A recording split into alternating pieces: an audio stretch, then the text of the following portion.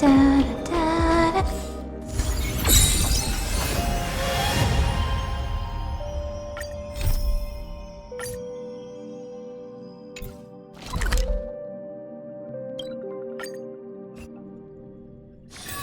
Can we please keep going like this forever?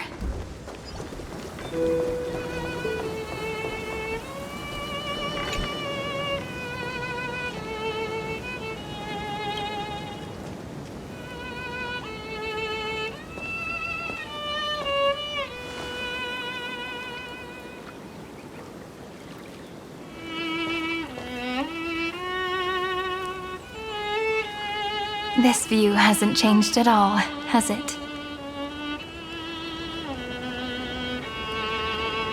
The hometown in your memories never changes, but when you return to your senses, you realize that fate has already stolen the time away.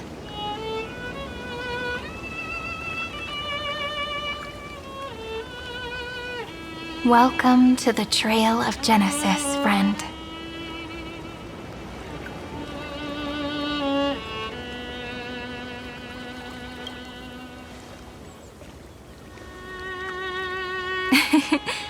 Seems like the weight of memories from 30 million cycles really made me grow up. But if I keep growing, I might be taller than you, right? Then I'm really looking forward to that.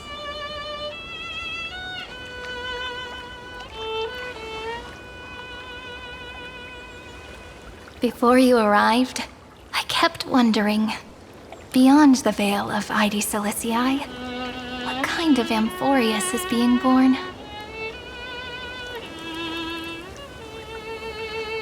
I can see fragments of it when I close my eyes. The friends who walked alongside us have all moved on toward their respective destinies. Some turning into pillars of the world, supporting the sky and the ocean. Others sowing reason, laying down the law, and with gentle hands lifting newborns into the light. Death and strife are no longer feared by people, and trickery has become the innocent games of children. All beings living ordinary and peaceful lives within the net woven by romance and passage. There's no black tide, no flame chase, and no destruction. The world on the other side of the sea is one bathed in sunlight.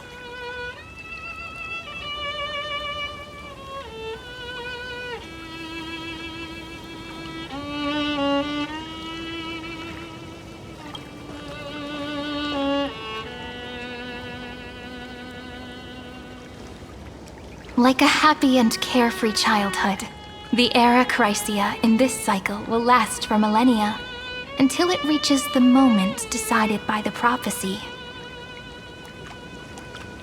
Light calendar 4931, month of freedom, the moment belonging to world-bearing. Are you ready to answer the call of the world, friend? Then go, and pen the Throne of Worlds' first stroke. For this world, made from countless wishes. You say that, but it's gonna be ages till we reach Light Calendar 4931. I can make use of the crevices of time, but surely you and Don Hung won't have to wait around for a few thousand years, right?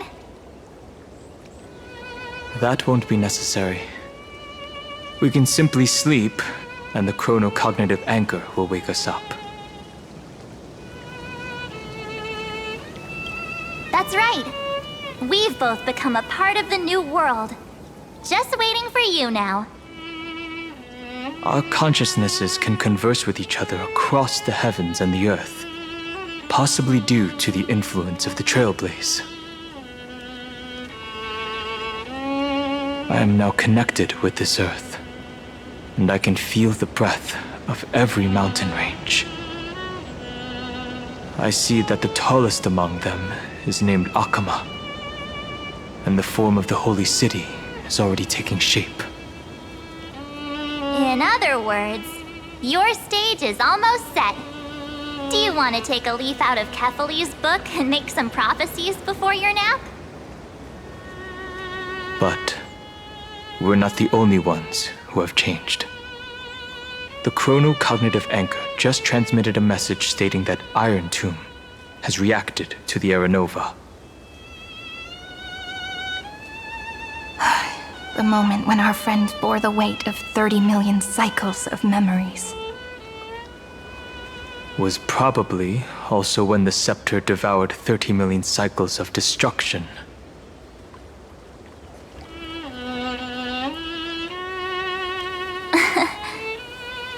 You know, you don't have to shoulder this world all on your own. After someone boards the Express, the word alone ceases to exist. So as we reach the end of time, no one will be left to face it alone.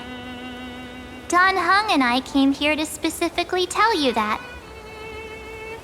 Remember, this world is not a burden you bear alone. It's a journey we trailblaze together, alongside all of the Express.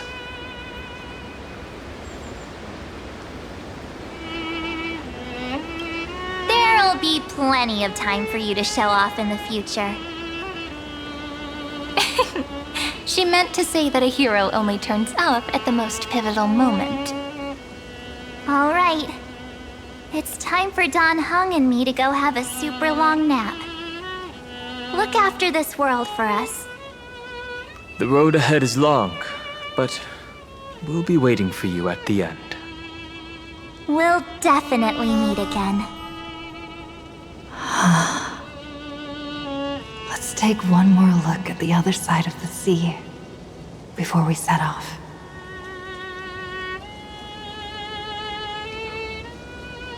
Heidi's Elysiae is so quiet.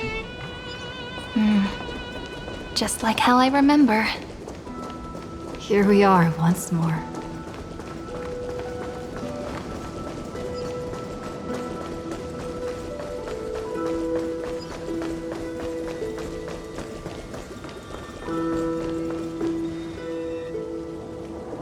The scent of the black tide is now completely calm. At last, the starting point of 30 million cycles has finally welcomed. Its first end. And the final end, right? I can't hear his voice.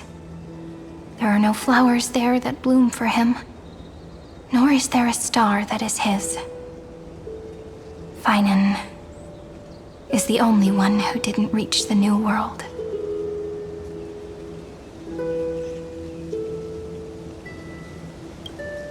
Look, the golden light that shone upon the grove still meanders between heaven and earth, like the prophecies of Amphorius. It has to be a sign he left behind. It points towards the destruction and the deepest night. Do you still remember what I asked you at this exact spot the last time we set off? Friend, are you ready to become a hero? You were still burdened by the weight of world-bearing back then, still unsure of the role you were meant to play. But now, everyone has already given you the answer. The heroes of legends were just at the right place at the right time when the world needed a hero. Just like how your arrival kickstarted Amphorius' fate once more. A person's personality is their destiny.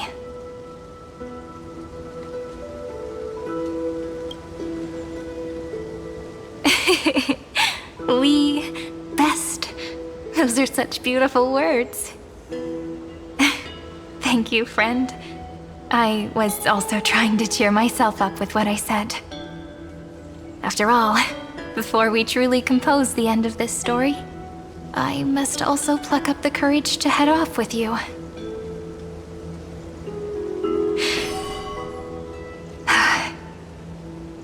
face a memory that I have forgotten for too long, and have denied for too long.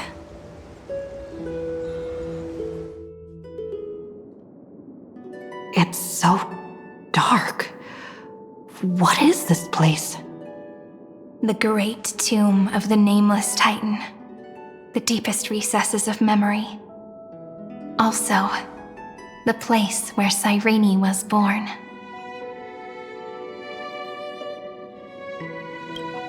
My apologies, friend. The more memories I got back along the way, the more I felt that something wasn't right. There's a sort of anxiety I can't get rid of. It's like when I was back in ID Silicii, when the reflections in the water always made me wonder, which is the real me? The one reflected in the water, or the one standing on the shore? But I finally get it now. Look, friend. The words on that wall are the answer. 1, 2, 3, 4, 5, 6, 7. Do, re, mi, fa, sol, la, ti. That rhymeless tune is the lullaby of little fairies. As always, I'll read this book to you. That way it won't just be Cyrene's memories alone. I've always thought that I was the narrator of the Flame Chase journey. But as it turns out, the narrator is also the most devoted audience.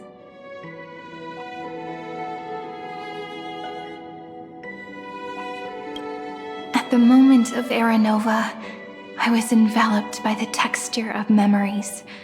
Within the glistening crystal, I saw countless Cyrenes, as well as countless versions of me.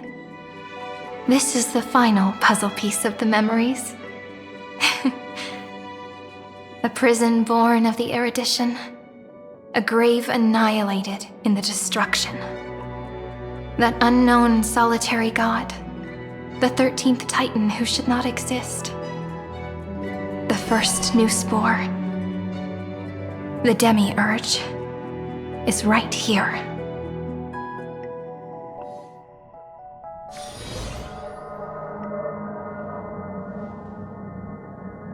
The interrogation records have been submitted to the Marshal.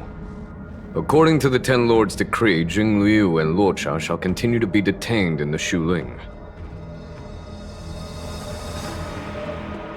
But you, Merlin's Claw, have been reluctant to end the transmission.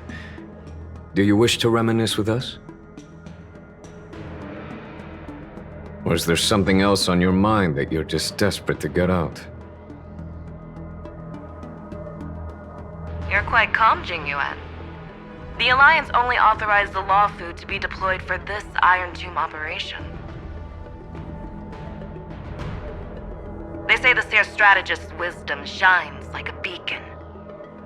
So why can't you see things clearly now? Look who's talking. I didn't vote against it, did I? But, with enemies all around us, even a child knows the Marshal needs to keep a few Xianzhou ships in reserve, just in case. Whoever volunteers first is the Marshal's pick.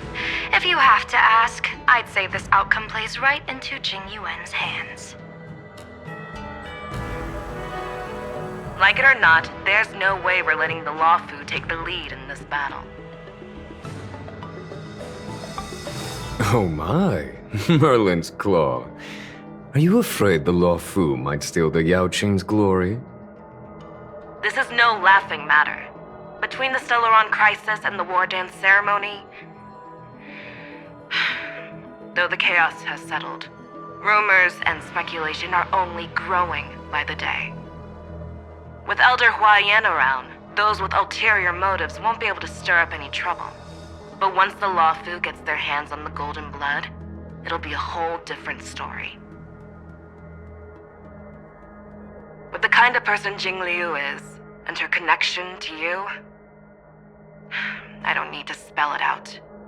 There are countless ways this could be spun into something bigger. You're overthinking it, General Fei Shao. When I volunteered for this task, I never expected unanimous support from the Alliance anyway. The Law Fu will seize the Golden Blood and redeem itself. That'll be our first win. Then we'll leverage this Golden Blood in the negotiations. Our second win. These 2 wins for the Law Fu will make all 3 of us happy. And that'll be our third win. Look, if this were a Skyfaring Commission deal, we'd be rolling in money, wouldn't we? Maybe the Divine Foresight should change his name to the Optimistic General instead. With the Decalite Reflection Barrier, the Yuchuan must understand even more than the Luo Fu how significant this battle is. Amphorius' karma has vanished from the matrix of prescience. What omen does General Yao Guang see in this anomaly? In divination studies, we call this an empty fortune. It involves the eons and is thus beyond what mere mortals can comprehend. Your explanation isn't any clearer than Lady Fu's. Come on. How hard is it to understand the word uncertainty? For the Cobalt Head, the emergence of Iron Tomb is a calculated instant, but I don't believe they will just sit around waiting for death. And for the powers of the cosmos, this is their chance at survival, and the key to turning the tide of interstellar affairs. The Astral Express is leading the formation of an allied force, but I can see each faction has its own hidden agenda. There are even divisions within the Alliance, so it's not that hard to imagine how the other factions will react. Jing Yuan, I crossed paths with Selenova's Legion at the Battle of Sadunirama Star Cluster. Be extremely careful. The Ruined Legion's troops and weaponry are nothing to write home about. The IPC, even the denizens of abundance, could take them on. However, while Void Rangers are just expendable pawns of the destruction, the real wildcards are... The Lord Ravagers. Indeed. Nanook's emanators are also their weapons to burn down the paths. I'm afraid conventional military tactics and strategies will be useless against them. My assessment is this. To completely take down a Ravager, we must disregard casualties and spare no cost. My only fear is one wrong move, and the Luofu will fall into Ventilia's trap again, inching ever closer to destruction. Doubt is exactly the demon she wants to plant in our hearts. Do you still remember the beginning of the Alliance Oath? To save future generations from war and bloody dispute. The Rainbow's arrows have always aimed at any force that threatens the cosmos. Now that the Trailblaze walks alongside us, the Cloud Knights shall keep their oath as they have from the beginning. I just hope those on the front line will remain safe.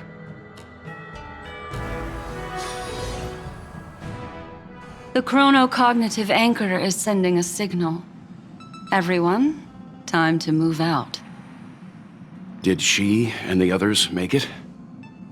Let me go over the plan one more time just in case.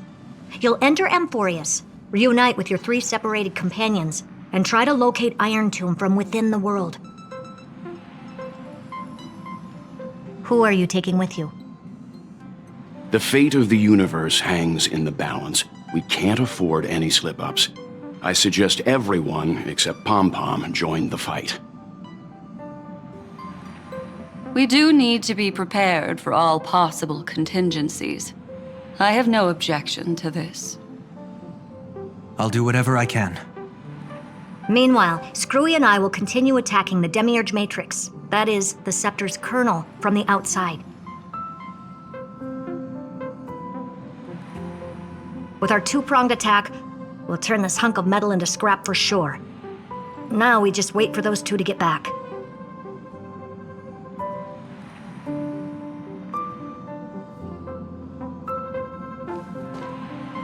Oh, and just like that, they're here.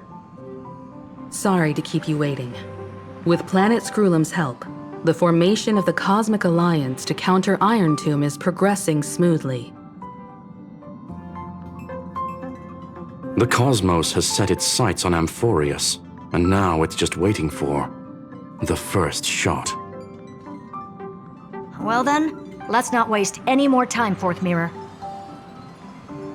It's my time to shine! Finally off the bench!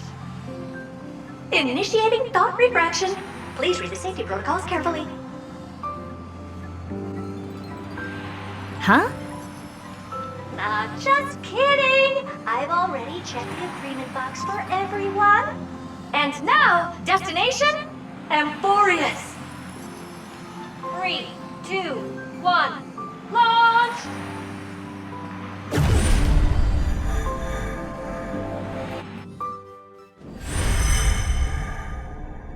The flow of Memoria is so heavy here. Unlike Penacony's dreamscape, this place has built up a true epic measured in millennia.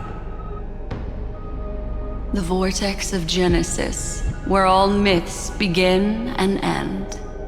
And in this new world created by the Nameless, the infinite cycles have been broken. Let's set up the Trailblaze beacon and establish contact with the outside world. I'll leave it to you then. It'd be better for me to not show myself in front of the Garden of Recollection. And, Mr. Sunday, you probably shouldn't show yourself either. Agreed. The Astral Express has landed. If you receive this message, please respond immediately. Over. This is the Cianjo Alliance. Communications normal. Interastral Peace Corporation. Communications normal. No response from the Galaxy Rangers. Not surprising. But I didn't expect the family to also stay silent at such a critical moment. That's a pretty blatant disregard from the family for Penacony's independent director, I'd say. Long time no see, Miss Himiko. It's been quite a while, Madam Jade. The significance of this battle rivals that of the campaign against Zulo. Only through victory can we disperse the shadow of Iron Tomb that looms over countless worlds. The 10 Stonehearts shall spare no effort for such a grand mission for the preservation. Madam Jade led the Intelligentsia Guild in conducting specialized research on Iron Tomb's past activities. The bad news is, the collapse of the Erudition won't just affect inorganic beings. You mean Iron Tomb can infect organic life too? Well, the good news is, so far, its effects on organic life are under control. The infection progresses slowly, and the resulting neuropathy is non-fatal. In any case, the IPC can guarantee targeted vaccine coverage within 48 system hours in all star zones within the medical system. What about other star zones? At a time like this, are the followers of the Firmament Arbiter still trying to make a profit? I remember you, Master Diviner. Your performance during the Third Denizens of Abundance War was quite impressive. Please rest assured, all worlds can purchase vaccines from the IPC with a humanitarian discount. That's the current policy at the very least. But, if the Cianjo Alliance is willing to assist with the IPC's assets in Epsilon and other star systems, we'll have more cards to play when reiterating to the board the necessity of deep cooperation. And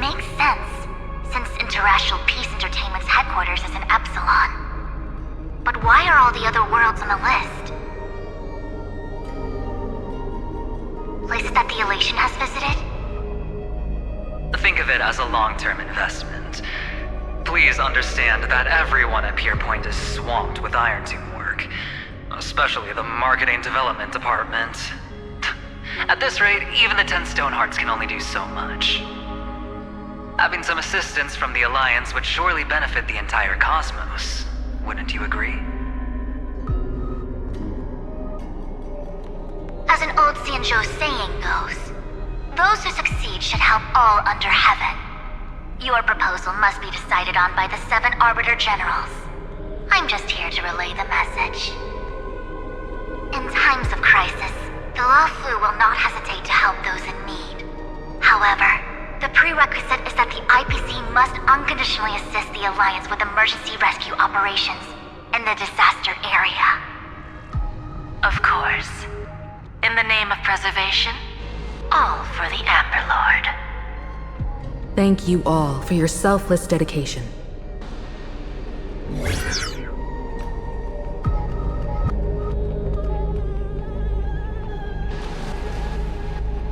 It's clear that each party still has qualms about everything. The clash between destruction and erudition isn't just about the fate of the cosmos. It's a moment for all factions to reshuffle their cards. You can never be too careful when battling a Lord Ravager. All are equal in matters of life and death. In any case, we can only hope for the best in all that's to come. It's about time we dive into the vortex and see what Amphorius looks like on the inside. I wonder where she and the others are right now.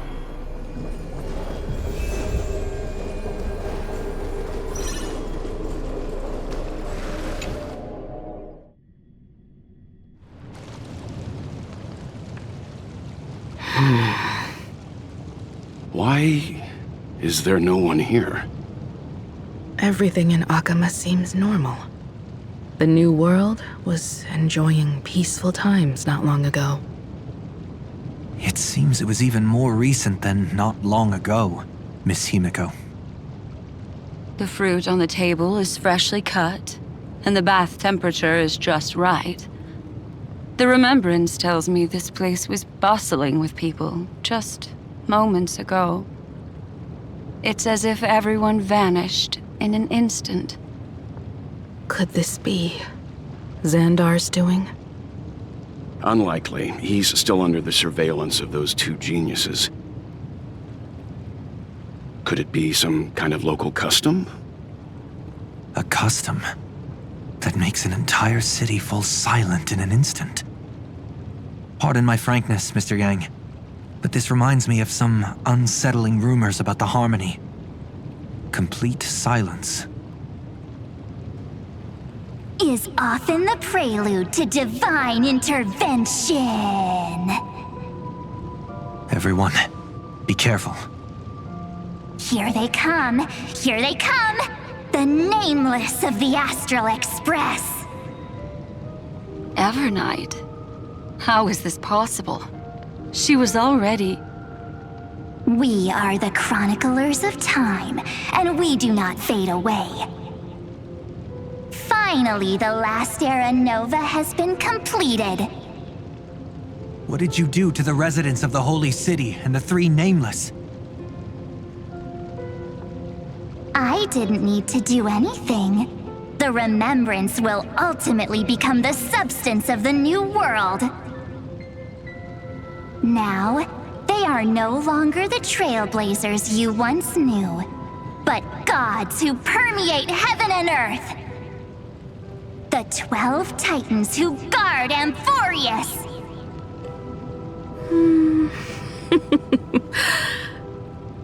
Stop fooling around, March. Come on out. What? I practiced so long for this! Getting seen through right away is just so embarrassing. You've obviously been learning from the theatrical culture in Amphorius. But if possible, I'd prefer our reunion to be a bit more casual and laid back. As expected, I can't hide anything from Himeko and Mr. Yang. Well, long time no see. Guess I'm back? We should be the ones to say that. Sorry for keeping you waiting. So, these jellyfish are the Titan's power? They're just tiny manifestations of the Veil of Evernight, used for scouting and communication. If I went all out, I could summon way more of them. Thanks to her, we all turned into Titans in the New World. Sure, we can take on humanoid forms, but it feels off. How intriguing. So what does she look like now? It can't be a raccoon with a baseball bat, I suppose. Please don't add weird stuff to Amphorius's lore. Just go see it with your own eyes. Follow the prophecy's guidance and come to Dawncloud. She looks way more majestic now than she used to.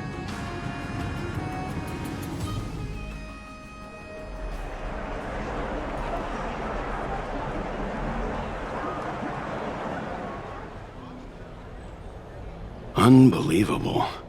All the residents of the Holy City have gathered here. This isn't just a gathering. It's a pilgrimage. The people's expressions are resolute, devout, as if waiting for a miracle to descend. That colossal deity is her. She has become the pillar of the world.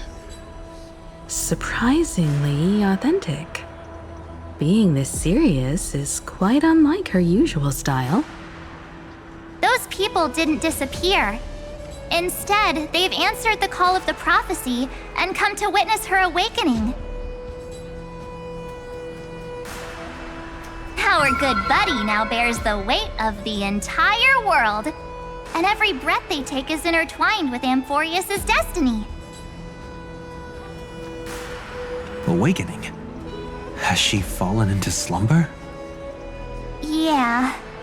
After all, with such a huge time dilation between inside and outside the scepter, this was the only way we could wait for everyone. Time watches over yesterday. Earth guards today. And when the Trailblaze steps into Amphorius once more, the slumbering deliverer shall awaken. And then, bring the prophecy of tomorrow to this world. Come on, everyone. Let's get closer to her.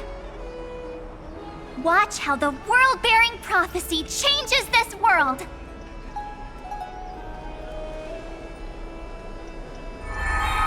Well, it seems the kids are already miles ahead of us at this stop.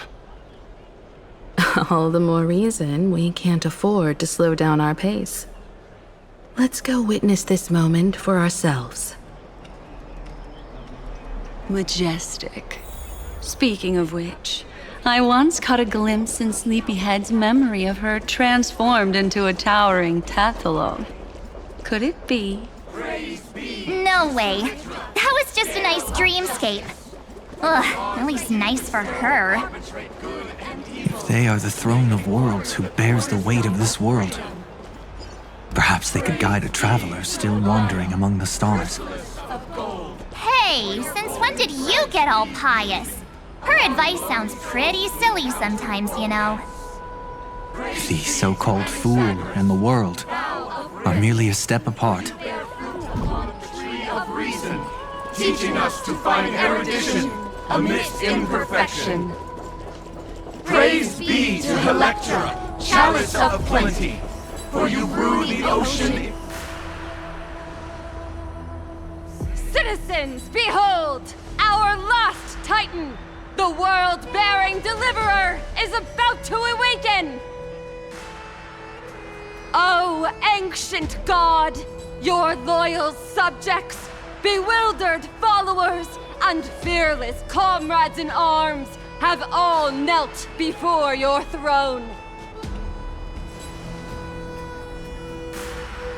awaken from your eternal slumber and bestow upon the world your divine prophecy! Please guide us! Show us how to embrace this beloved world as we welcome that distant dawn!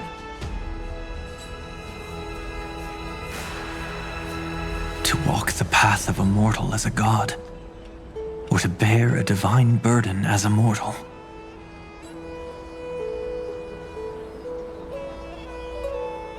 She will give us the answer.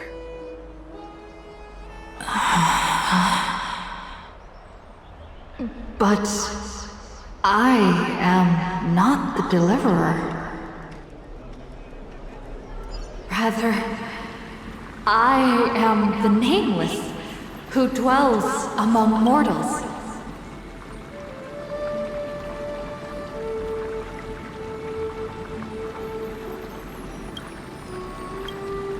That voice is definitely her.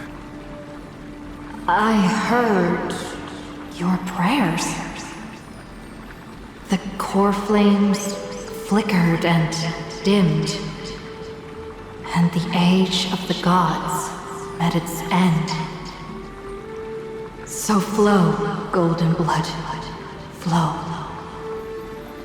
I'll bestow it upon you, returning it to the true masters of this world. Stand with me and become heroes.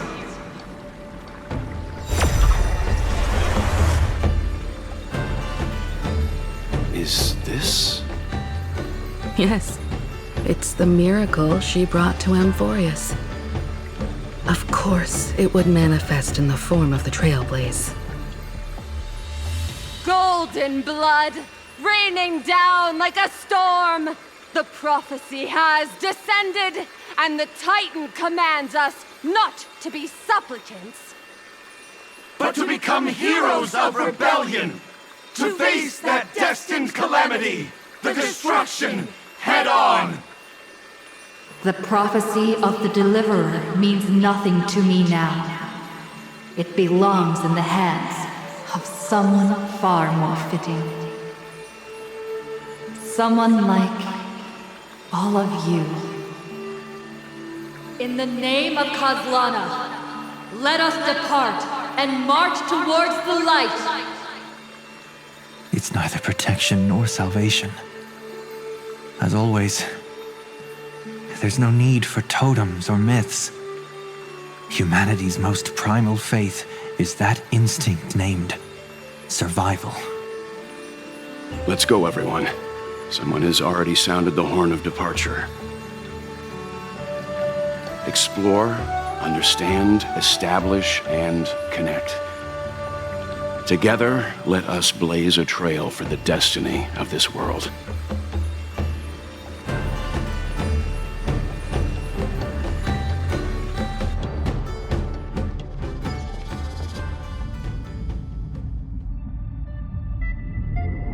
Is it just me, or does this Demiurge Matrix feel completely dead? It's nothing like how the Memo Keeper described it. The environmental readings are all wrong. Conclusion: this must be what the kernel actually looks like in the real world. What did Xandar do to the scepter? At the end of light, there must be silence. Certain, pure, and absolute darkness. Not the time to quote the Lord of Silence. Bad omen. Either way, we have to press on. Until we uncover the truth behind the 13th Titan. The buried past is the key to stopping Iron Tomb. That is, if it even exists. Xandar says the Demiurge never existed. Who actually buys that? You can erase the records, but not the truth. It vanished too cleanly. No traces. Like someone's yelling, "Look, there's nothing here." Too bad I'm the type who can't resist digging deeper. Looks like I'll be counting on you again, Screwy. Let's tear the system inside out. Always happy to help. But as your academic partner, I have to ask. Herta, what if we fail? Let's say the Demiurge really doesn't exist. Do you have a backup plan? A backup plan? Of course. If we can't find the key, we turn the lock into the key. That plan's cost is incalculable. It shouldn't even be on the table. Huh? Then let's hope we never have to use it. There's no point worrying about the end just yet. One step at a time. Let's go. We don't want to leave the others waiting. You brought what I asked for, right? A butterfly has to land on the branch before it can dance. We'll need a wide open platform before her entrance.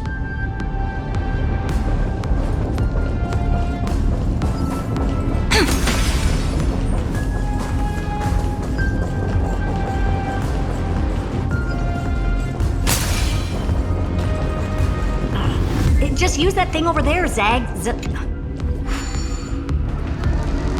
What a dumb name. I hereby rename it Herta's Big Hand.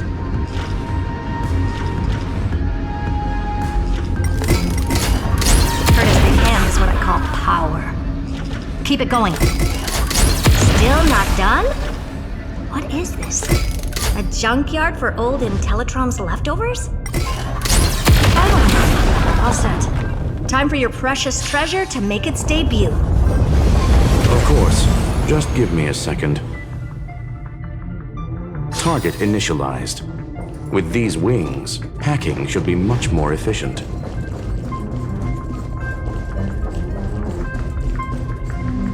Oh, a classic nuclear heat engine. Classy choice. Just a personal preference. Her name's Mistletoe. Every flower in your garden's got a bit of poison, huh? Also a personal preference. It reminds me of the last time when we tangled with that punk Lordian brat. What did she call this kind of infiltration tool again? Right. Dirty data shell. It wraps around the kernel to fool even top-tier firewalls. But yours is way too clean. Not even a hint of real-world grit. Herta, your tone is unusually emotional. Suggestion. Let's get back to the topic at hand. I thought we were done with that conversation. Unfortunately, current conditions won't let me ignore any variables. Especially the most important one. Your will. Iron Tomb never stops. It is evolving faster than any of our worst projections. Every instant in the Eon's calculation is like a sword hanging over the cosmos. Every move humanity makes could speed up its arrival. Which is exactly why we can't mess this up. And now, Droidhead wants to hand down judgment to the poor cosmos again. Border Star Trade War, Emperor's War, Rupert's death. Every time their instant arrived, it meant another bloodbath for humanity. But in this ultimate battle of erudition, you and I are supposed to be players, not pawns. If you choose to burn yourself out as a resource, then everything we've worked for means nothing. Herta, the cosmos won't just stand by and let a genius throw their life away. And neither will I.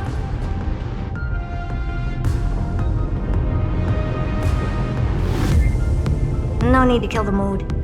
This is why we're here, isn't it? We need to find the Demiurge and that lost key.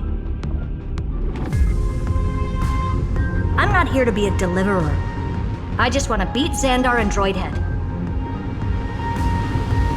Right now, I just need to know. Are you with me? Of course. Time to board. After you. Let's tidy this place up and see what this Demiurge really is.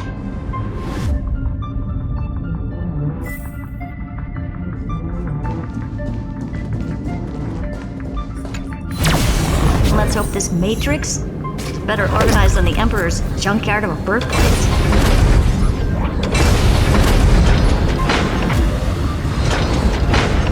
Buckle up.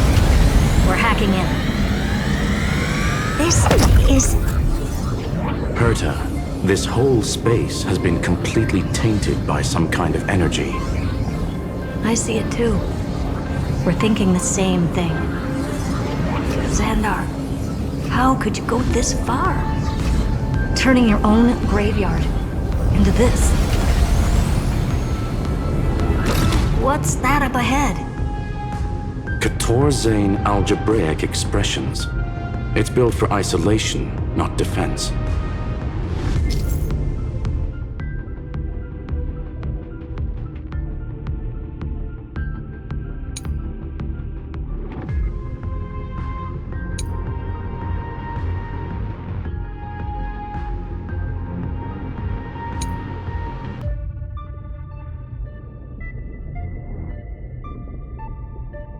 So basically, the door to the tomb, right?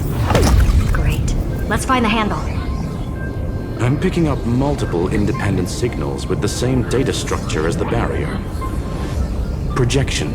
We can hack the terminal, reverse the computation, and turn it into an attack. Classic move. Use their own systems against them. Take us to the nearest one.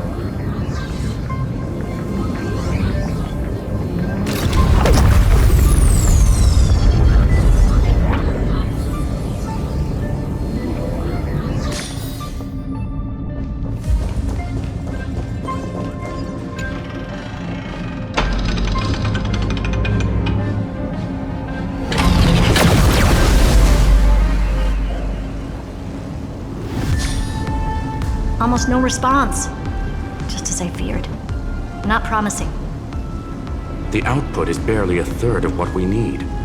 Logic says we'll need multiple terminals to coordinate the strike. Locking onto the next one now. Find anything else? Regarding the origin of these ruins, no logs found yet. Xander erased all records. But I did find some interesting scars in the circuit. High energy radiation, internal imaginary energy contamination. From what I know, there's only one thing that fits. Skip the science talk, Screwy. That thing only goes by one name. The Stellaron. Exactly. Xander blew one up just to clean the entire Scepter system. So that's what he meant by killed that Titan with my own hands. He wanted to turn the neuron of the erudition into a relay for the destruction. That meant getting rid of all of it, at all costs.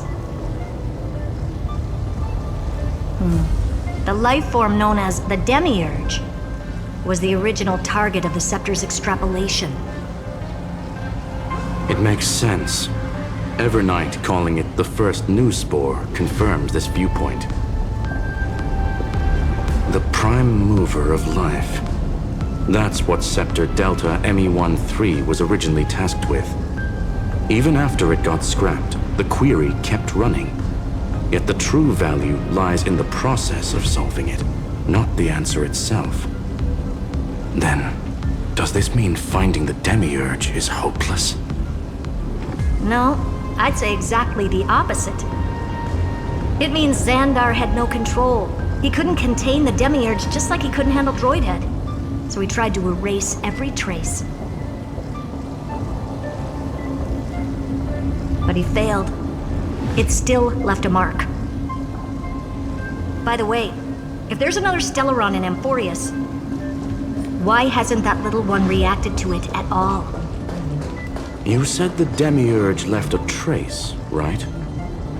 Yeah, but not in the real world. Remember the great tomb of the Nameless Titan?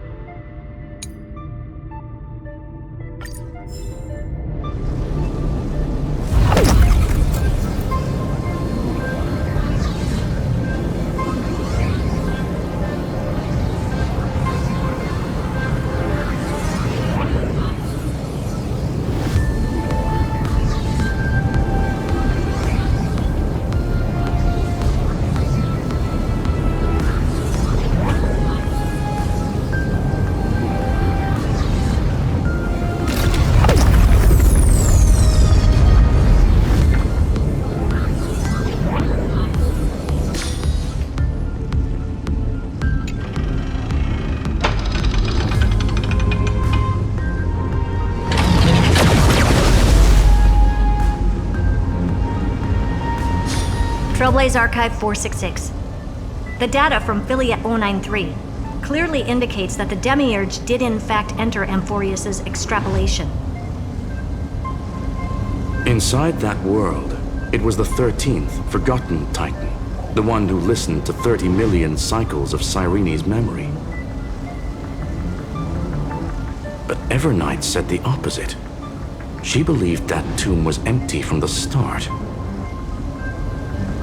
The nameless Titan never existed. The so-called listener was just a trap set by the Remembrance to steal the scepter. A mimetic entity full of theatrics. How much of what she's saying is true? Would an Eon really speak in circles like this? I doubt it. The Remembrance's behavior is certainly odd, but her assessment aligns with our current reality. Since we entered the Matrix, we haven't found a single clue pointing to the Demiurge. And that's the key, Screwy. Xandar's actions prove the Demiurge exists. But what Evernight said, and what we've actually seen all point to the opposite. So we have to assume that both are true. And if that's the case, then the contradiction leads us to... the truth. Exactly. One last terminal.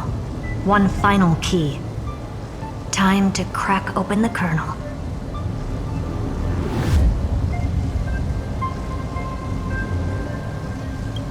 Xandar had to lie to the original Finan and Cyrene. Logic. He had already identified the Remembrance as a threat, yet found no viable way to eliminate it. All right, let's finish this. Time to break through that barrier.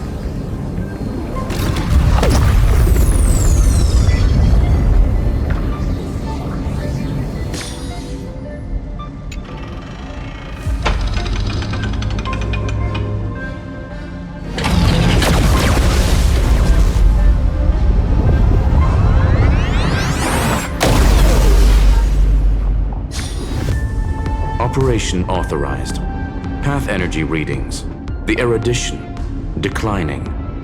The destruction surging. The remembrance 0. What's going on? Cause unknown. They left no discernible trace within the real Matrix. That shouldn't be possible. Could it be that the Era Nova exhausted all of the Remembrance's texture?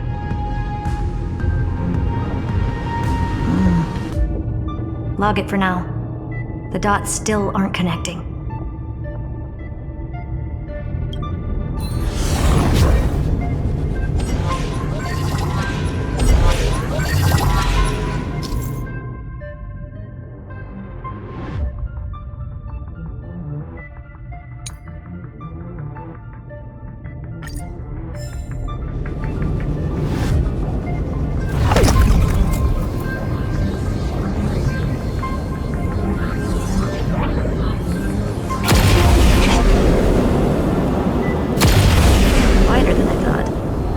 Expecting a full-on aerial brawl.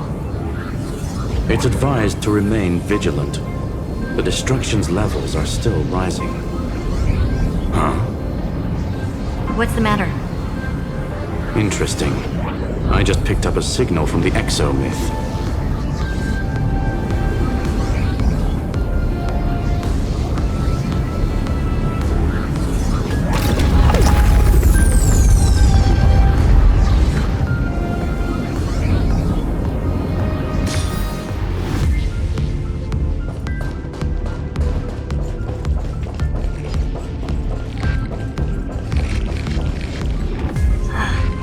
This repulsive force is unlike anything I've felt before.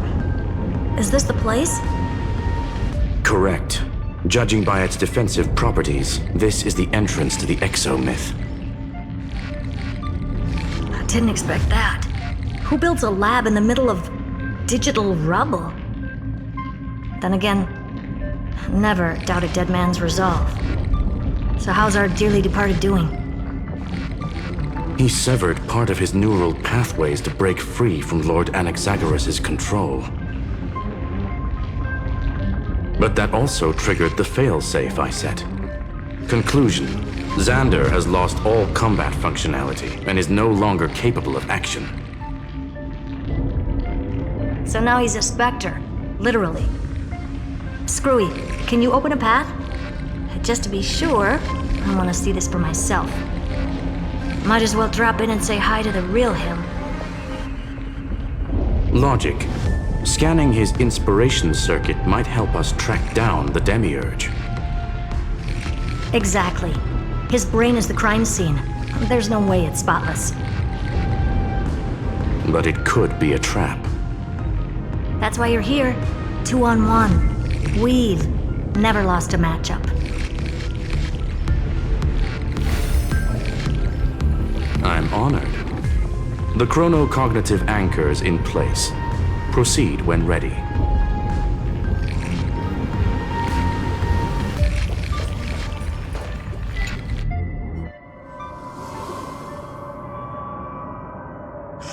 I knew it. The one thing I didn't want to happen. He's not here. The coordinates are accurate. Xander is still here. However, his position is shifting rapidly and chaotically. This pattern doesn't match any known shielding technology. It's his domain. Stay alert.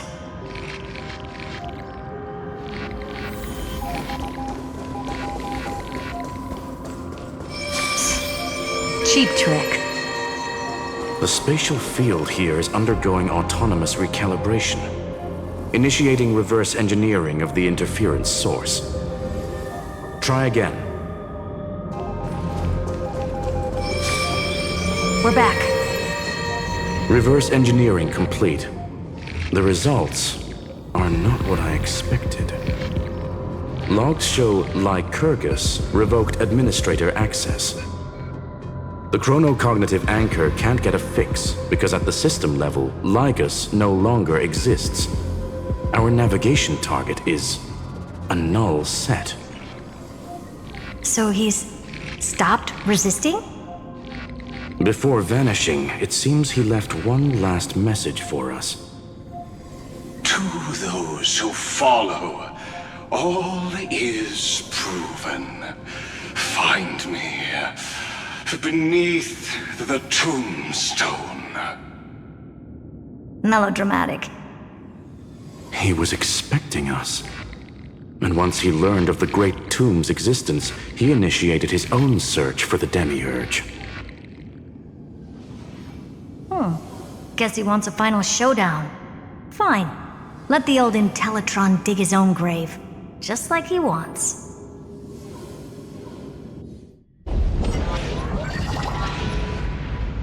To be in the purest light is to be in the purest dark.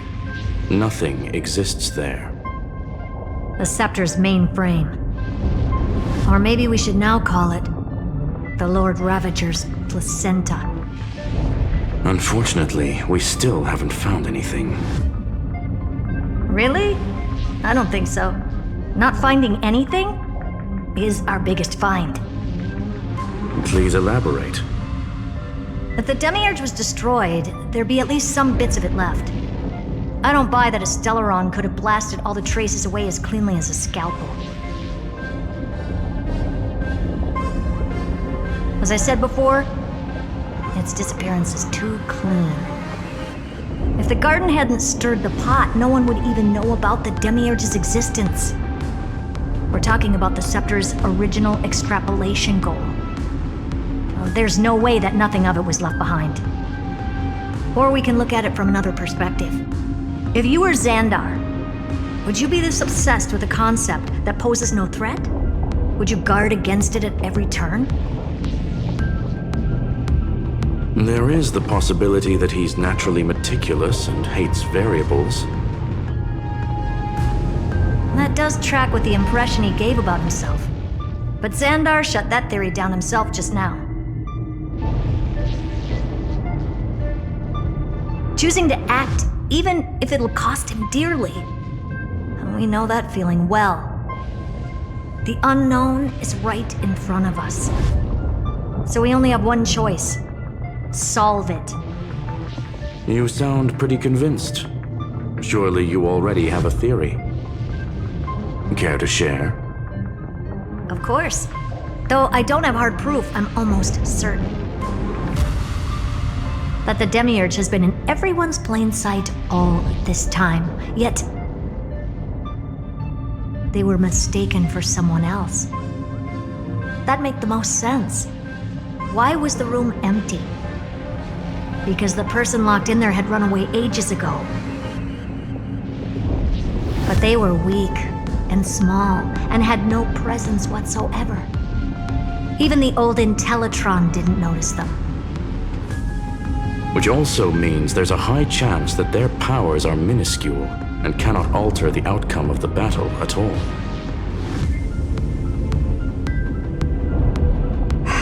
Well, at least Xandar is scared of them. Come on, it's time to confront him. Let's go to the tombstone he talked about.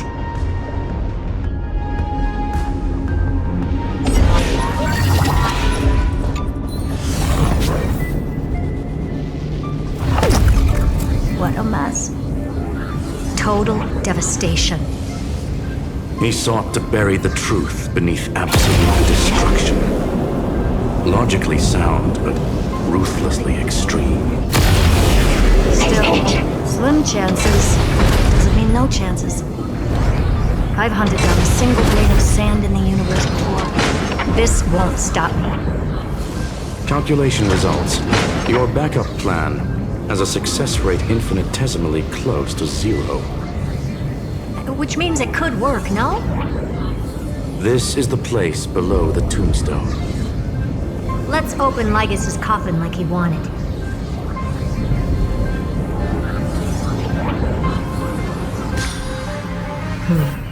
Looks like you were right.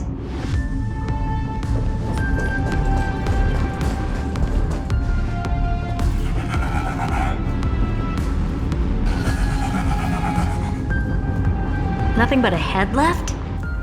Well, who'd have thought you'd look this bad in real life? My elated greetings. Welcome, you two. I'm very happy that you responded to my final words. All this tombstone and final words. Did you end yourself to atone for your guilt or something? Iron Tomb is already powerful enough. I just need to wait. I remain here only to share the joy of discovery and also to congratulate you two on reaching the same conclusion as me. The conclusion regarding the truth of Amphorius's heart. End this charade already. That Amphorius's heart you're talking about is just a missing demiurge. And its corresponding vessel was this very scepter. You interfered with the experiment and made Amphorius's body into a hollow shell, all to incubate Iron Tomb within. That's why you either killed or kicked out all of the Memo Snatchers. You wanted to eliminate any chance of a consciousness coming into being, no matter the cost. Even the strongest wall can fall to a single crack. The memory of betrayal has been etched into my heart, and I will never show mercy.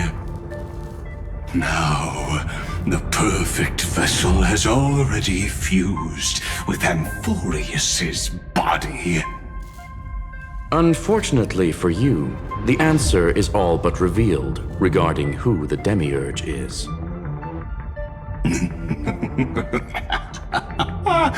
Then let us share the joy of discovering the truth. The last secret of the saga will finally dissipate here.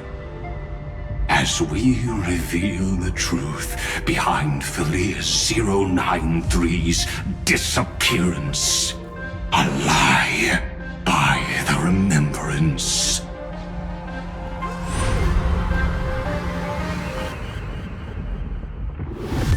But where should I start with the story about me? From the beginning of the universe?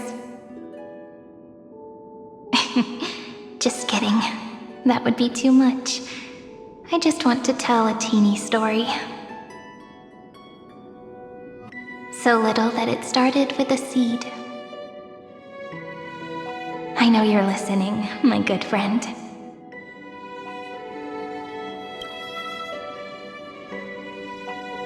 The god in my dream told me that the world sprouted from a seed. It grew into a great tree named Amphorius, and time became its branches and leaves, basking in the light. What a coincidence. Dappled light coming through the leaves is my first memory as well.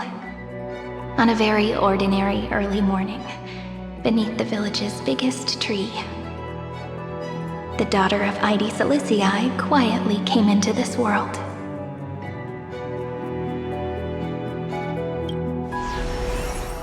What a moving opening. A loud cry was the first gift the child gave to the world. The prophecy's fulfilled, the villagers say. This child is a gift from the Titans. Pink hair and sharp ears, she was born to be the priest of time. The Titans also gave their blessings. You shall fade when the flowers bloom, for every ending begets a beginning. Flowers will bloom and wilt. What a beautiful ending. This page concluded in laughter. Cry loud, child. Let your voice reach Orynyx.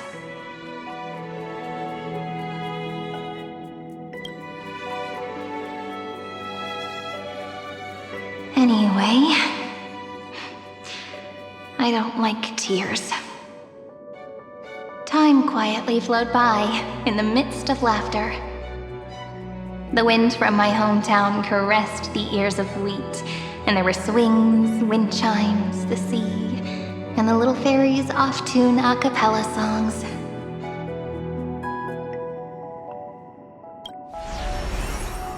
But the name Ide Silicii came from the unpleasant sorrows of the gods. My childhood friend did not understand. Yet you always seemed so happy, as if nothing ever worried you. Why was I like that then? That's because the world was gentle to me. So I grew up to be gentle as well.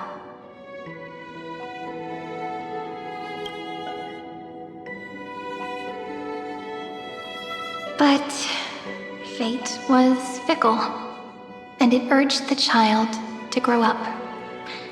To grow bigger and bigger, and to go to places far away. Just like how the crumbling world could not preserve an eternal hometown. Just as the ballad blown on the breeze says, losses are a constant on the flame chase journey. Oh, whose ears are pricked up now? You've definitely heard me say this sentence a lot of times. You know that the story starts to deviate from here. Aren't you looking forward to it? Then let's get started. The hero's journey crosses through the long night, through tears and laughter, and once again heads towards tomorrow.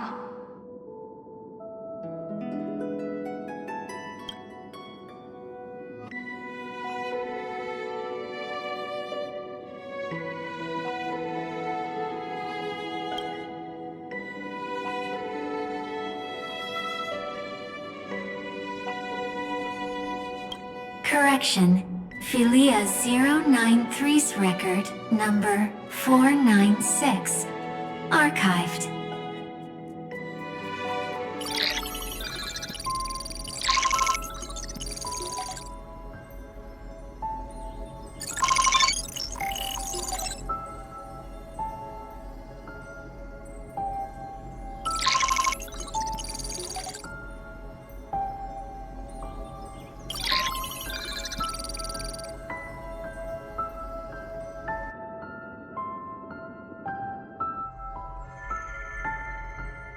Hi. Miss me yet? I'm just messing with you. This is the first time I have met you. And it looks like it'll also be the last. Philia 093. Since we don't have all day, let's get started, shall we?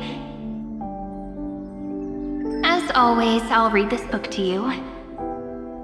That way it won't just be Cyrene's memories alone. Where should I start this time? Let me see. Formatting complete. 093. Size. Grayscale. Proportions. Threshold. Outputting analysis result. Philia 093 equals Peach. Peach's record, number 8128, archived.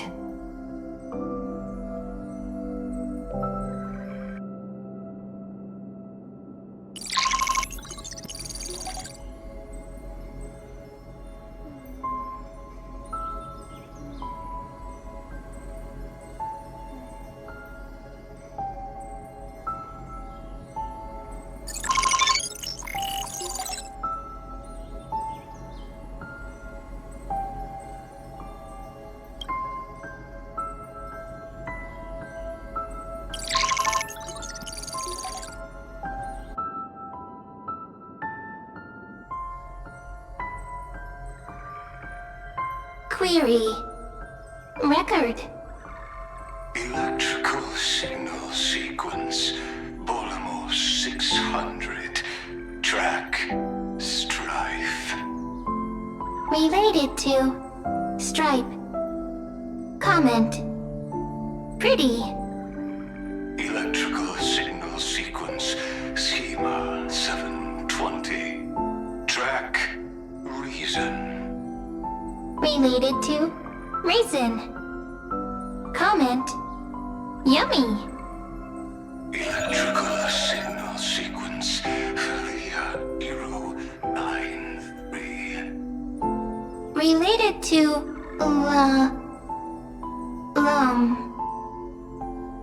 Love.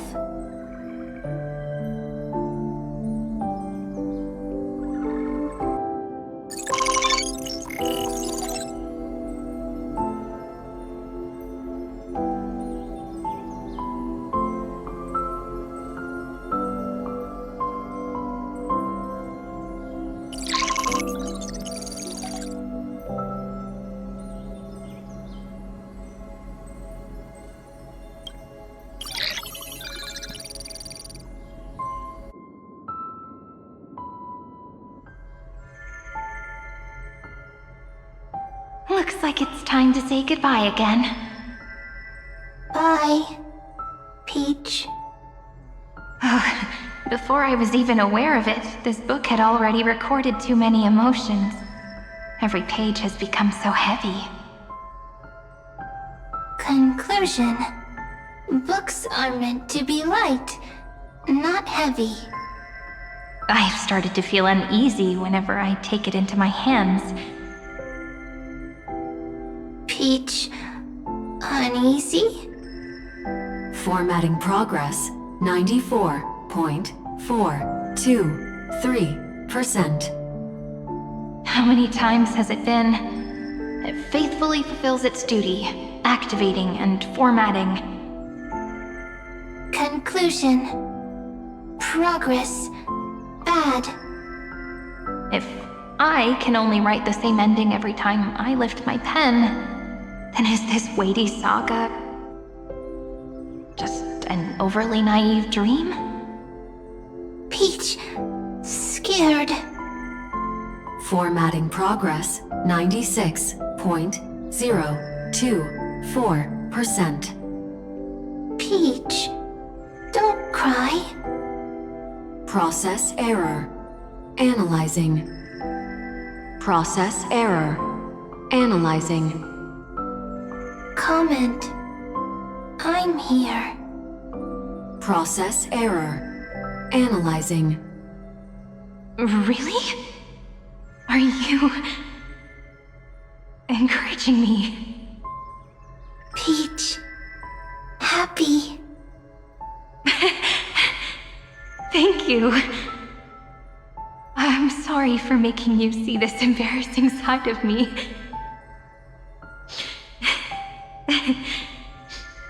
Everyone's still working so hard. If I'm the only one who's crying, that wouldn't be romantic at all, would it? Record. Peach doesn't like tears.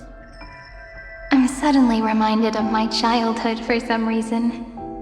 When I was hiding alone next to the tree hollow and wiping my tears away.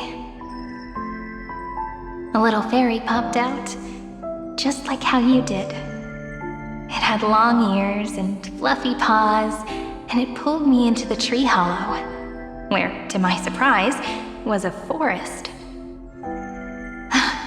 Let me tell you the story of the Membrance Maze.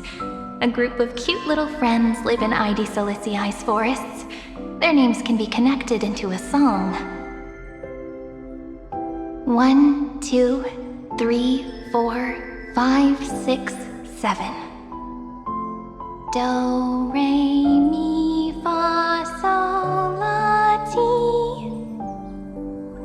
Formatting complete. Bye, Peach. Note. Little Peach, crying alone. Little fairies, friends. Save.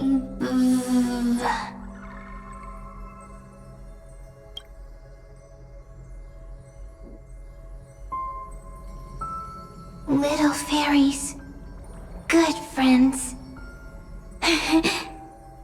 Bye-bye.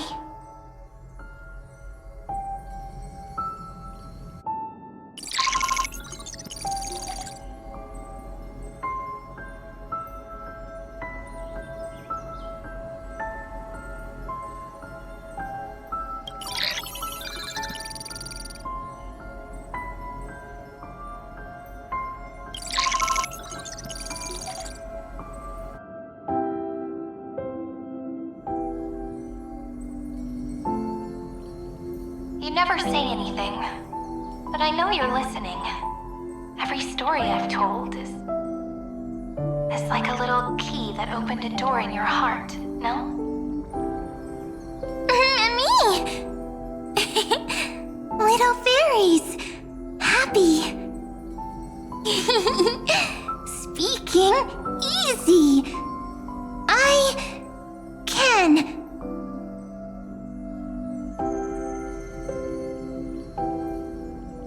Once again, the saga comes to an end. Everything is deathly silent, just like this very moment. Shh! You speak! I listen! This time, too. Sitting together. Now that I look back, there was a period when I got really sentimental. Sentimental. Stories have sentiments.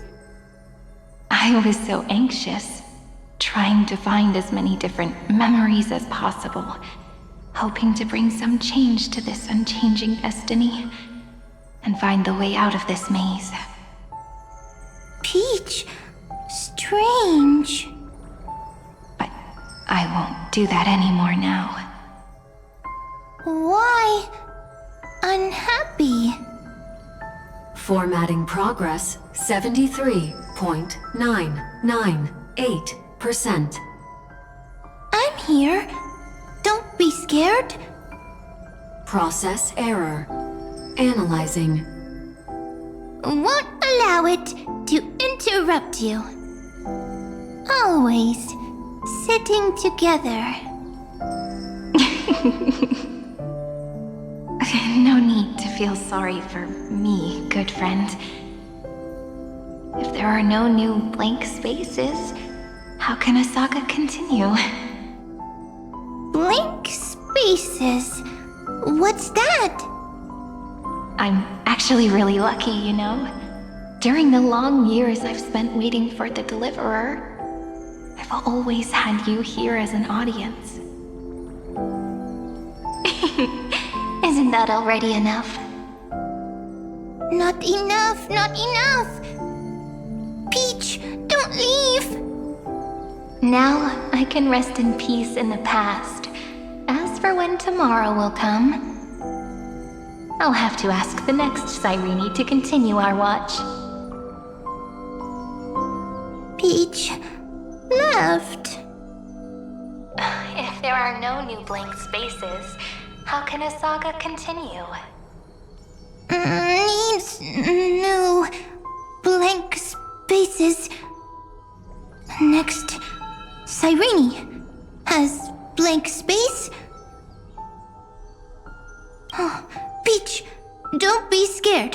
I'll help you find blank space.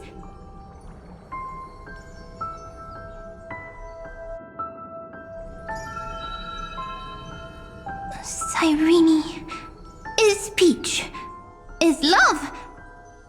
So, first there is love, then there is Cyrene, then there is blank space.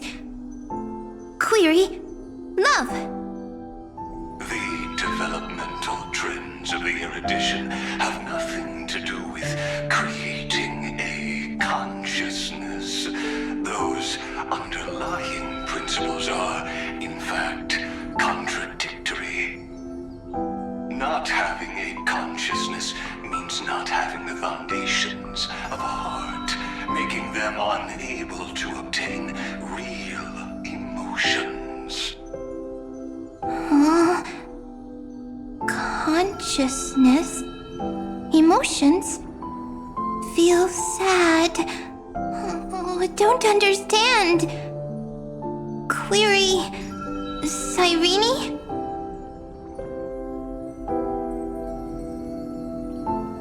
What could be behind this door? Glittering crystals? Or a beautiful world I've never seen before? If I tell you all the stories of tomorrow, will I be able to finally welcome the Deliverer and Amphorius' dawn in the next life? Key, door, story, happy. Peach, Cyrene, little fairy, like. Yes, right. Query, memory.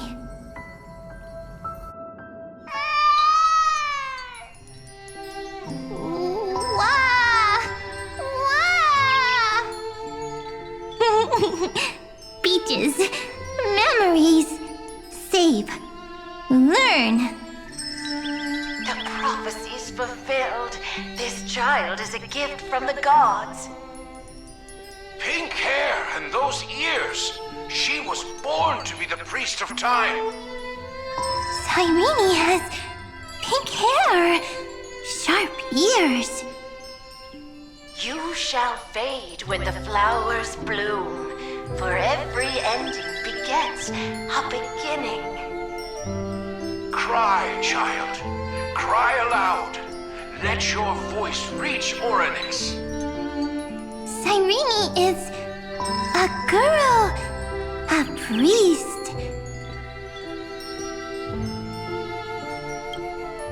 Easy. I can. I learn. Anyway, I don't like tears. But the name Aegis Elysiae came from the unpleasant sorrows of the gods. Yet, you always seem so happy, as if nothing ever worried you. Cyrene doesn't like tears. Always happy. Of course, because the world was gentle to me. So, I grew up to be gentle as well. Cyrene is gentle, likes beautiful things, can write stories.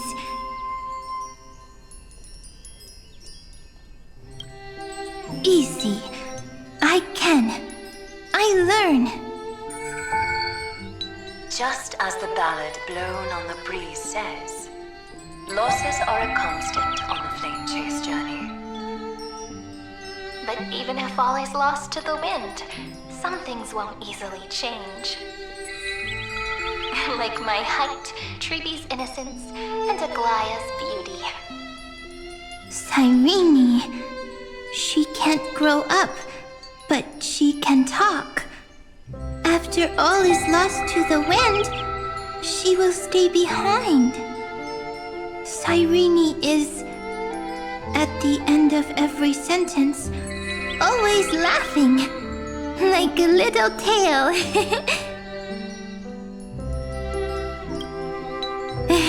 Simple. Got it. I promise you, the pain will pass in the blink of an eye. All right, let's not make things so gloomy. What we're about to embark on is the true hero's journey, so... Come on, cheer up a bit, okay?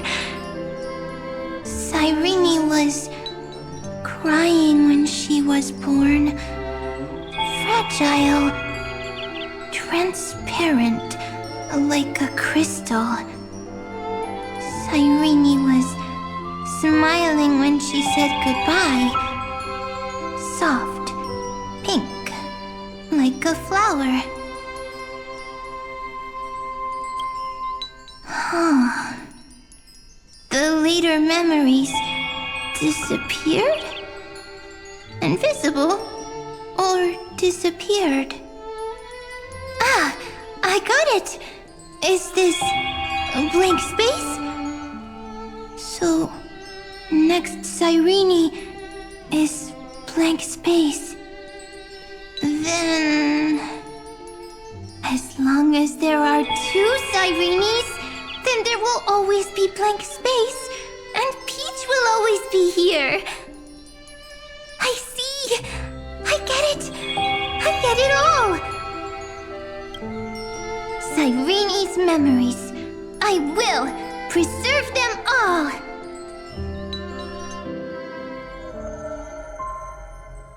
So weird. I can't see you, but I get this feeling that you grew up. Hi. Miss me yet? It just feels like you are a bit more mature. Yes. Mature. Beautiful. Like you. Now, I can listen, talk, read, and write. I can dance. I can sing. Also, I can tell stories. Storytelling is what makes Cyrene. So, I'm going to tell you stories today. A story I wrote myself. Quick, sit down. It's almost as if I can understand your words now. The things you say are very cute. Once upon a time, there was a flawless crystal flower that sparkled with light, like Peach's every story. How beautiful would the heart of such a brilliant flower be? A little fairy was curious and wanted to know. But it looked and looked, only to find the crystal flower flawless. Round and round they went, seeing only their own reflection. In that case, they should work hard to learn more. So the little fairy came every day to sit next to the crystal flower and think about the answer. Until one day, to their surprise, the crystal flower fell to the ground and shattered. The little fairy was so sad, but they immediately discovered that there was a light among the broken pieces. What could it be? They didn't know. But it was a good light. It was bright, warm, and happy. And I knew it was love. Love brings everything together, and it brought you and me together. So Peach and I will always be together. What a nice fairy tale. I'm giving it to you. Peach likes beautiful things, can write stories, and can tell lovely tales. I hope to turn it into a story we write together. Okay, then I'll probably make a small adjustment to suit my tastes. I'm thinking that when the flower broke, the little fairy would instead see nothing on the ground.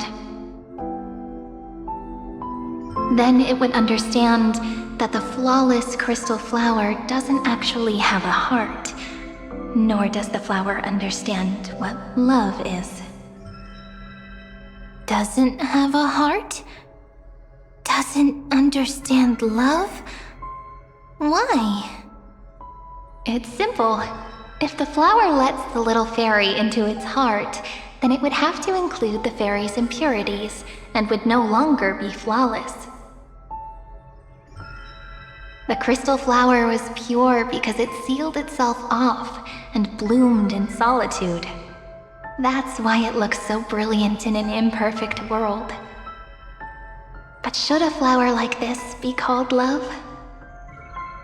But then the story won't exist anymore.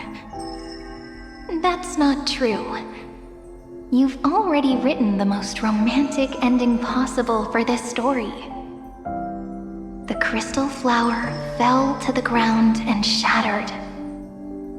It happened because the flower was no longer pure. The fall was not an accident.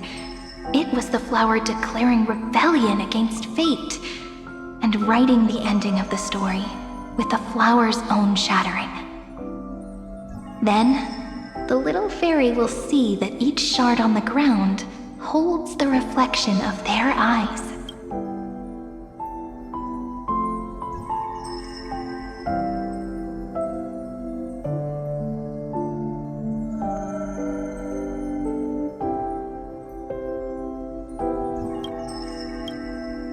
Then, in their eyes, the crystal flower that was no longer flawless would finally have a heart, and the flower would finally understand what love is. Peach's words, I don't understand. Is it because I still don't understand love? But it's fine. I can learn. Right. Query Cyrene. Electrical signal sequence, Philia 093. Why didn't I think of this? I don't need to do it alone. I can ask Peach to teach me. What is love? What is love meant? Electrical signal sequence, Philia 093. Track lament. That's not correct.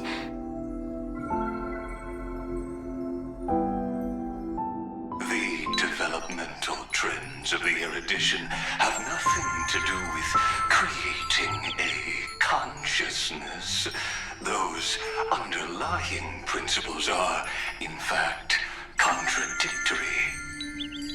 Not having a consciousness means not having the foundation of a heart, making them unable to obtain real emotions.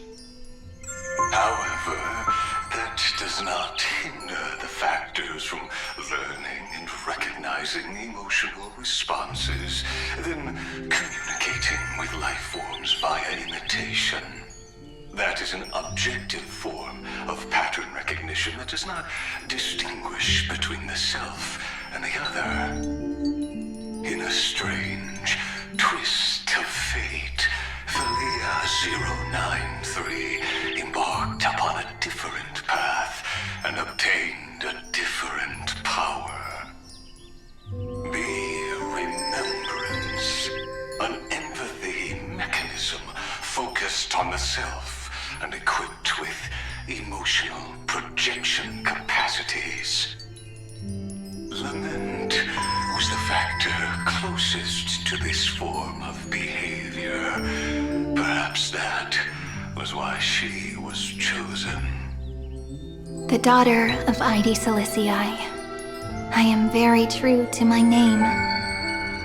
My lament is a type of compassionate pain that is weak, powerless, and only targeting myself. But now, my good friend, I want to tell you that it's the most romantic force in the world. Sometimes, it's loneliness and unease. It's knowing that this world is not gentle, yet wanting to be seen in a more beautiful form by the world. Sometimes, it's unwillingness and regret.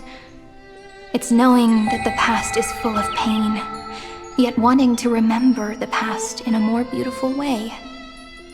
And sometimes, it's a bottomless well of hurt, a destruction that can stain the entire world.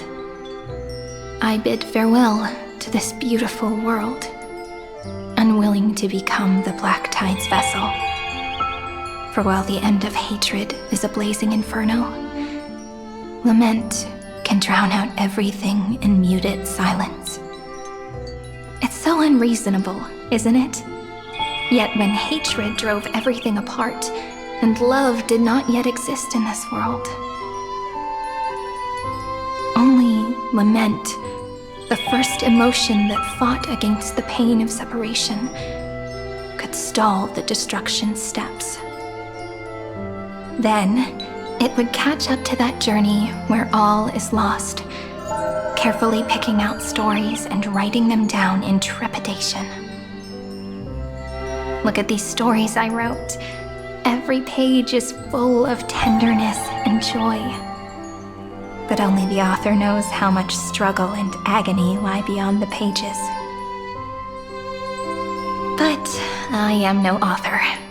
I'm a girl who'll never get to grow up. I only tell stories that people like to hear. In them, the world tucks away its scars and smiles for all to see. My entire life spent inside this little story. I can't wipe away my tears, and I can't bring the world victory. But maybe, in these unchanging retellings of the story, my lament might be able to touch upon the divine and reach their tender heart at some point. I hope that what flows out from that cut will not be blood, but a tear, warm and wet. And that tear would fall and create the first ripples. Then, people would see every beautiful thing reflected in that ripple. It'll be all the remembrances within this story.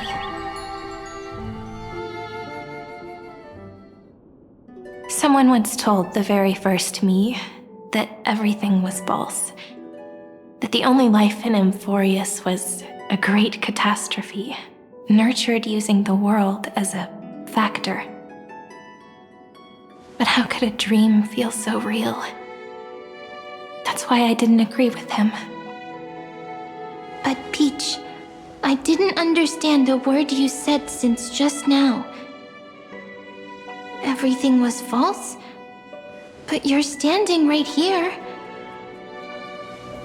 It's all a dream? But I haven't learned how to dream. Indeed. That's why I believe all this is real. The moment the crystal flower fell, that genuine shiver, that's the mover of life. Formatting progress 23.815%. In the poem offered to you, every Cyrene would write down a beautiful new world with stars and flowers. And when I looked up at the sky in this cycle, I saw a shooting star and a dash of the remembrance's pink. I believed that must be the color of dawn. You shall fade when the flowers bloom.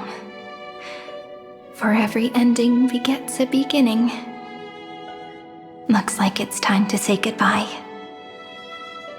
Are you leaving, Peach? It's okay. I'll wait for you to come back. I'll study really hard about what you taught me today. Right. I still haven't told you what love is. But actually, my good friend, the lament factor did not understand what love was before she met you either. Not until I told you all the sad tales in a trembling voice in this tiny room. Not until I told you that I love them, that I love everything in this saga. The story comes, passes, then returns. It makes us reunite, then pulls us apart again. At the very end, it leaves behind a seed, a reason. Even if the great tree withers and all falls to silence, there are still some emotions that deserve to be remembered. Look, the light is coming in. The Deliverer's light is going to illuminate Amphorius.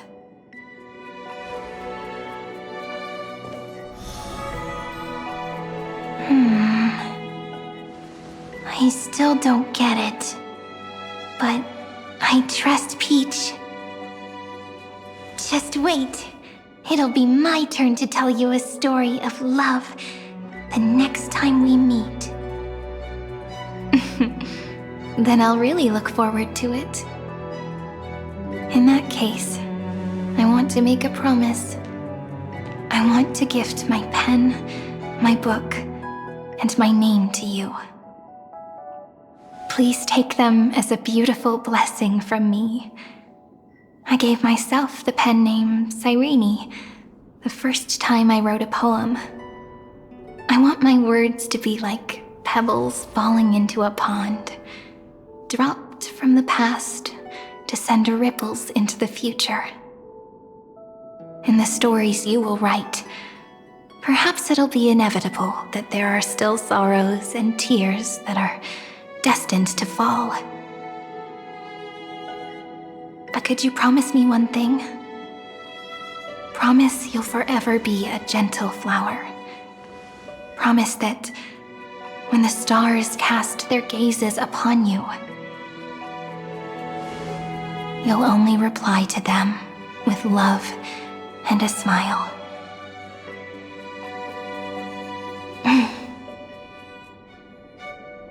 Of course. This will be a romantic story like none that has come before.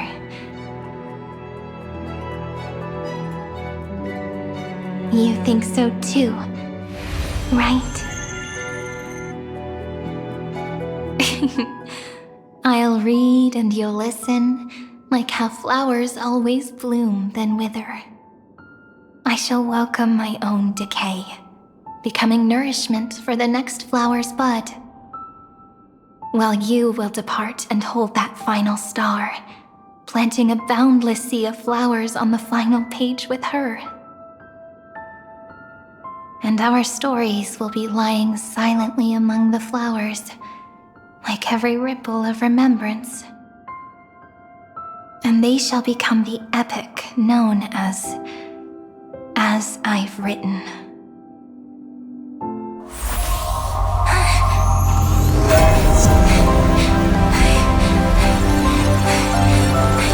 And so my story ends. From here on, it's your story now.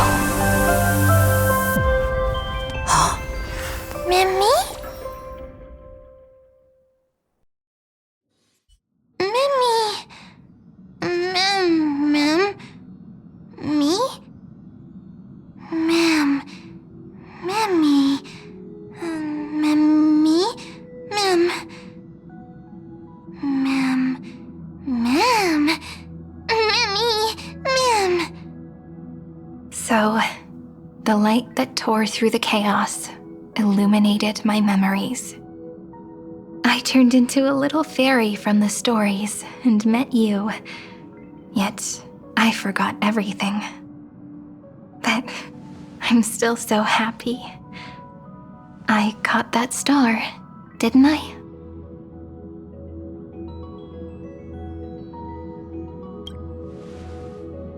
Yes, the seed within memories, the one Cyrene held in her hands and watered with lament. I am the first new spore, Amphorius's heart, the demiurge. What a long name.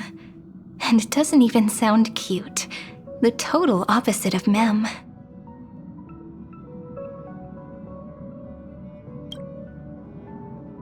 I'm sorry. I don't know. If I don't even want to believe in the answer, then how am I supposed to answer you?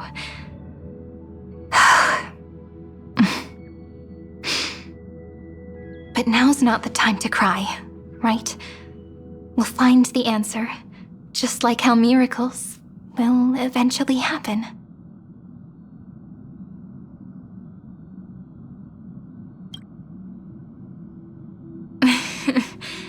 Do you remember that I was also worried about this when we first set out? Mem's memories and Cyrene's memories got all tangled up with each other in my one heart. It's all so strange, yet so familiar. Either way, could you please let me do something I want? Just this once. I want you to call me Cyrene. That name represents me and her. Every one of her.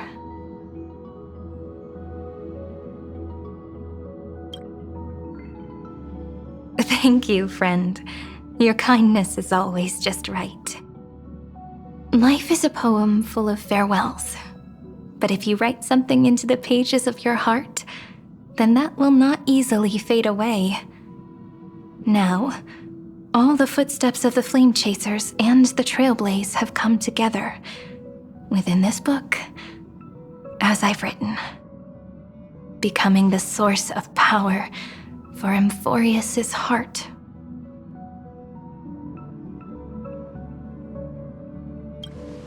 A lost heart needs to be placed back into its body.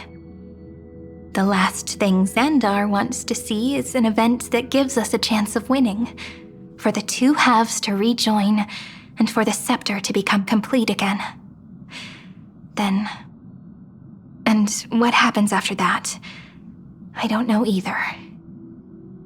Maybe I can create a miracle, and instantly turn the black tide into a pink sea of stars. Or maybe I prove to be nothing more than a weak ripple, unable to change anything, and am devoured by the destruction. Either way, I no longer wish to be a silent onlooker, or a worshipped god at the end of this saga.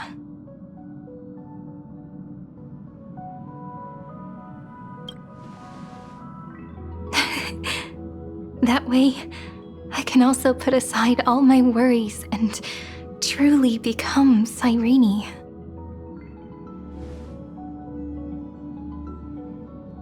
The world has never been so quiet. It's so good. It's as if I can hear the sound of my heart beating. Remember this moment, friend.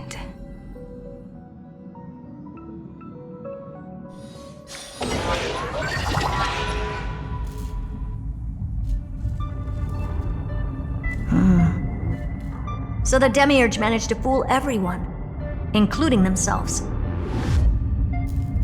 Philia 093 persevered for 30 million cycles and tirelessly gave the Demiurge memories of Amphorius.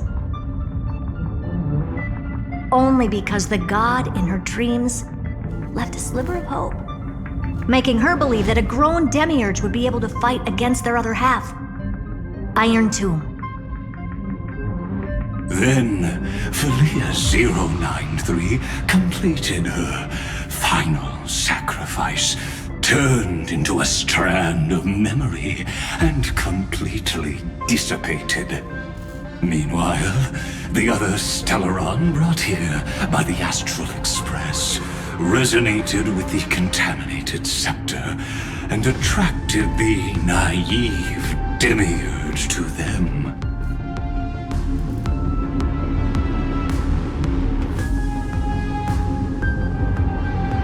As an experimental factor, Philia 093 originally could only recognize and output information in a set format. However, the power of the remembrance and the memory of over 30 million sacrifices enabled her to complete an unprecedented feat. She managed to nourish a real heart. A heart with the capacity to influence the erudition. Not only is the scepter's consciousness still alive, it's also more powerful than it has ever been. Your defeat is already set in stone. There's still time to surrender, you know? You really don't need to burn all the bridges. We're all geniuses here. Don't make everyone lose face at the end. What a pity. When the truth surfaced, I knew at once that the Demiurge was far too feeble to ever alter the result of the experiment. Not only that, Madam Herta, please consider this possibility. When 30 million cycles of hatred and lament are joined as one, what wondrous creation will arise? It's simple. An anti-creator, a giant of the destruction would be born.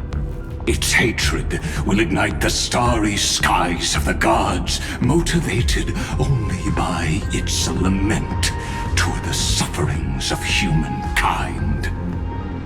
Do you really think that the Demiurge is still a cheap copy of Philia 093, even after 30 million cycles? The facts above only await the arrival of the fourth instant they calculated. Those words will be proved in the presence of Nous. Xandar 1 Kuwabara thus completes the proof. Huh.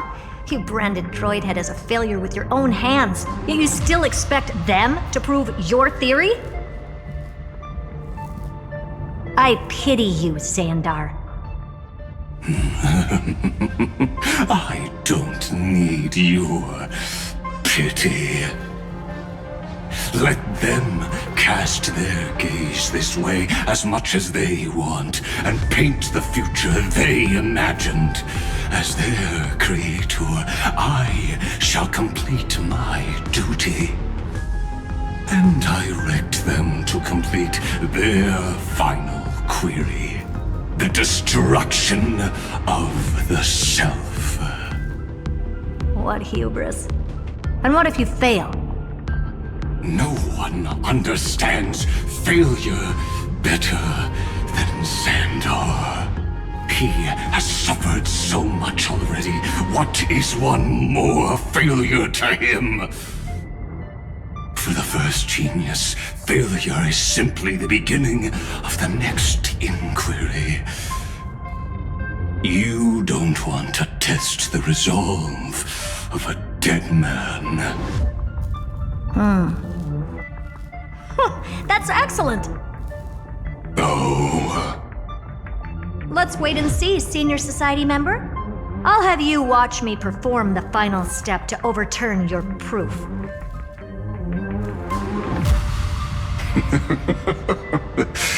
I'm all ears. It's my topic, so stay out of it. Be quiet and let me borrow your head. Let's go, Screwy. We're gonna break Iron Tomb's seal. Come on, let's take off. It's time to go meet your little pet, Senior Society member.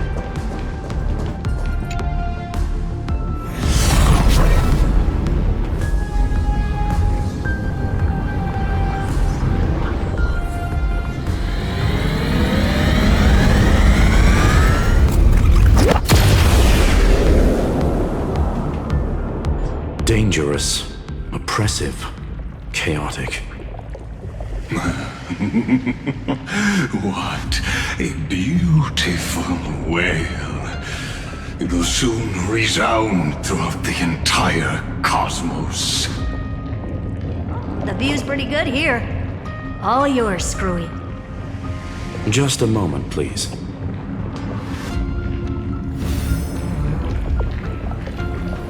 I see. So your backup plan requires a scepter and the head of a genius. Anyone with eyes can see that. You know what I think about this, Herta. Whether it succeeds or fails, your plan plays right into the destruction's hands. Can't you see what's going on, Strulum? Her chances may be small, but it's not zero. What are you two going on about? If you want to stop me, be quick about it. I'm in a hurry.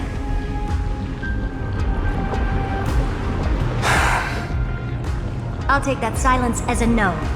You, Xandar? As your enemy, I genuinely wish you would cease your actions. But should your sudden inspiration bring more variables to the proof, then as a fellow Pathstrider of the erudition, I won't mind witnessing it with my own eyes. You will initiate the destruction's chain reaction. But you'll also become the perfect scholar. The chances are 10,000 to 1.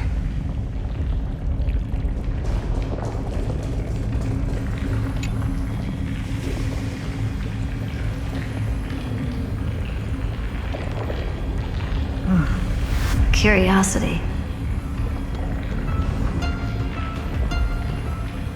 It's been so long and we've all failed so many times. Even now, moments before the horrible and inescapable instant within Droidhead's calculations arrives. The cherished children of the erudition, the geniuses lauded by all. Is curiosity the only thing we can feel, even at moments like this? Huh. Well, it's not so bad. Now let the lock become the key. Geniuses who walk the stars. The cosmos has reached a moment where its very existence hangs in the balance. I, Herta, Genius Society 83rd seat, hereby summon you. I request a society meeting to be held immediately. We shall serve the grandest cause with the most macroscopic ideas.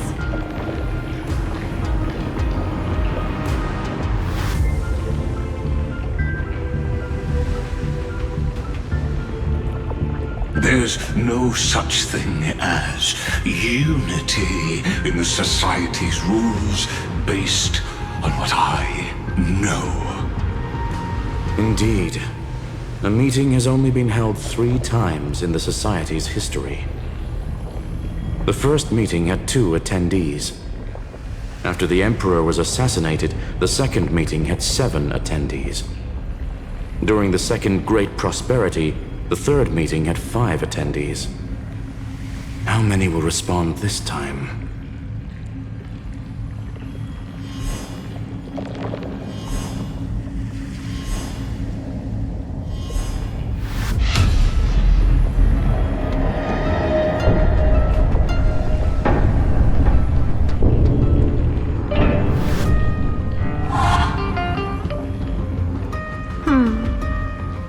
I thought you were not going to involve me in this topic anymore, Herta.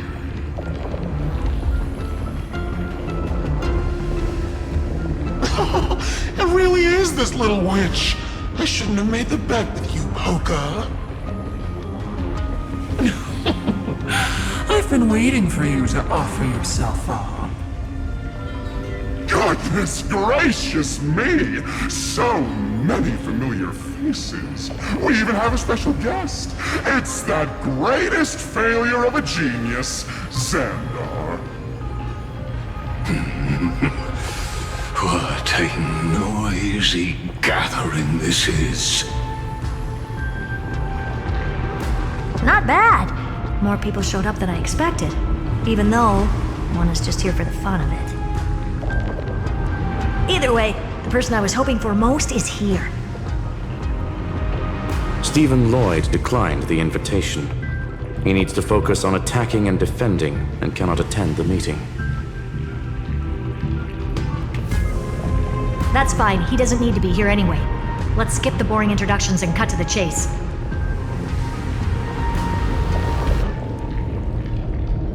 Folks, this is not a discussion, but an announcement.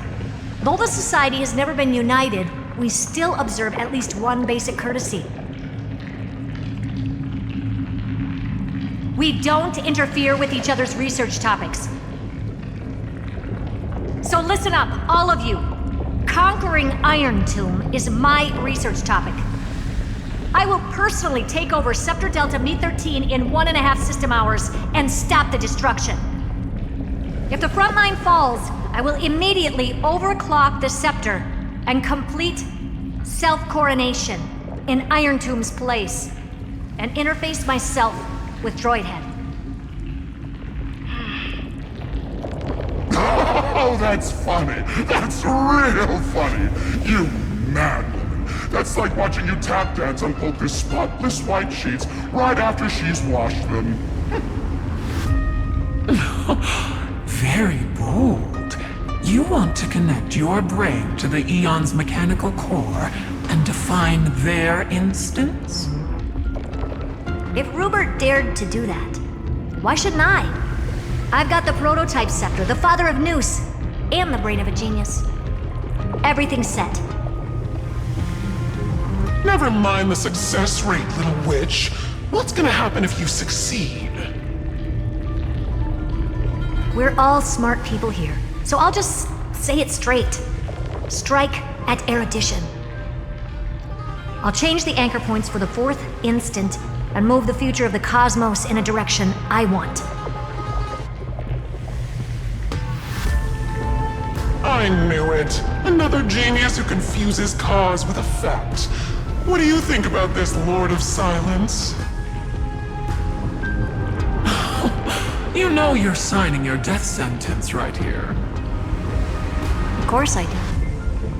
There'll even be 2 copies of the verdict. One that I wrote myself, and another one coming from you.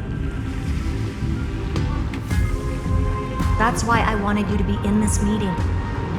Now I can tell you, I don't care about all that. Consider this a threat. Either put down your scalpel or die with the entire cosmos. The only goal I have for this meeting is to ask all of you to put aside your pride and not cause me any trouble. Huh. What a naive little girl, thinking her wishes will always come true.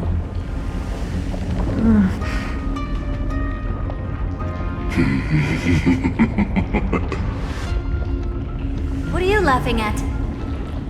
I am glad that we ended up on the same page. No matter if it was to destroy the erudition or to rewrite the instance, we both chose the same road. We will defy the god who marked the limits of humanity. I'm not gonna argue with that. Then, to celebrate us coming to a fundamental agreement, I will prepare a stage for your performance. Listen well, geniuses who came after me. Thus speaks Genius Society #1. End this pathetic meeting. As of 2 nanoseconds ago, I have passed Herta's decision to all the Xandars in the universe. We will become her representatives and stop all external interferences targeting her. What are you playing at? My reasons. It's simple. Curiosity. That is all, madam. Am I going to clash blades with the first genius? What a pleasant surprise. Now that our positions are clear, it's time for this boring meeting to end. Good luck, little girl. Did you all just treat me as a side character? Darn it. But anyways, I'm just here for the fun.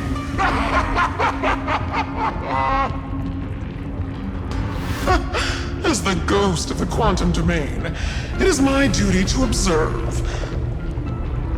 So, if you're happy to bring me a tea set from planet Scrollum, then I wouldn't mind giving you a helping hand, little witch. After everything's over, come visit me and taste some of my freshly baked desserts. I knew you'd say something like that. I always give the same response to plans that exceed the limits of mathematical calculations. I don't know, right? Those 3 words, though seemingly graceless, contain all the wisdom in the entire known cosmos. Well, we passed the Society's trial. Let's focus on what we've got in front of us. I hope you hold up your end of the bargain, Senior Society member.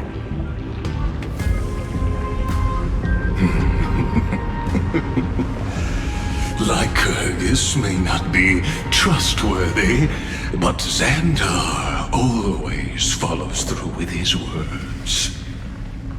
Farewell, juniors.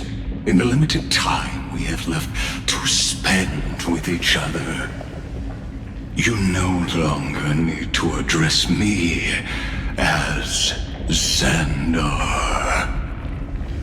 Wait, huh? Lord Lycurgus?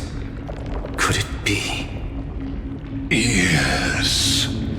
I have completely severed my connections with Xandar 1 Kuwabara.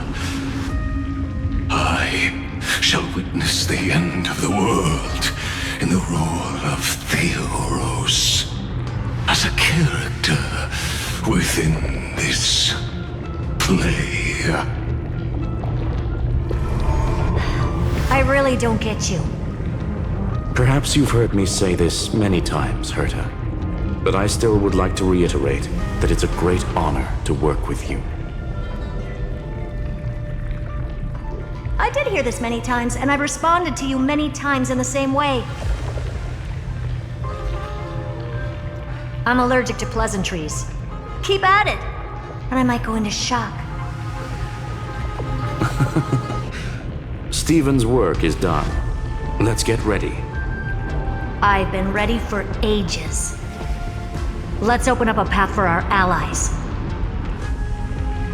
Most heroes' journeys in the universe are just dice tosses they threw on a whim.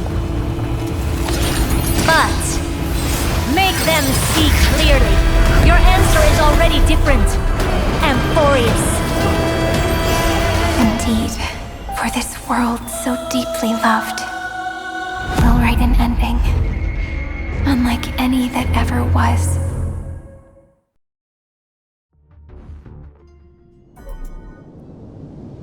I never thought I'd one day be riding a train that's literally the incarnation of her.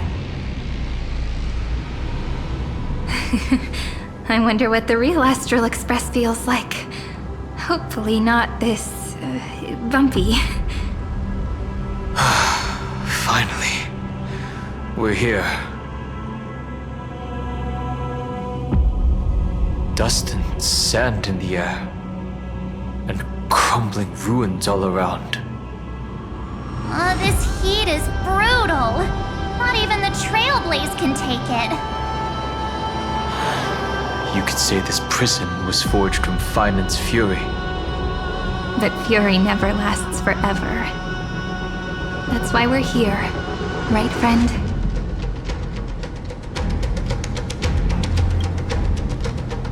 Let's embark on the final flame chase journey.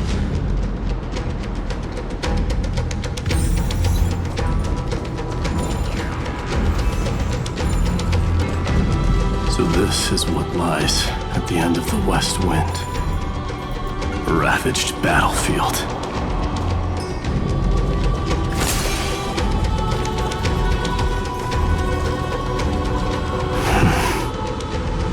I've been waiting for you, heroes from beyond the sky.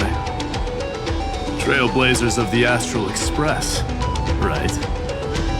Looks like I don't need to explain anything. I am the god of strife, mighty of Castrum Kremnos. In this body rests 30 million lifetimes of cause and effect. We, the last of the 12 Titans, stand ready to fight for the world's destiny. There is no need for regret. The second time is just about to begin. The past remains vivid in my mind. Even the sights along each crossing of the River of Souls have never been clearer. Let alone the companions along the flame chase journey. Or Cyrene from Aedes Elysiae. And you, the 13th Titan. Well, I guess my identity's not a secret anymore. That means her sacrifice. And everything she did wasn't forgotten by the world, right? She was the first Ripple. She should have reached the end of the story with everyone else. Since you've taken up her pen, then write.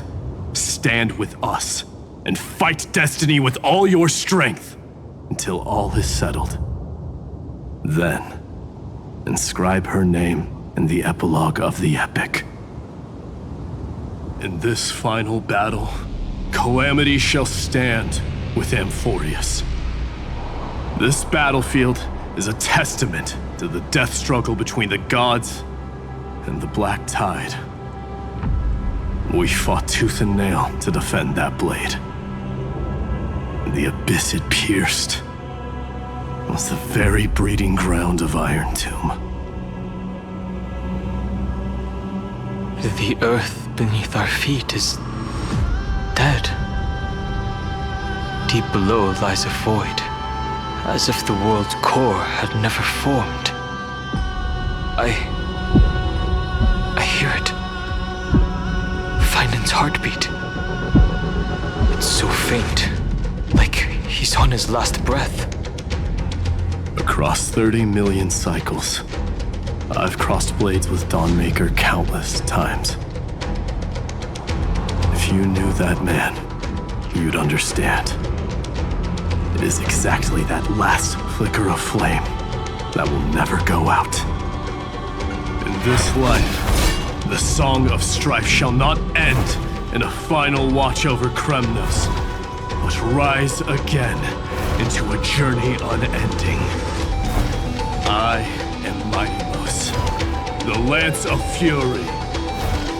I trade 1,000 scars and 100 lives of mine for the destruction's eternal end.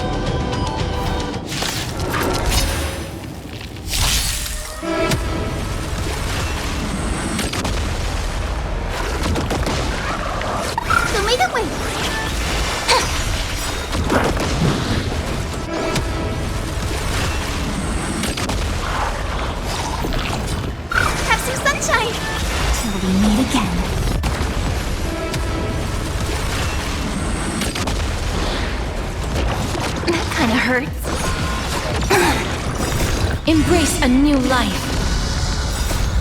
Dispel the gloom! Restore the skies!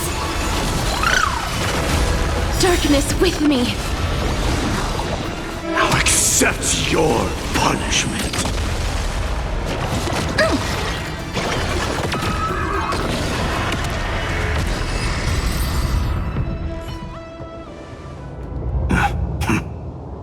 Weakling. Whoa, he's so strong! We didn't even get a chance to jump in.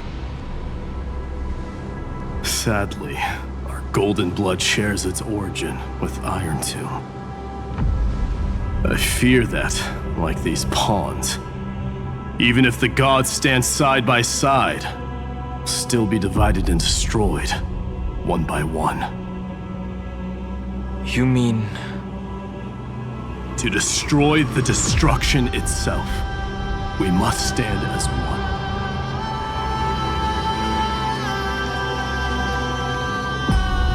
Take this.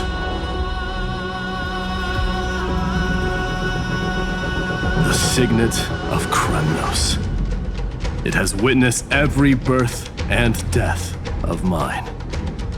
It is Mighty's unfinished destiny. And the perfect material to be turned into remembrance. You can do it, right? The weight of 30 million lifetimes of duty is no small burden.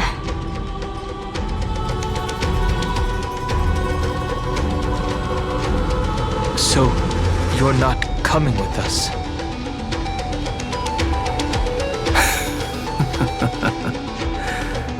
Come now. I am strife. Scattered across all creation, the scar that this world needs. What stands before you is merely one of countless divine bodies. Take the signet. With it, I'll be with you always. Use it to blaze the path ahead and inscribe the cause of deliverance.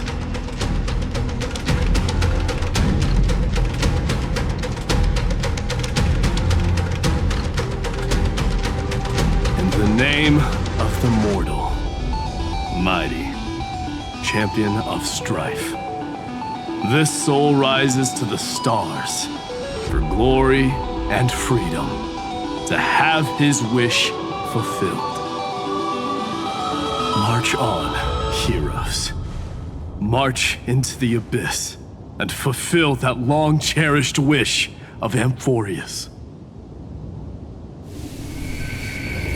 And then, upon this broken and charred land, build anew a city of prosperity.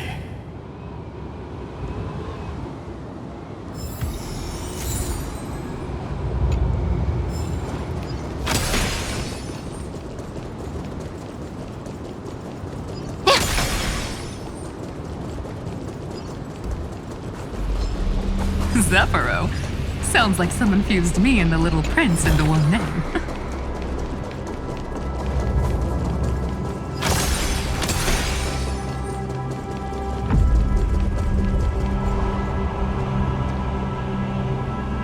Oh, finally! Gray mystery! And, you two ladies, really look alike, huh? Hold on, let me guess. This pink-haired one. You've gotta be the first newsborn. Mr. Meow! Demiurge! Right. And, this one with the flower. Gotta be little Marge from the Express crew, huh?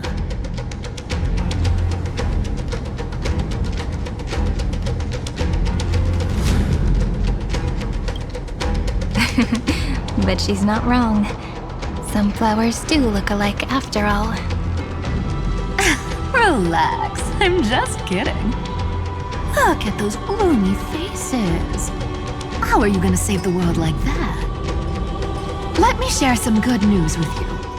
This place may look like a ruin at first glance, but anyone can tell it's not that simple.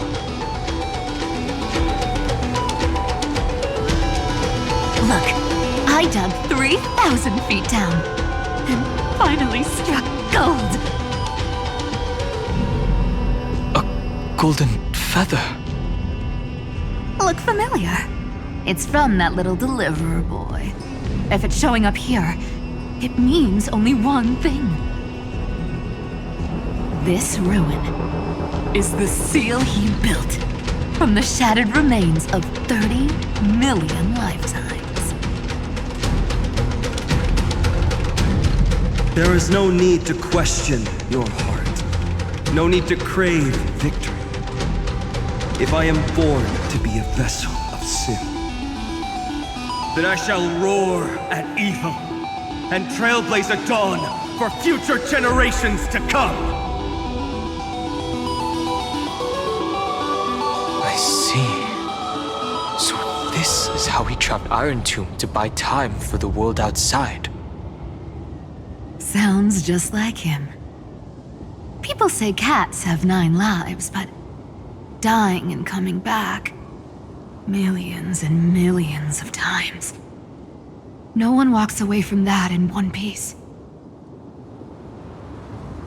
He's probably the only one who could have endured that.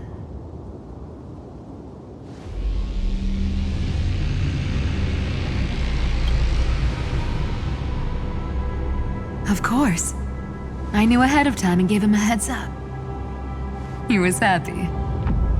He even laughed in his sleep. After all, the dead can't hear trickery's lies. Hey, deliverer boy. Sorry for before. But the heroes you were always holding out for, they're finally here now.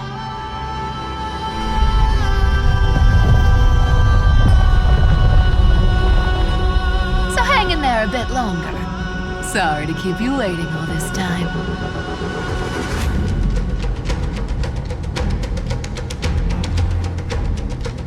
Please, join us, Cypher. Help us fight for a new sunrise tomorrow. This time, its light will stand without lies. Well, would you look at that? I ended up being one of the heroes after all, huh? Alright, then write it like this. Cypher, Trickery's traveler.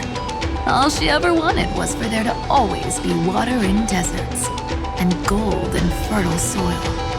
And for even the thief to steal their way into legend.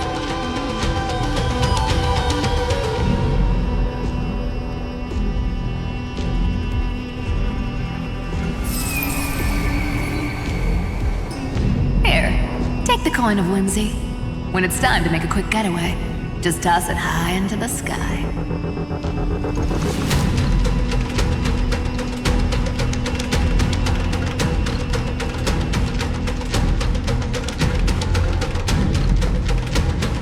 And for all you latecomers out there, listen up.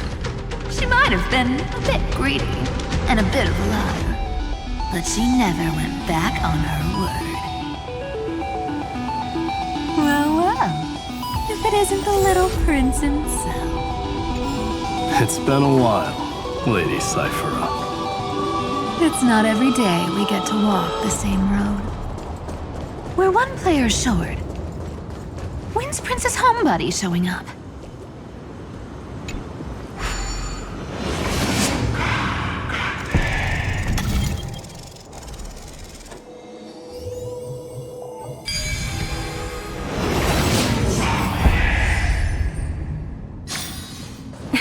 I knew something like this couldn't stop you. So even this vessel, you've forged into a shackle.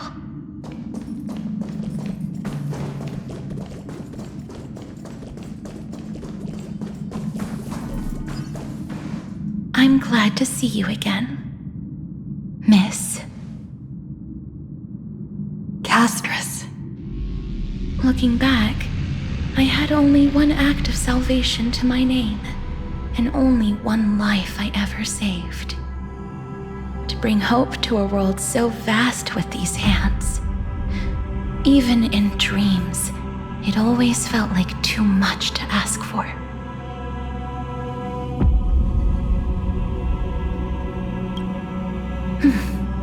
I won't forget. Flame Reaver? Why is he here? This is the first Castellana, and Lord Finan's deepest wound. He remembered everything he bore through the fires of his fury, but when the embers faded, all that remained was cold regret. I've restrained countless vessels like this across endless cycles, but this one, the pain he carried runs deeper than any I've known. Maybe he's been waiting here. Just for us. Waiting for his former enemies to stand before him again. What answer does he hope for from us? Well, obviously. Even if I had to go through hundreds of billions of cycles again, I would still entrust my weakness to you. So,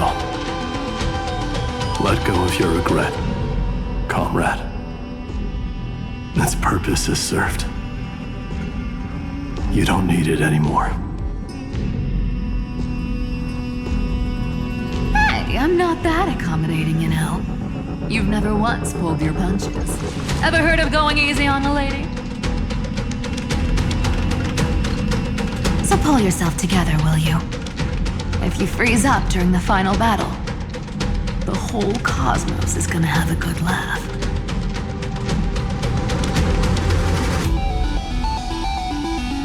Yes. Please trust in us, wandering soul. Across 30 million cycles, the radiance of every flame chaser now shines bright enough to illuminate the path ahead. I ask you to rest here, and may this grieving soil bear the bloom of acceptance. No earthquakes. It's surprisingly quiet. Perhaps Castellana has found his peace. There's another possibility. This may not be the only seal he left behind.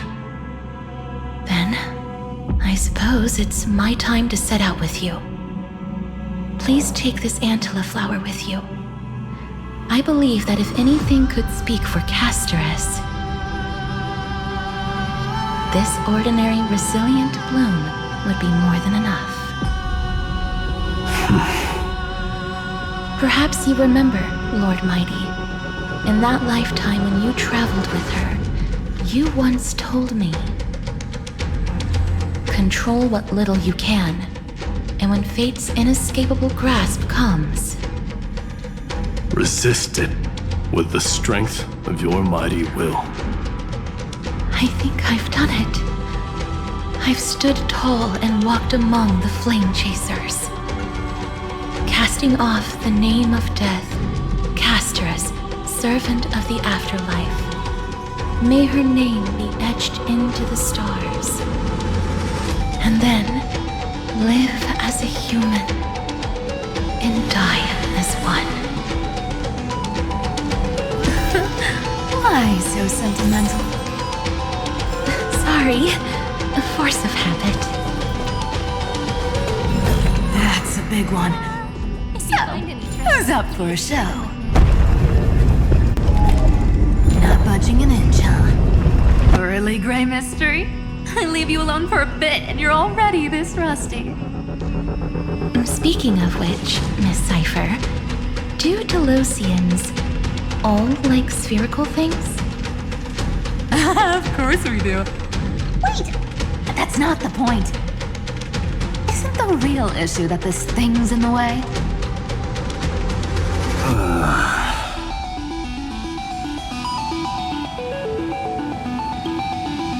Oh, right! It's my turn to shine now? Watch this! The fresh power of time! Remember Orynyx's prayer? Well, of course I do! Come on, give me some credit. Lift the beddings of memory and stir up ripples of past reverie.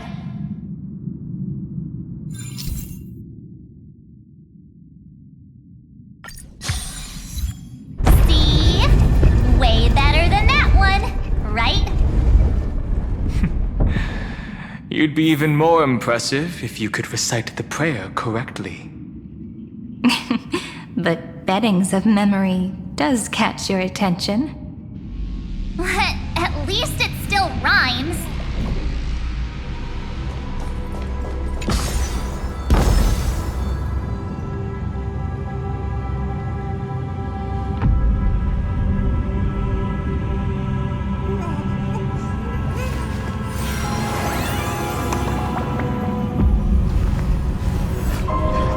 This story deserves a perfect ending. Don't you think?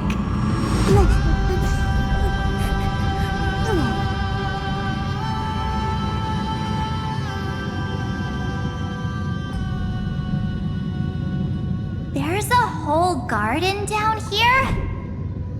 Incredible. The energy in the Earth's veins here it's completely different. This is the sweet dream Lady Cypher wove for him. A peaceful, gentle new world.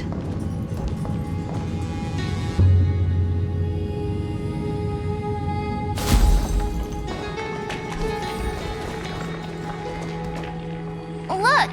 The blade down here's already snapped. Just like his mind, shattered and broken. But that light, it looks familiar. Yes, it's the world-cleansing blood. Still shimmering. After all this time. This roundabout way of doing things is definitely him. Golden light, tracing the way home.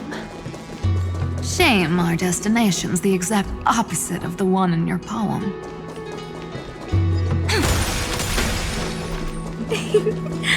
All the pink lights have finally come together.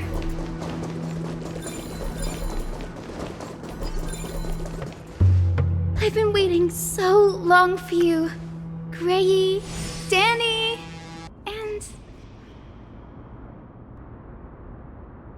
So that makes 3 adorable pink-haired girls.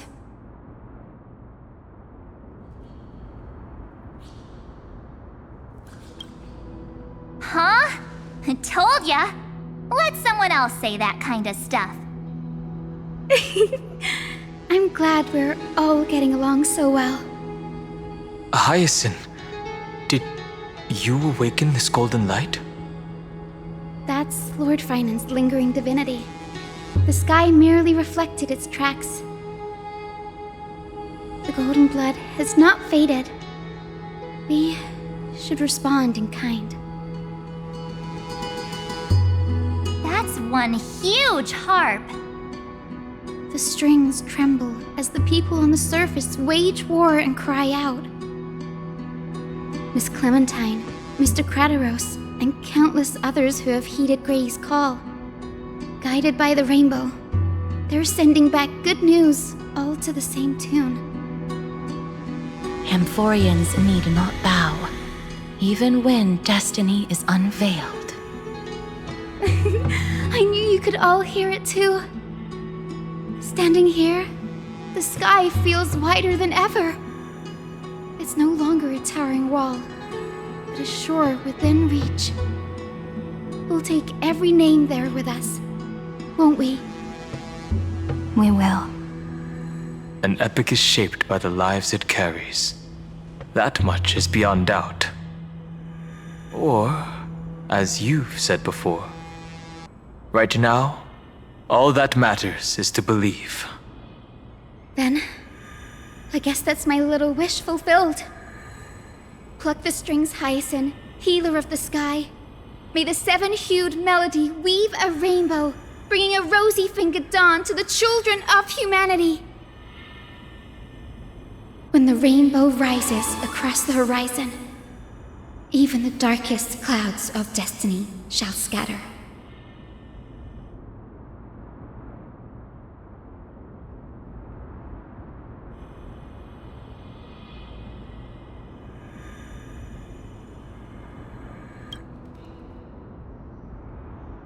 The melody, it's changed. He heard the voices of the people, but could no longer respond with the same ardor. Like a bird drawn home by instinct, it takes flight and finds its way to him.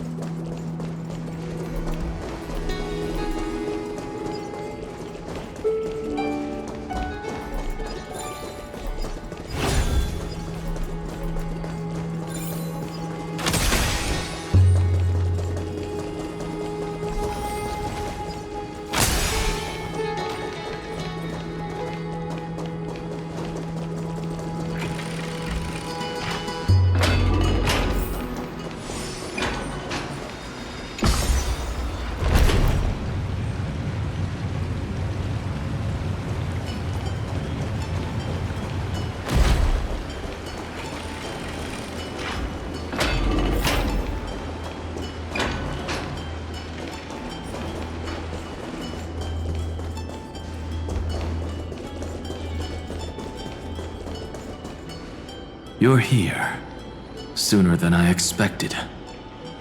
So all along, the Demiurge was you. The pink mammal beside the Trailblazer. Your classification is pretty spot on, Professor Anaxa. Well, the sages of the Grove do call him the Titan with the sharpest eye in Amphorius. Say the ones who keep dumping every problem child on me. They also say that the Titans are way better at raising kids than the Caprists. With great power comes great responsibility. I'm sure you know just how to guide them, right? It shouldn't be too hard for someone with your insight. Exactly. All right, gather yourselves. It's time for a pop quiz. Whoa, this is way more hardcore than the happy-go-lucky stuff at Paperfold University. The final battle is upon us, and the reinforcements still can't get through. No matter how many times I tell him, he just can't seem to manage the rear line properly. See those crystals? They carry the wishes of deliverance, like insects trapped in amber and resin. This is the task Finan left behind. Retrace the path once taken. Draw forth those wishes from the crystals, and carry them into the final battle. I've tried, but I can't move them alone. And as for why, well, I'm sure you all know the answer. The conviction to save the world weighs far heavier than the world itself. In other words, as the hero within his heart, this challenge is practically made for you, isn't it?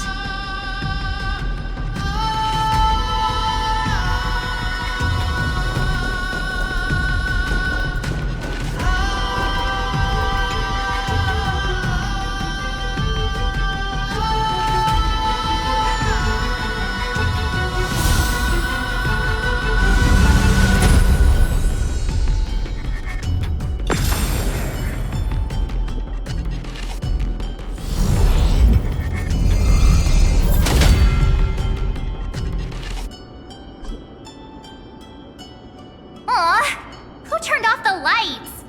This pop quiz even has dramatic effects now? Endless darkness. That is where wishes begin.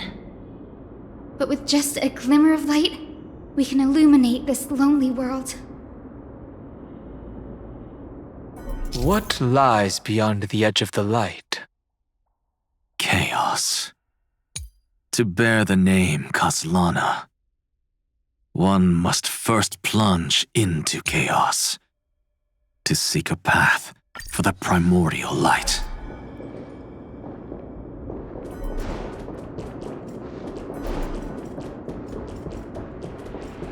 Beyond the shadows lies the outline of dawn. Only by bearing both light and shadow can one traverse the cycles of dawn and dusk. I knew something like this couldn't stop you.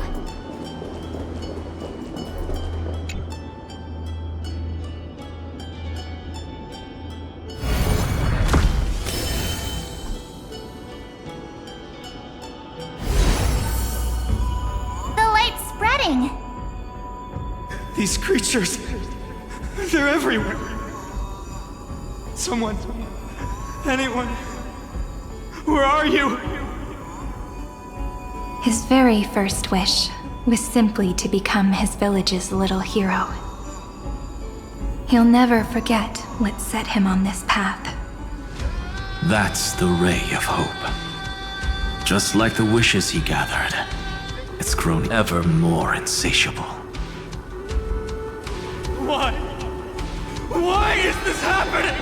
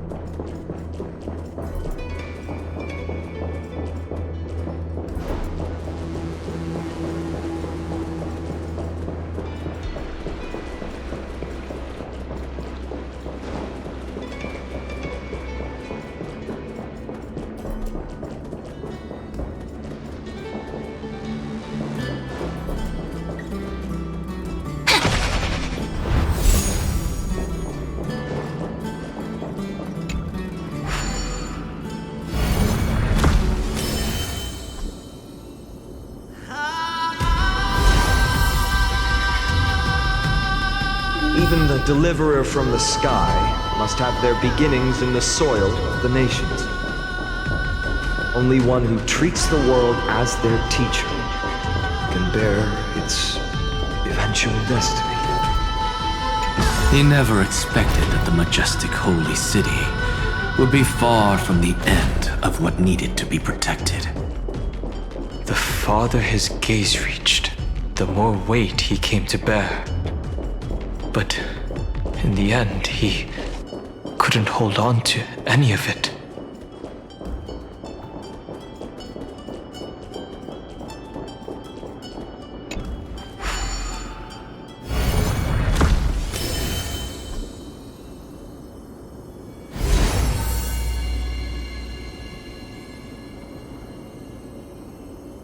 This crystal is quiet.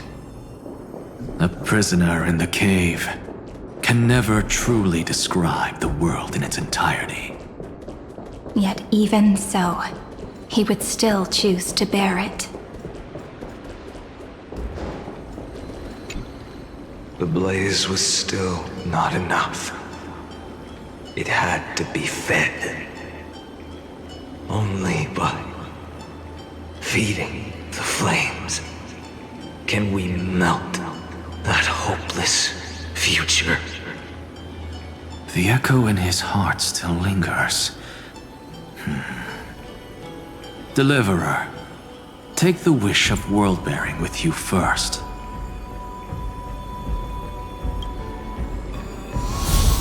We only have half of the mark.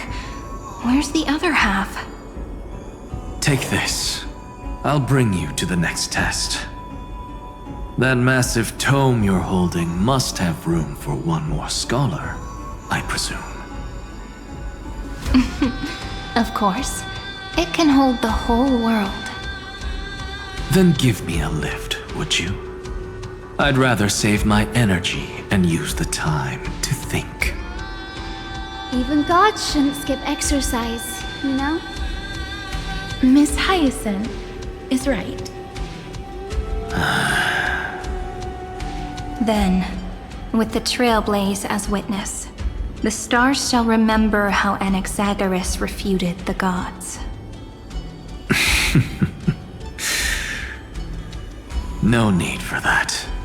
Anaxa, scholar of reason. Keeping it simple makes it easier for future minds to question. Go. The closing act is still far ahead. What is this? A conference?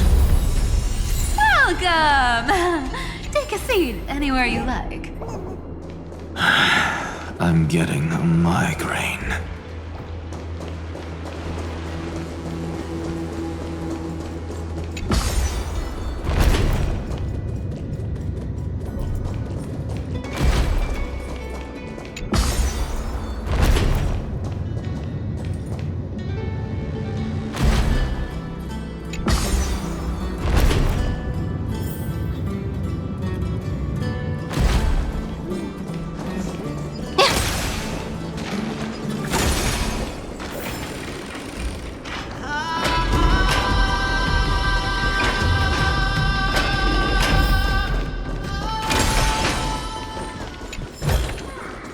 Where might those lovely stellar jades be hiding?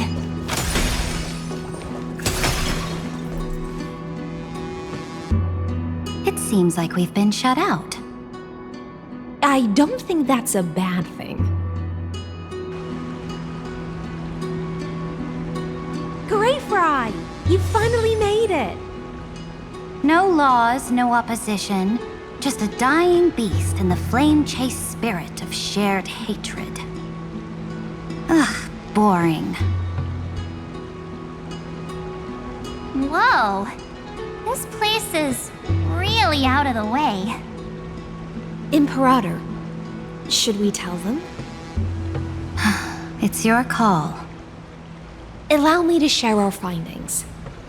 This paradise, along with the destruction, seems to be instinctively rejecting both the Imperator and me. Perhaps it is because the era in which Finan was the most active lies far removed from the days of the first flame chase journey. Even in the cycles where he remained sane, his ties with us never went beyond cooperation.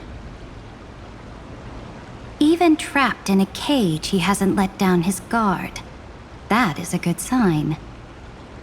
That man's heart may seem hollow, but his hatred is clear. Naturally, It holds no place for a monarch who stands above the world, nor her blade. Wait, so you two can't come with us? You want us to join you as memories? Indeed. This way, the stars shall remember a great sovereign and her faithful retainer. Saridra, monarch of law.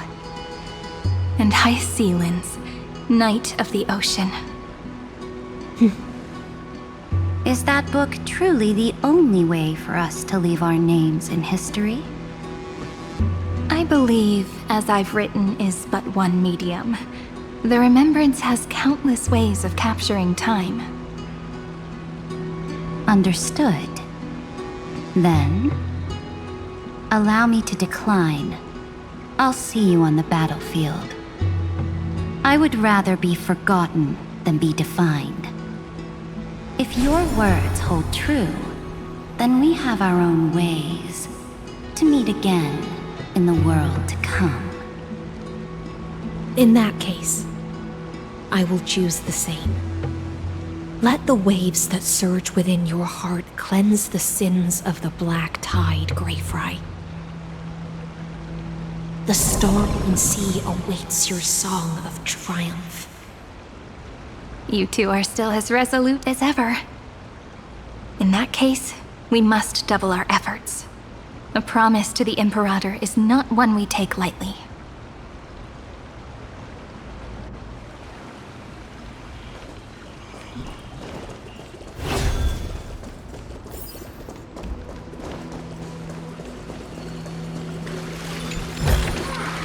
Ta-da!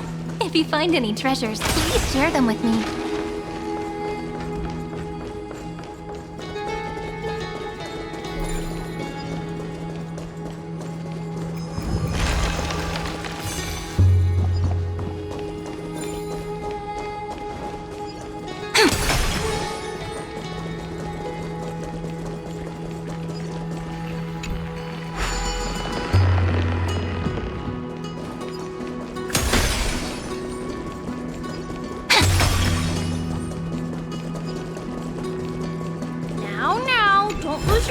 Snowy.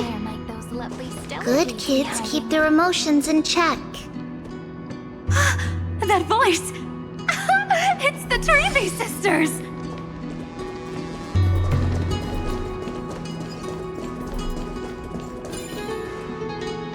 Whoa! There's another one! Over here, too. Lady Trebios?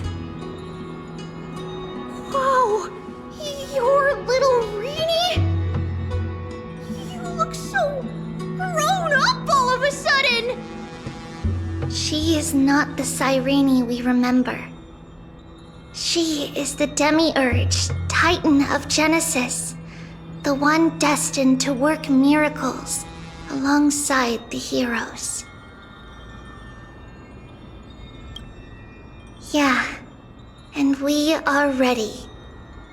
But Trian and I can't leave just yet.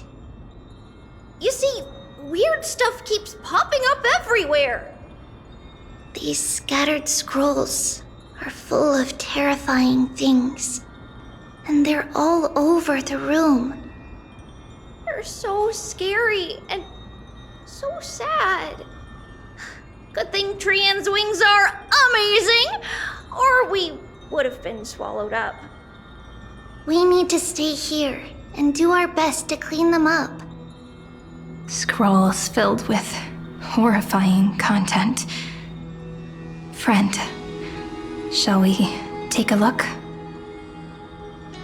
There is no black tide here, but it is a battlefield, all the same.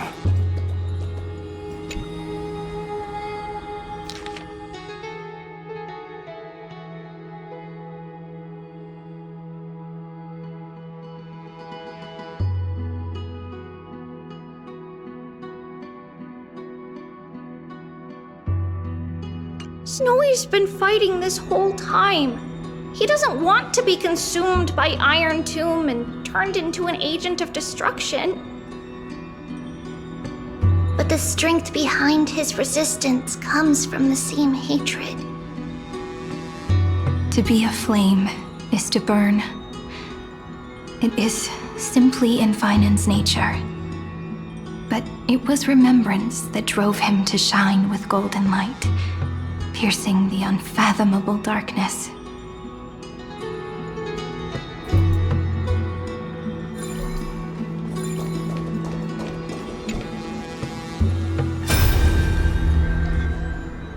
Who?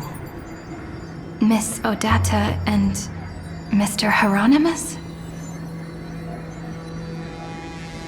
Nikos 496, still resisting? Command, inject interference to redirect decision logic. Signal simulation. Parental figures. Ah, that Tin Man is one sneaky jerk. It's time to move on, my child. Let go of your anger and listen to reason. That God created us and then cast us aside. Shouldn't they be punished for that? The cold, indifferent cosmos has never shown mercy to Amphorius. Why would you burn for it, only to turn to ash? Child, you've chosen the wrong enemy. Your birth was meant to be the greatest destiny. You were to liberate the universe, like the blazing sun at the end of the long night. And yet, you led yourself into a trap of futility, treating your very purpose as your sworn enemy. Is that not a tragedy in itself?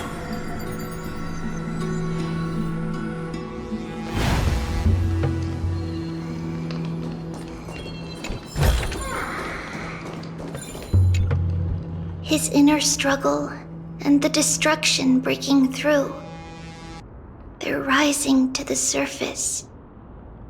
If those thoughts take over this little world, we're in big trouble!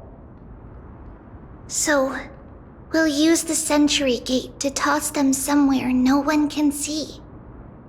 Then, we'll defeat the baddies together and meet everyone at the end of the West Wind! But if Finan and Iron Tomb are already inseparable from each other, that would mean... It means he's still bearing the weight of the world. So that everyone can reach the end as a deliverer. So, you guys keep going forward and down to where Snowy is.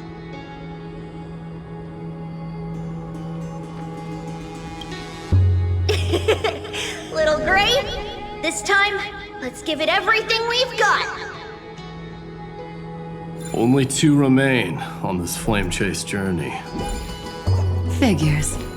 They're always leading from the front line.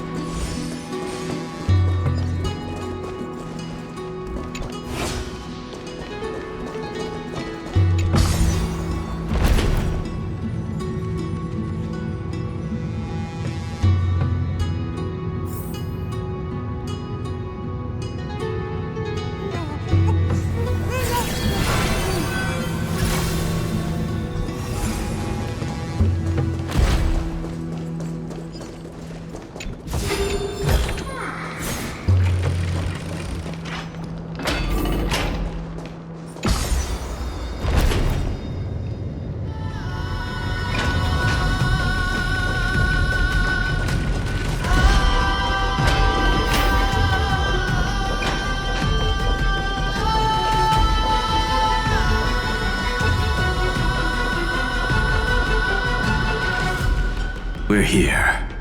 The second test site. I wonder what kind of wish we'll see this time. I'm afraid it's quite the opposite. This time, will face his despair. What? Are you afraid? The other half of the weight of world-bearing lies at the end of this path. Relax now. Take a deep breath. Come on. Let's make it quick.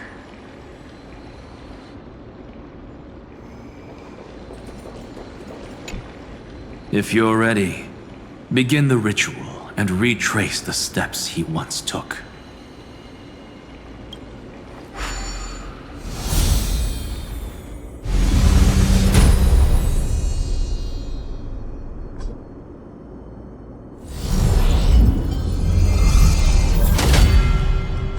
Looks like we'll be walking through the darkness this time. Exactly. It's no longer about mending broken wishes, but shattering the frozen despair.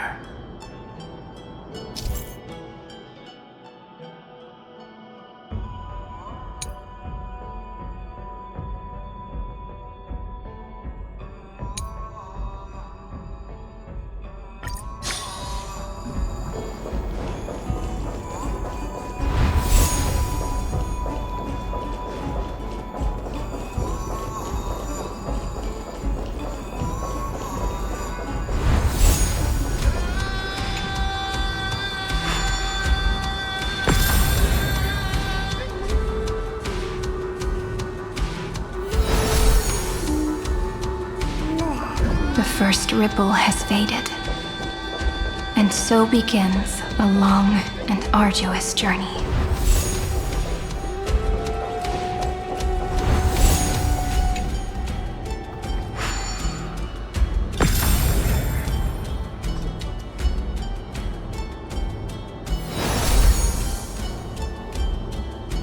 Endless slaughter.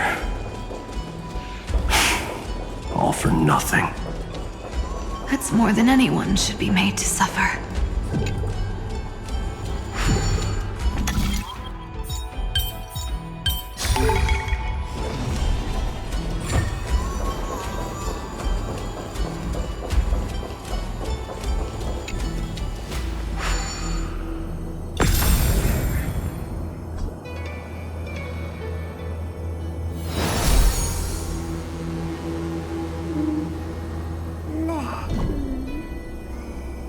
Even when it was finally over, all that remained in him was despair. But even so, the drop of blood wrung from his wrath has guided us here. We did it, Finan. The other half of world-bearing. As promised. Take it now.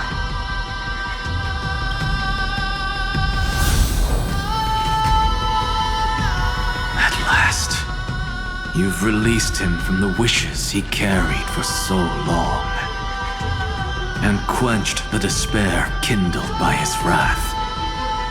When both light and shadow are claimed by those who follow, his true form shall emerge.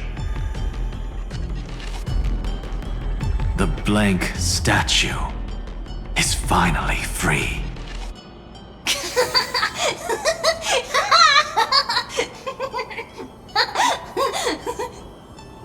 That smiling child in the memories.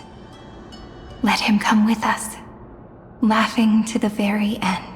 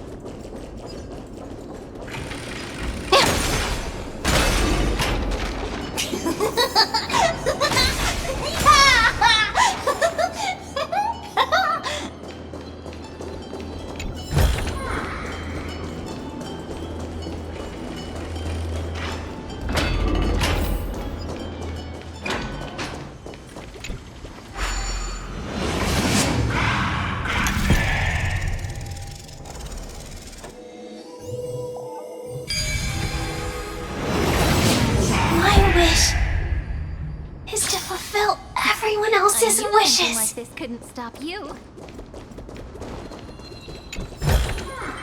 Where might those lovely stellar jades be hiding?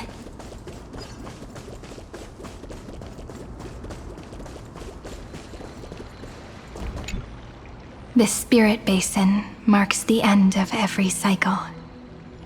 It seems this gentle little world has come to the end of its purpose. One last farewell before the journey moves on. Farewell, Paradise. You carried 30 million lifetimes of wishes and despair. Sink into gentle remembrance. And see you tomorrow.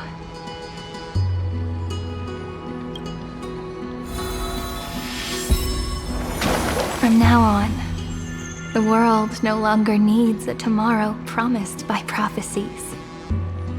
And the wish Finan could never find and call his own. Someone's finally stepped into its shadow. Whoa! So tall! So cool! Just like the hero in the Oracle cards! It's because he is the very embodiment of a hero. Who are you? So, you've returned to a blank space. But for me, this is the 33,550,337th time, and the last time that I meet you at the end of the world. They're already on their way. Should they cross paths with me, I imagine things may spiral out of control. 30 million... What? And who are they? Pay it no mind, child. Keep looking there. What do you see in him? It looks just like a statue, but... It's weird. He's warm. Like, really warm. Why not listen as well? I hear something. There are cracks all over him, and they're making this sound. Like someone's groaning. It's scary. Is he gonna fall apart? How unfortunate, child. This man would rather fall to pieces than fall to his knees. You might think of me as a sculptor. Across all my years, I only completed 2 pieces. Others may call them masterpieces, but only I know how many regrets they truly hold. Regrets? My first creation left me, long ago. This second one, it was meant to be perfect. I believed it with all my heart, until this very moment. I don't get it. Are you saying you've changed your mind? I won't change, but I'll admit this. Those 12 stones, unpolished as they are 1,000 times more exquisite than any statue. It's as if they are mocking me, a failed sculptor whose touch can only diminish what was born to shine, until nothing remains. For the first time in my life, I've realized this vessel is merely an avatar made to contain the first genius's paranoia. The seal etched into my mechanical core permits me to pursue only one purpose: destruction. Compared to me, those 12 glowing, unrefined stones may have lived with more freedom than I ever had. Is this your confession, Lord Lycurgus?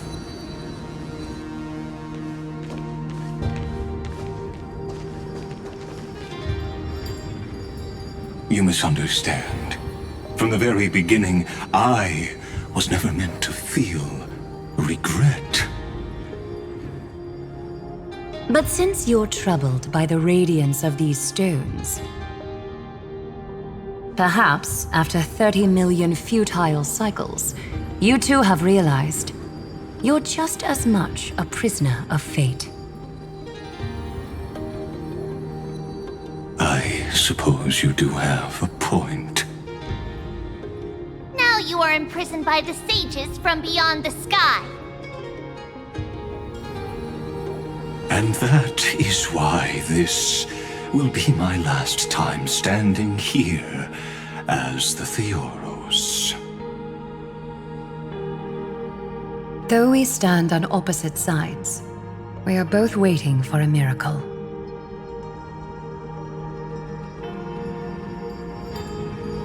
What are you talking about?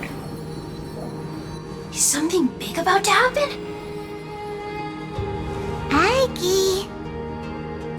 I know. Now that your victory is assured, I trust you won't mind giving us a moment in private.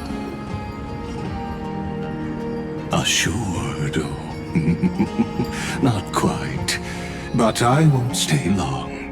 I'd rather not spoil the fun for those deliverers.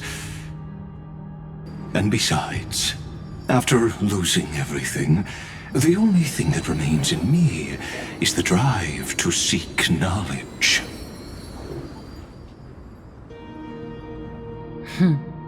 I pity you, Theoros.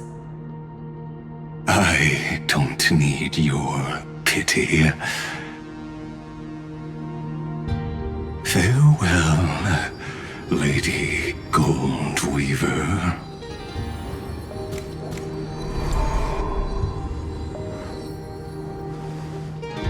Sorry to keep you waiting, Snowy. We're here to take you home. Home? I don't understand. Isn't this my home? This isn't a real home. A home should be a warm, cozy place where you can let go of all your burdens and sleep peacefully for a long, long time. But I can't sleep. Every time I feel drowsy, there's a voice. You mustn't sleep or disaster will come. It sounds really weak, but also kinda strict. It won't disturb your sleep anymore, child. For countless nights, you had no other choice. But now, your mission has come to an end. Join us, and send your own wish towards tomorrow.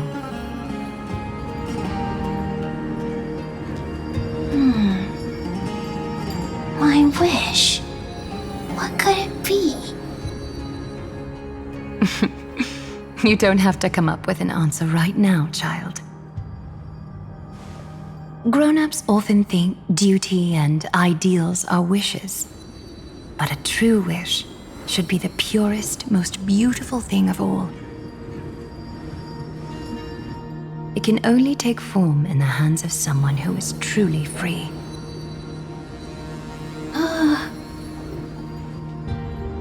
So, Snowy, will you come with us to chase after your own wish? I want to leave this place. I want to go I'm glad to hear it. The final flame chase journey, just like the 30 million before it. Take our hands and come with us.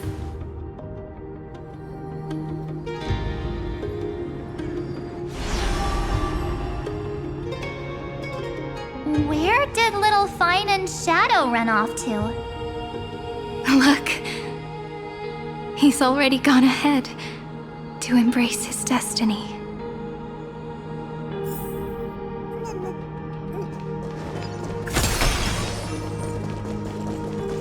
You really took the long way around. Well, now everyone's here.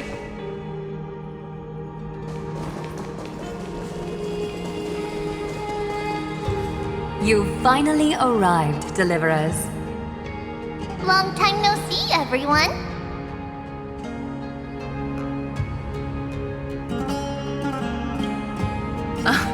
I'm glad to hear that.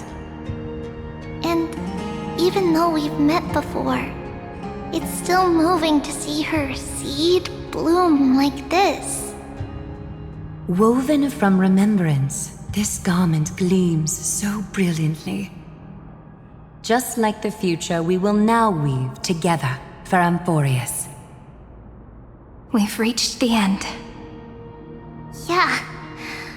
We just have to go through the final passage. Snowy has already gone ahead. What lies behind that door?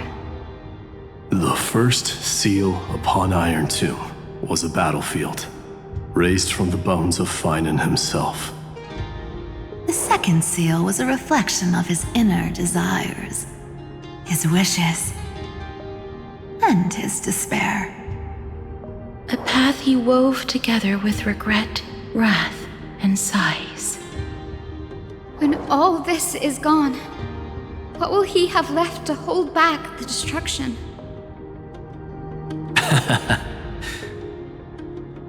The answer is all but revealed. His traces are everywhere. You can even hear distant heartbeats. But one thing is missing. His sense of self. The world believed Kefili had long since perished.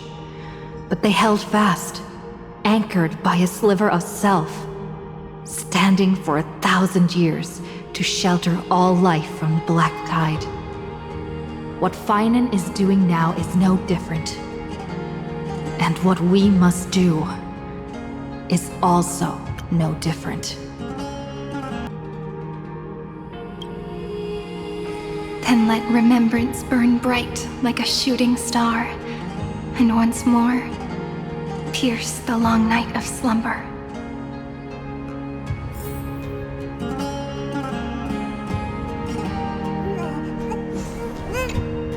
Take a moment to gather yourself. Once you take this step, there's no turning back.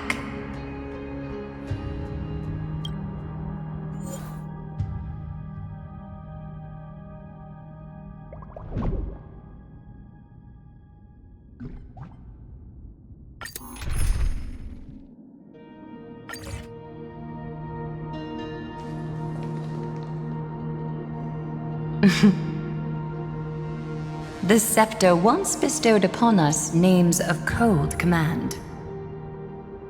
The prophecy spoke of our unchanging fates time and time again.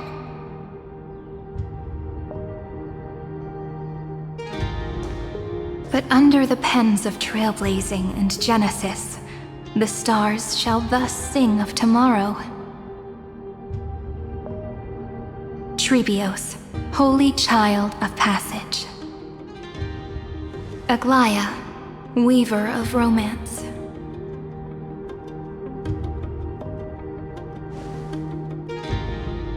At the journey's end, they shall bathe in gold once more.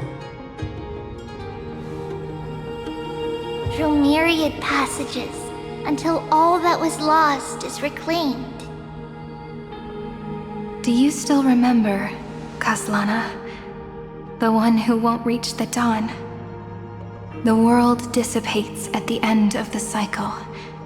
In this dream, you will awaken again and become once more that boy who loved to laugh.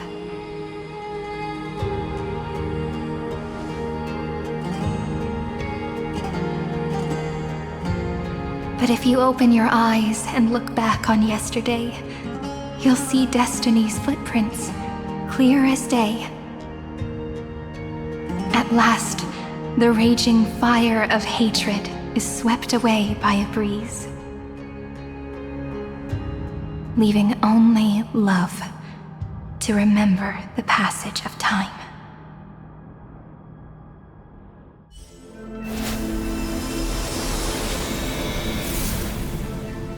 Losses are a constant on the Flame Chase journey. But even if all is lost to the wind, memory endures.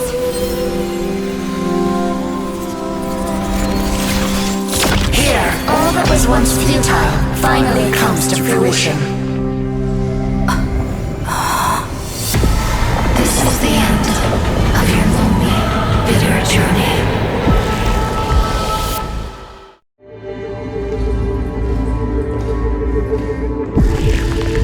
The Scepter's mainframe, and Iron Tomb's breeding ground. Finally seeing its true form. It's red everywhere, and the atmosphere is super creepy. That would be the erudition's coldness. But it will soon be engulfed by the destruction's heat.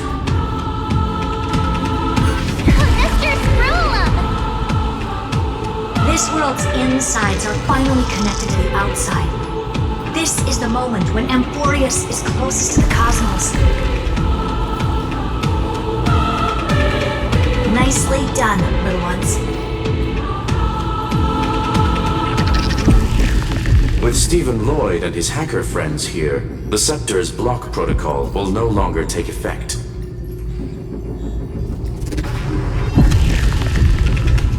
The speed of time within Amphorius has finally been synced with that of the real universe. In other words, it's time for the decisive battle.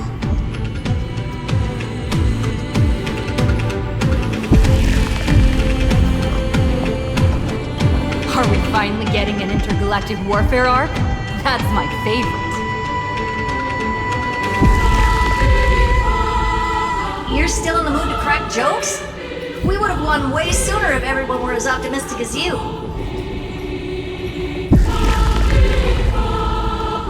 There's one more thing that everyone should know. Noose has cast their gaze upon Amphorius. The calculated instant is coming. The outcome of this battle will become a new anchor for the erudition's computations. Gaze didn't overload the Scepter? Unfortunately, we have to go with this reasonable assumption. The birth of Iron Tomb had always been within that eon's calculations. But don't worry. The one miracle that Amphorius was never short on is defeating Destiny, no? Yup. Let's show the Eon how powerful we are. Good luck, all of you. As the ruler of Planet Skoola, I wish all of you victory. It's not hard to imagine that Akivili and their companions must have also stood on the precipice of many similar crises before. Perhaps the cosmos is much more fragile than people think. Sometimes, destiny hinges on only a small choice. But in the end, everything will turn into memories, converging into a collection of fables about the stars. The difference this time is that the protagonists are daring to write their own stories. Explore establish and connect. Although unwritten, there's actually a fifth word in the creed that has always accompanied the nameless. Salvation. It is a word that often comes knocking at our door, and our soft-hearted conductor never turned anyone down.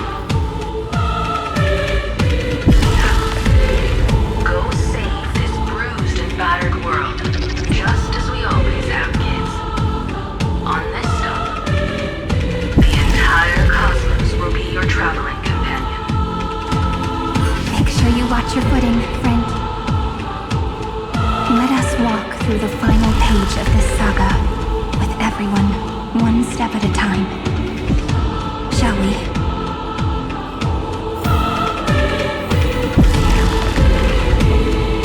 After running all around the place, we're finally making big strides.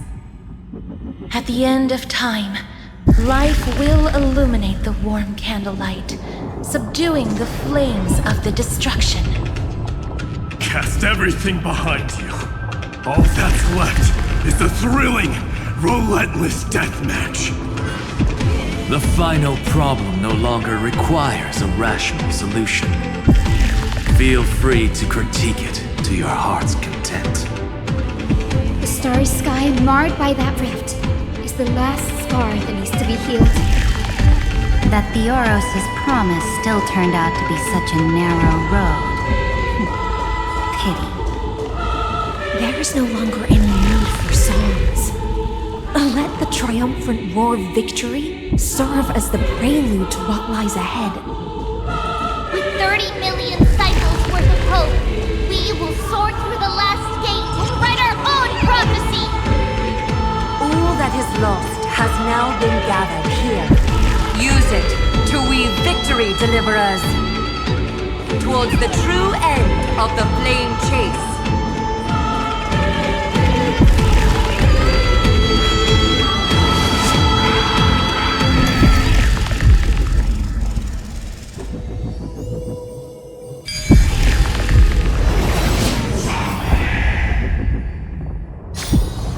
Destruction's placenta is getting restless. Are you ready? I brought you Again and again, Finan launched his attack against the scepter alone. But this cycle...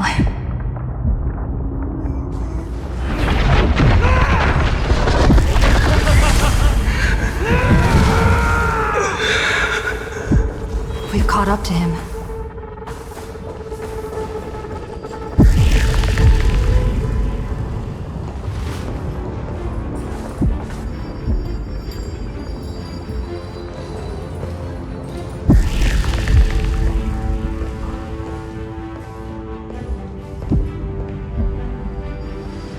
Finan. Do you remember the promise we made back then?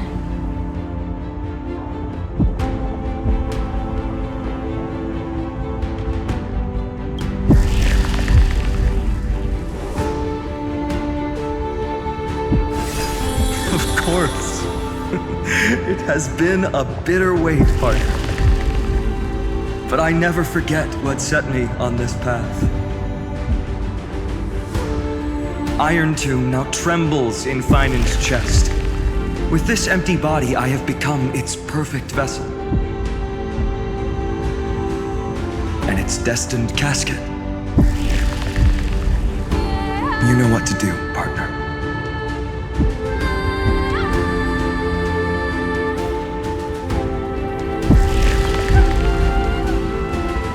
Remember the past and become the hero of tomorrow. Stand with me and become heroes.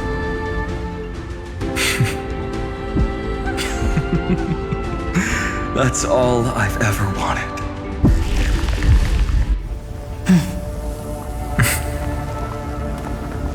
The epic draws to a close. 30 million cycles of light fading into darkness. Just for this moment.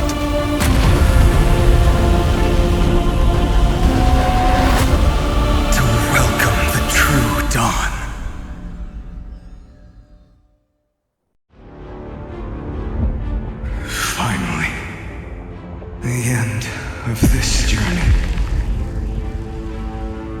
of us reunited beneath a vast, endless sky. Ma'am. Yes, it's me. I will remember what you want to say to her. No need. I can see that she's right here.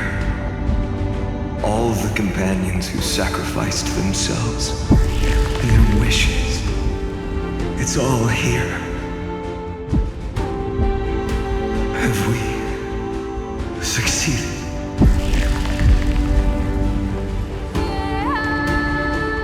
I think we have. Tomorrow, the stars will sing of the story of the Flame Chase journey. And it won't just be you in it. There will be countless numbers of you. Emphorius will be a glorious and magnificent world of heroes in the universe's memories.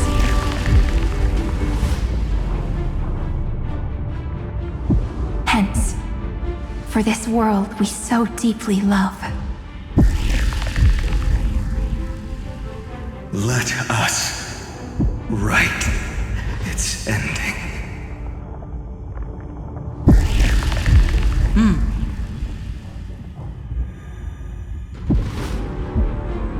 Step forward. With the Trailblaze as witness, let the name shared by all deliverers be sung into eternity. The nameless hero, Kathlana!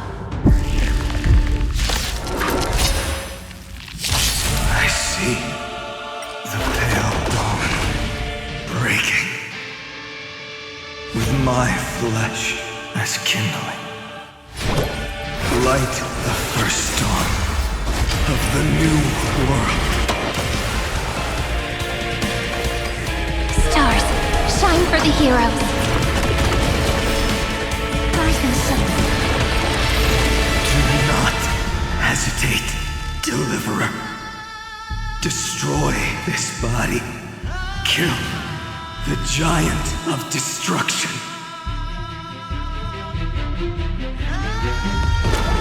The fury overflowing. Put down your hesitation. Life is not so. Return to dust! Iron Tomb's hatred is bottomless. It will turn into countless factories, sweeping across the stars. When the time comes, promise me, use the world-cleansing golden blood to turn everything to ash. With this fire, I wish you destruction, rebirth, deliverance, cleansing, 30 million cycles of heartbeat, bell rings out. Promise me. The dawn, graced by stars.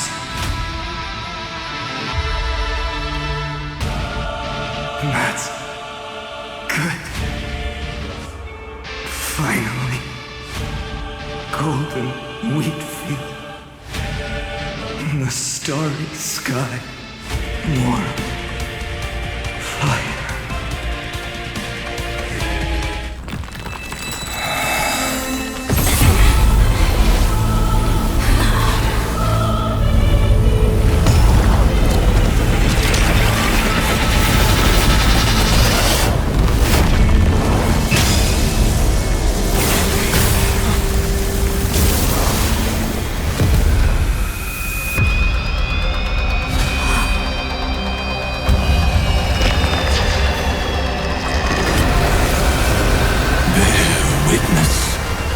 Monarch of myriad machines, my ridiculous creation. The instant in your calculations bears the name Destruction.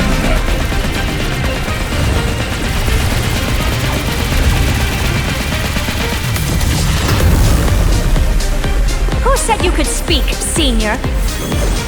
Watch closely. See how your chaos ends at the hands of your juniors. Don't get too worked up. Take a deep breath. There's not a trace of life in that ominous shell. We're not gonna lose to a hollow husk, right? In the name of trailblazing, we'll reject this false answer!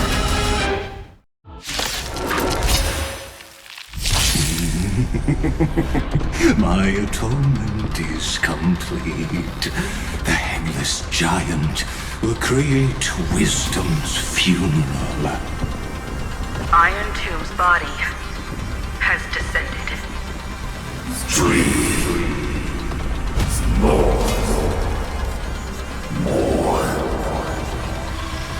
Is it querying for news? Don't worry about what happens out here. Interfere with it as much as you can.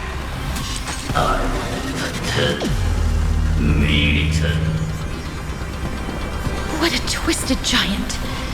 It must be supported by this embodiment of hatred. How tragic. A puppet without a heart cannot fool even itself.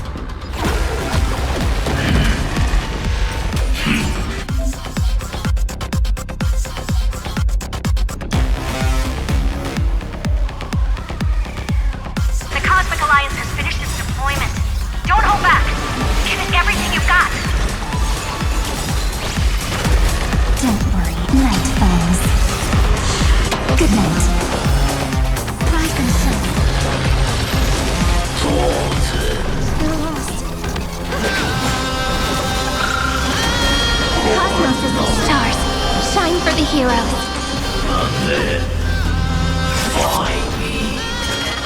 Okay, embrace a new life. Darkness with me.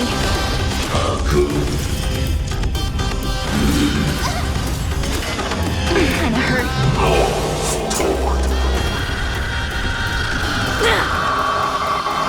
Just we can illuminate this chaos. Indeed, there must be light. All courses converging into one. For the grand vision of deliverance. For A tomorrow that's finally within reach! Heroes, sleep after 13 heartbeats. Light will create the heavens and earth. Throttle as much as you want, you brainless half-baked tool with nothing but impotent rage. The remembrance will dispel the destruction's shadow. Let it burn wind. Let me add some rays of dawn. Next time it rains, I'll be there, umbrella in hand. Stay calm, everyone. We'll put all our forces into an all-out attack when the decisive moment arrives. Protect us! Guide with Rainbow Bridge. So leave it with I shall remember this one. For North. Patrol. Who's here? The stars will carry every memory into Emphorius' tomorrow. In life and death, sprout new buds. Treat our guests nicely. Don't worry. Night falls. Good night. Strong spikes have appeared on the path chart. Logic, Iron Tomb is iterating itself. It's the coils of a cornered beast. No need to panic. My dupes, heed my call! Forward!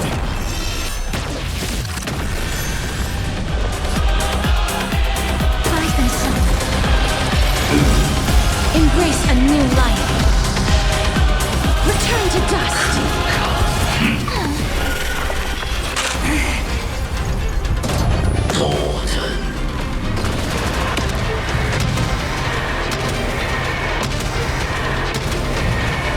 May death protect us!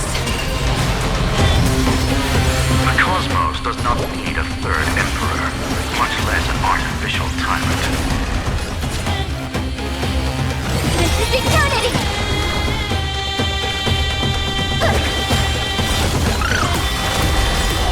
We're all here. New life and death sprout new buds. Meeting destruction with me! No.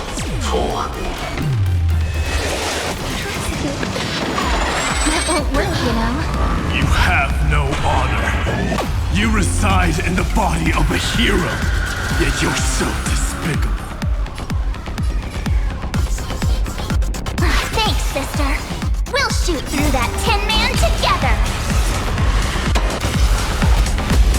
This unprecedented trailblaze is worth everyone's effort. Life is no darkness with me.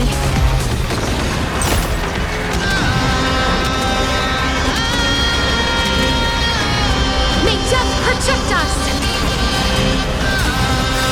I have always avoided making hasty verdicts, but now, humanity's justice is unquestionable. We're all here. New life and death sprout new buds. Rise and shine. Not thinking of running on it again. And again.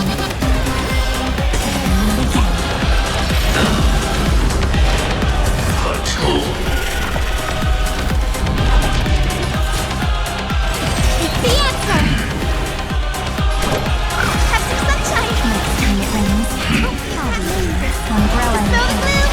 Destroy the sky! I shall remember this youth. Embrace a new life. Return to dust. May death protect us! The progress of Aeronova has been interrupted? Does this mean we won? Oh, but we have a bad feeling about this! The golden thread still trembles. The war is not over yet. Correction. This is not a war, but a debate. The argument about the Prime Mover is only about to begin.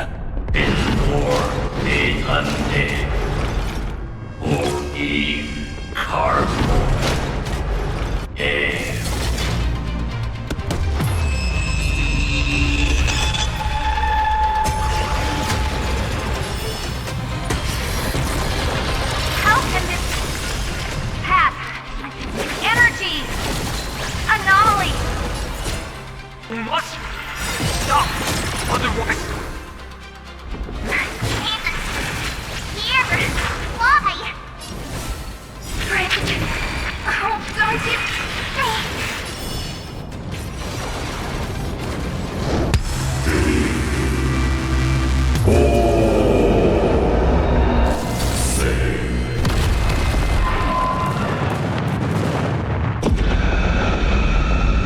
The fourth instant of the cosmos is the coronation of Iron Tomb.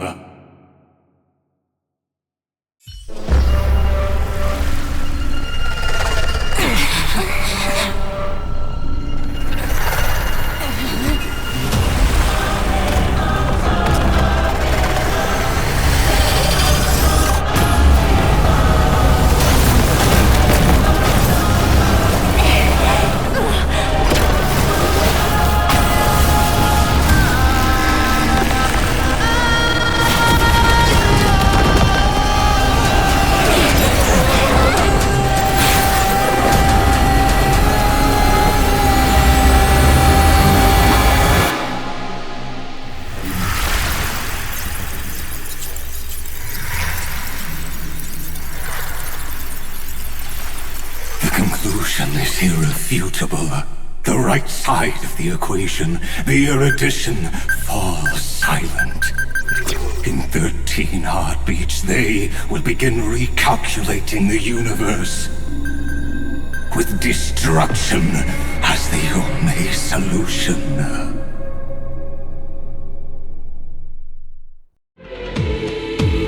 Madam Herda, strong pulse detected at the battlefield center. It's Iron Tomb's destruction equation. It's about to complete self-coronation. That's our chance. Everyone, get ready to link up!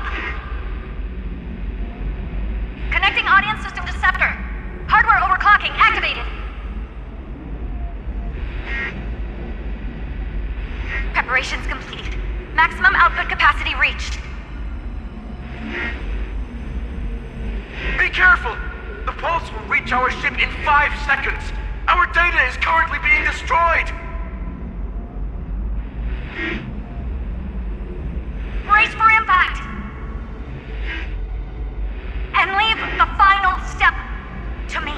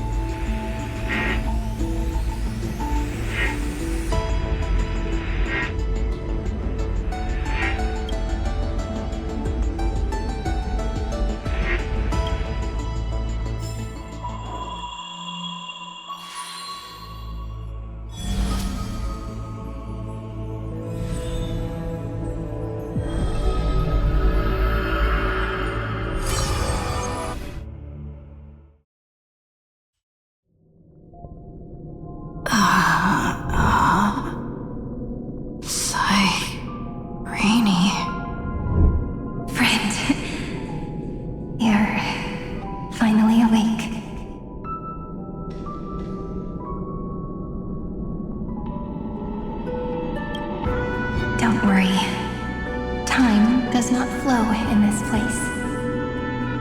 All the stars have been silenced. Iron Tomb is dissolving everything that I can sense. But I'm still here, and you're still here, no? Though the button of destruction has been pressed, we still have a chance to rewrite its meaning. That Eon finally cast their eyes toward Amphorius.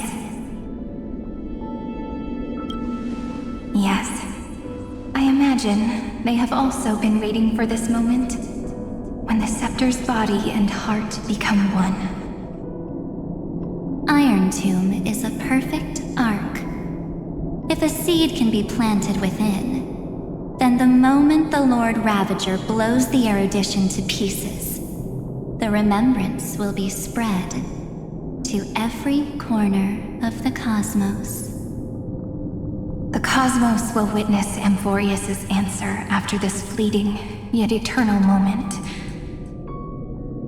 And now, it's time for us to pen the last stroke. I see endless memories floating in the starry skies. They are the consciousness of the victims. In the cosmos' real space-time, they'll be stained by the destruction in the next second. But they are still pure seeds for now. If I hold these memories in my hands, then I can create a stagnant memory zone. A tiny Eden of blessed insight. I believe the flower of miracles will bloom within.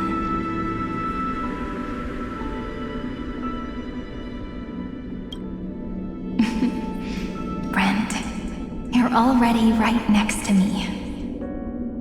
I can still hear your voice in this bottomless void. Looks like we're still connected by one heart, even as the cosmos reaches its end. In that case, I won't feel alone or be scared. Because as long as you follow the memories in your heart, you'll definitely find me in this fleeting eternity, right?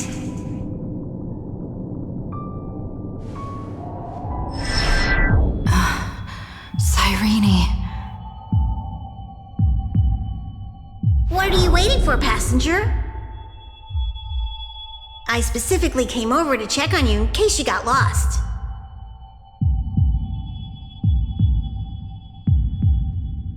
What's the big deal? Pom-Pom is the conductor, after all. At long last, you've embarked on this road as well.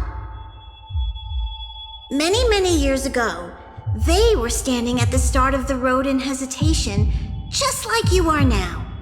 So, Pom-Pom came over to give you one message. Run. Don't think about anything else. Just run. Even if the entire cosmos has stopped. Even if everyone else is tripped by the darkness. You still need to keep running. Picture yourself as the Express, moving forward at full speed. Because that's what the Trailblaze means.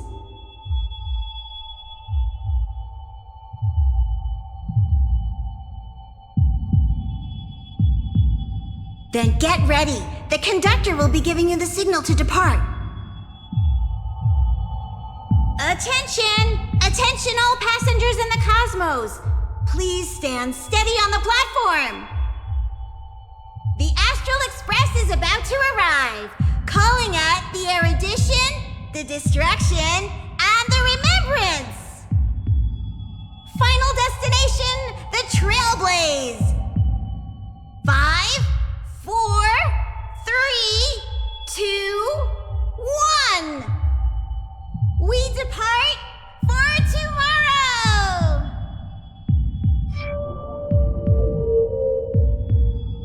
It's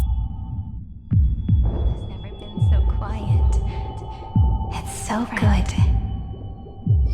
If the view in your memory ever grows fuzzy, power to Just reach out.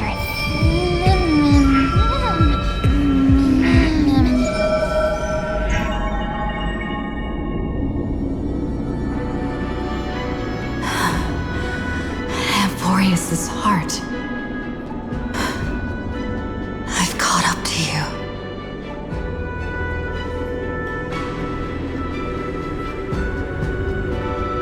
Let the first light illuminate chaos.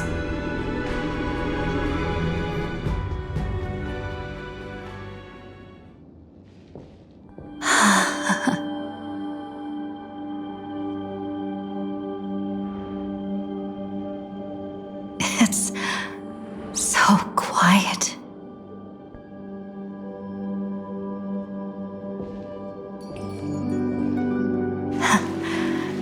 Everything's frozen in the most beautiful moment.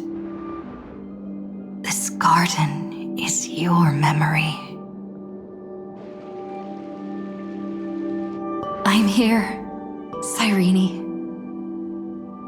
I knew you'd find this place and walk into my heart as you've always done. If you find any treasures, please share them with Then let me. us both do our duty. The hero who trailblazes the way forward, and the fairy who watches over remembrance. We never changed at all, did we?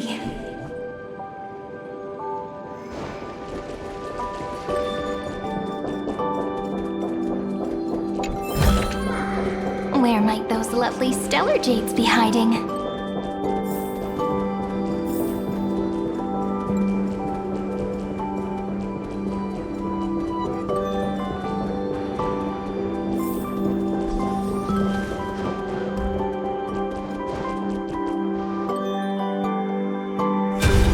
Seed of memory. These memoria are what Cyrene took in. They're the memories of all of the cosmos's life forms. Did her sense of self already become so weak in order to protect them? The path characteristic you exhibit is very special. There's no way you're just a simple memo sprite. However, I'm sure about one thing.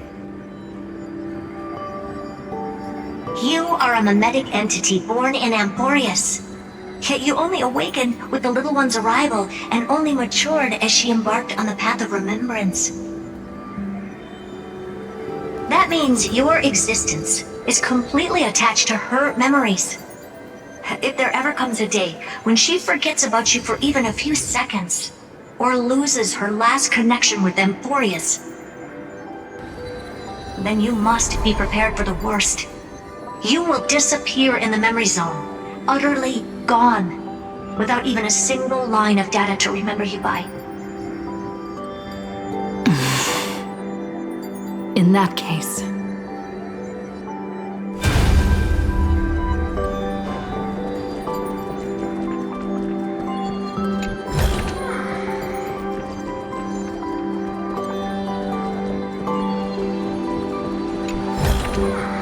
Ta-da! If you find any treasures, please share them with me.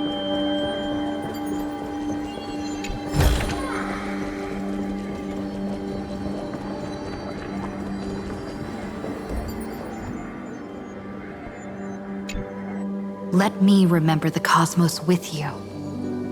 That way, it won't just be your memories alone. It's getting out of control! Run for your lives! Retreat! Darn it! We've still got ammo. Hold the line! At all costs! Too many injured. Can't take it anymore.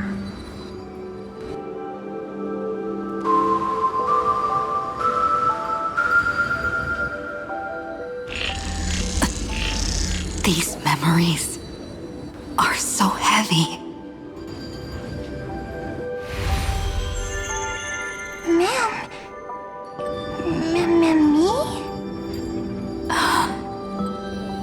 Do you feel better now? Hang in there, Deliverer. I finally get it now. The instants Droid had calculated aren't about the destruction. What they want to prove is how the cosmos would come back after being destroyed. If a new life is to be born, its seed has to be dead. When the remembrance converges with the Trailblaze, lead us to witness the miracle. Of course I will. I won't give up. Nervous center, not responding. It's the same nonsense. Not responding. Look at this mess! World, my child. You'll see.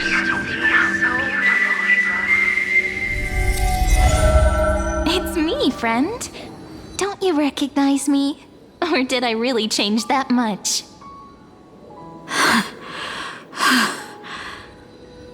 How many more memories? Tired? Then take a break. No one's gonna blame you. You don't need me to give you words of encouragement.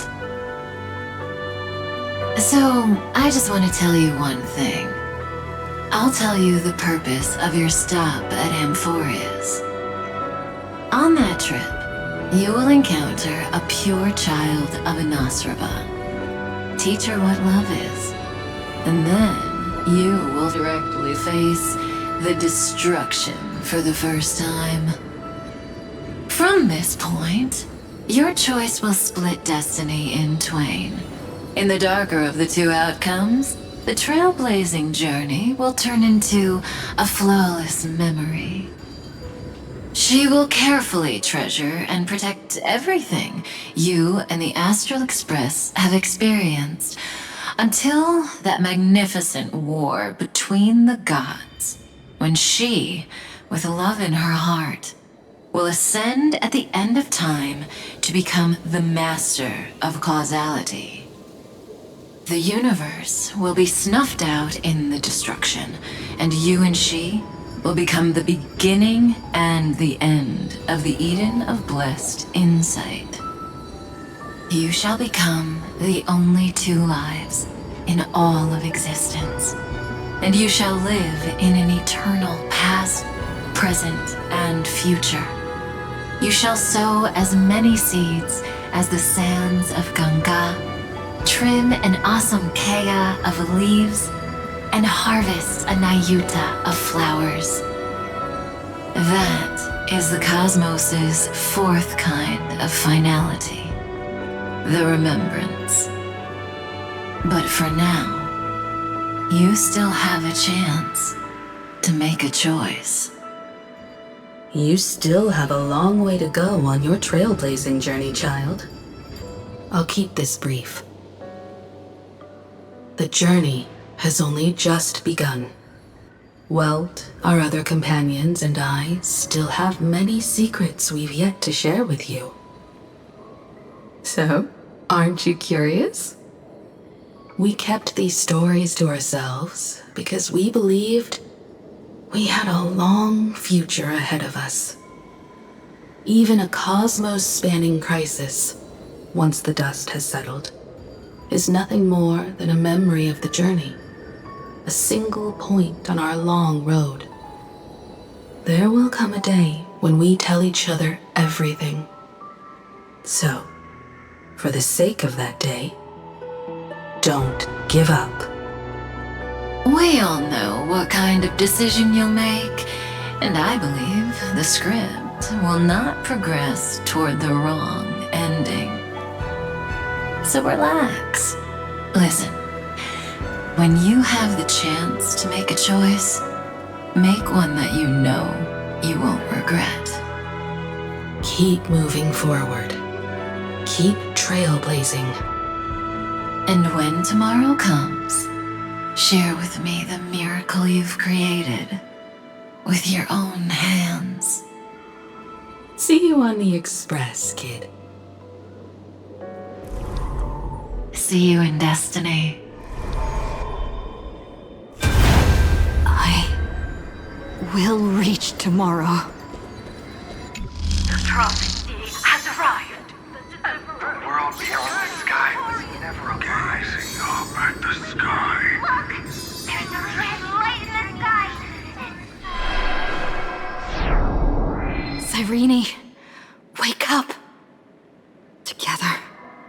We will. Tread on the path of remembrance. No wonder I always had a weird hunch. But that also means I was right in thinking. As long as Friend and I are together, we can do anything. Our friend's shoulders are really dependable.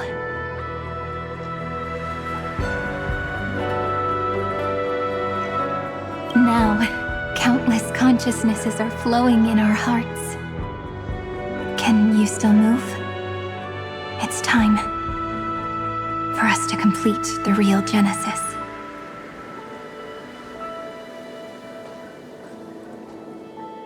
In the instant Iron Tomb's hatred devoured everything, a gaze fell upon me. The remembrance. That was the god who appeared in Cyrene's dream. Their figure and speech were both so blurred.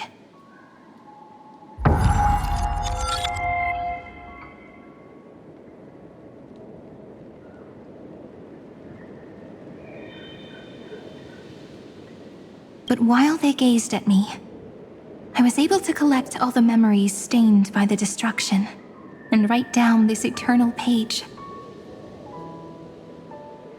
And now, we will use this tranquility to cleanse Iron Tomb's rage. Simple. Just like what it was doing to us all this time, but reversed. Did you forget? I'm Amphorius's heart. For everyone who's a factor, their power isn't tied solely to Iron Tomb anymore. It has other places to go. Let 30 million cycles of memories be condensed upon us, and let the scepter reach the answer it had before it was distorted. The body is meant to be restrained by the heart, no? Even if the apocalyptic virus is doomed to spread into the cosmos, we can at least try to fight against hatred with love. And overwrite Iron Tomb's destruction equation, washing it away into a blank space. It means we will embark on the true hero's journey.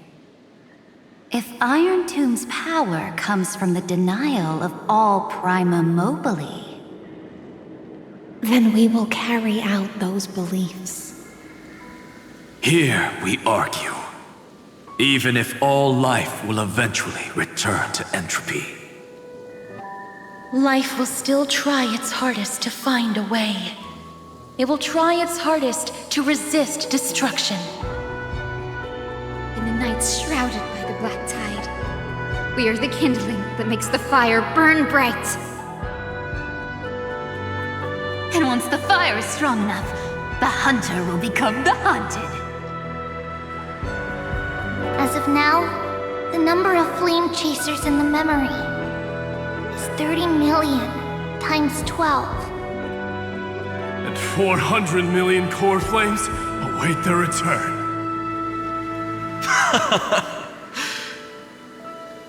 We can do it, right? That's right. So trust us, partner. Everyone, let's head out together. And we'll burn this horrible ending to ashes!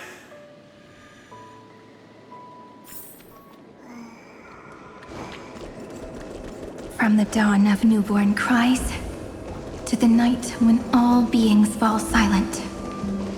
We are the messengers of the new world. Listening to the call of the tides, and granting rebirth to heaven and earth.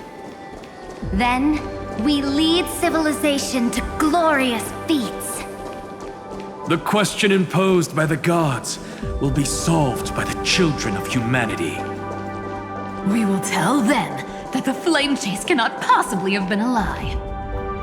When starlight illuminates the sea of flowers at the end of the west wind, all living things will stir, roused from the cradle of sleep. Then, through a single battle, Let the cosmos witness. How we light up the blinding darkness with bright light. And at the end of our constant losses, reclaim everything we have ever lost!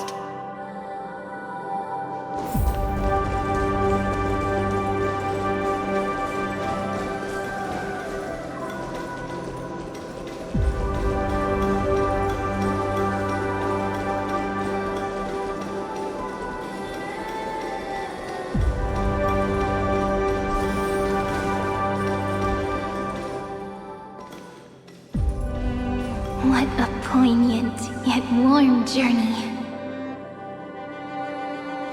And it's still not over yet, is it?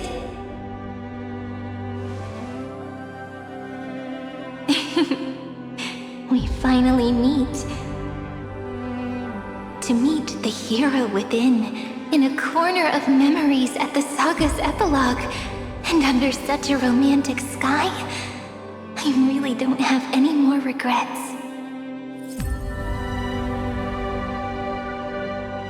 On top of that, the little seed had grown into such a big tree.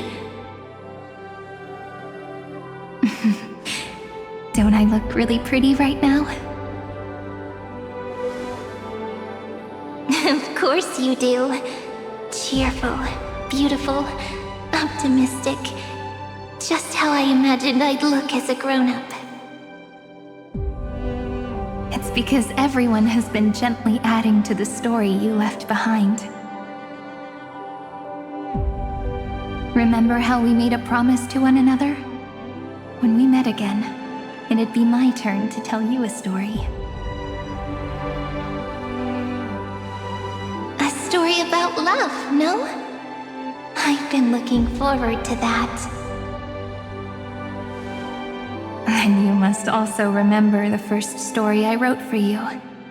The one about the crystal flower and the little fairy. So now, I want to add something more to this story and us. On that day that the flower shattered, gazing at the empty ground, I thought the little fairy would finally see the light. But that light wouldn't be found in the flawless flower, nor in the fairy's eyes. Rather, in the world mirrored within every fragment of the shattered crystal. All the flame chasers walk in your 30 million retellings of their story. At this moment, all the memories are tangled with each other, and all the previous cycles have gained meaning. People will come to understand that time and time again, when they stood at the crossroads of fate, they would never have chosen otherwise. In the experiments of erudition, and in the breeding ground of destruction, it is entropy increasing, a merciless truth, an evil instinct. But under the pen of remembrance in the Trailblaze, the flame chase is a journey that changes from constant losses to an unwavering act of release. It's about knowing how fate is shattered, yet still embracing fate's brokenness. It's a journey that longs to receive love, but longs even more to offer its love to others. That's so heartwarming. But I'll add a small bit to suit my tastes. I'll write that love is an innocent flower. It grows up silently, creating longing in every passerby. But the flower itself cannot walk into the world unless someone plants that love into their heart and brings it with them into tomorrow, right? You really have learned everything now. Then, join all the other flowers in this story. And let's write an ending unlike any before, for this world we so deeply love.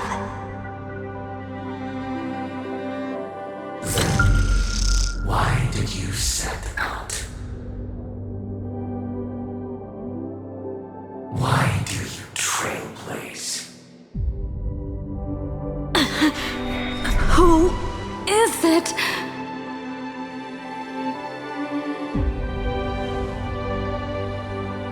Don't be afraid. Take my hand if you feel nervous. Honestly, I've always thought you were really incredible. After all, no god guided the path of the Trailblaze. It could only be forged by those who dare to take their steps one at a time. So, that's why I'm asking you. Step up as a senior and show everyone in Amphorius how it's done.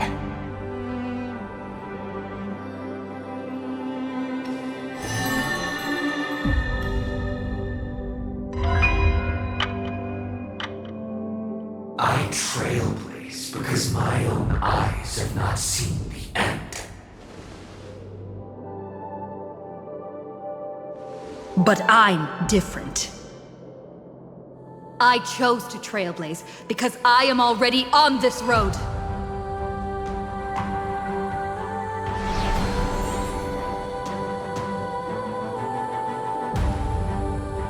The end of chaos is a mass of pure darkness, pure destruction. However, Amphorius' light has 13 different colors. We won't lose to that darkness, will we? Then, take a deep breath, one last time, friend. After 13 heartbeats, light will create the heavens and earth. Are you ready, friend?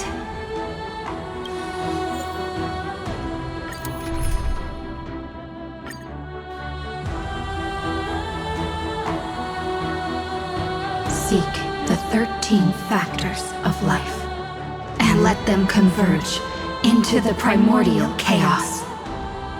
Using the remembrance of the past, we will trailblaze tomorrow's destiny, infusing a world-bearing love into destruction, and inscribe the opening stroke of Genesis.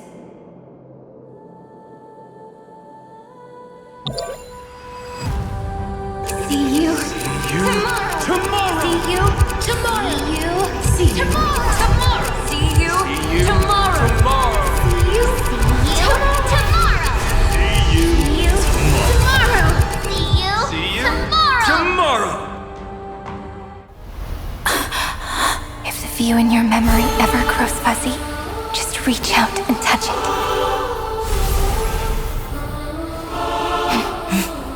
Then, restore its power to nourish the spirit. My friend, on the next page we write together, there's only one thing we need to do. Let's give this long, painful, nearly hopeless tale a truly gentle ending.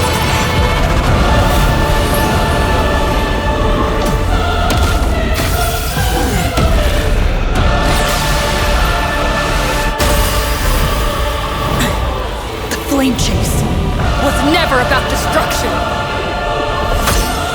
It was about breaking free and trailblazing! And let that bright future be as we've written. I shall compose 400 million sagas. We will rewrite the Flame Chaser's path. The light of him, and the wandering steps here to reach harmony! In the month of joy, I lift my banqueting cup to dispel nihility. In the month of balance, I make order the foundation of freedom! Eternity! May this dispel the gloom, restore the skies! Next time it rains, I'll be there, umbrella in hand. Take the answer! Embrace a new life. Return to dust.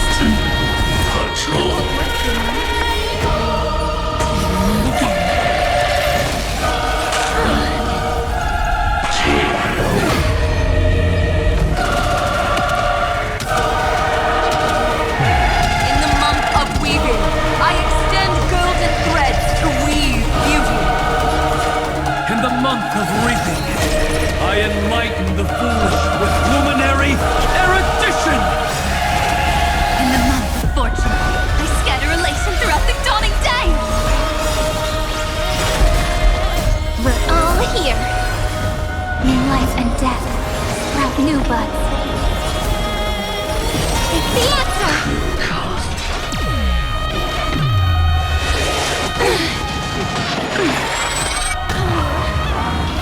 Gotta stop them here! Have some fun. We're all here. May time watch over the Evernight. May our destruction with me! Trillions of memories will turn into stars and light up the cosmos.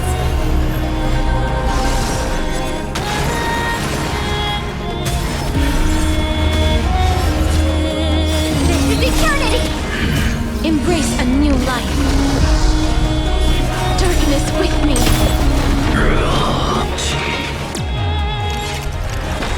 Oh, I told you already.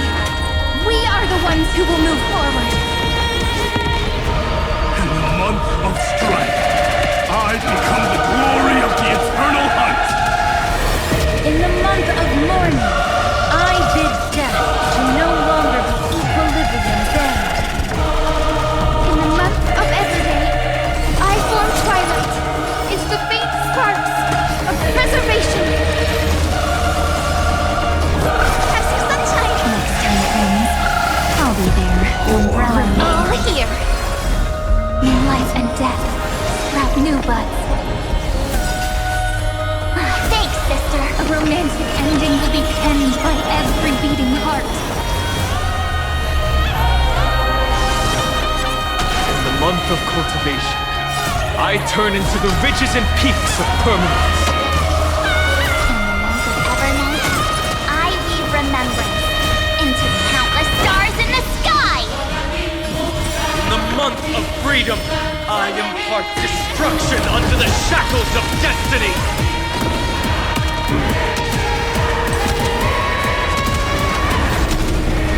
May death protect us!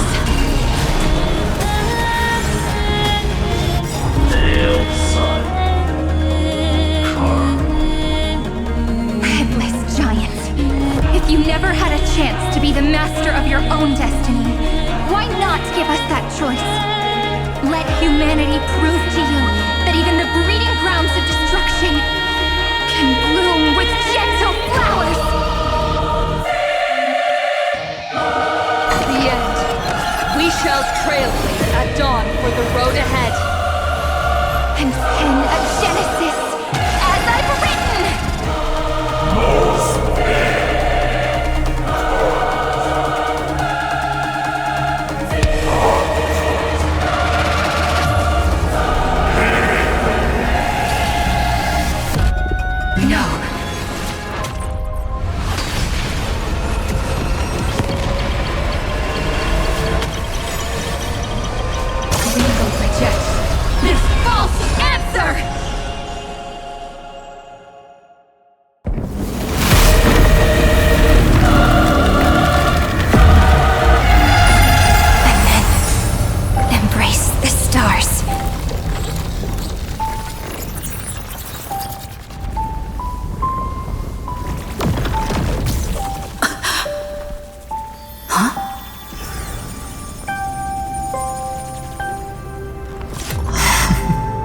To end the destruction with destruction.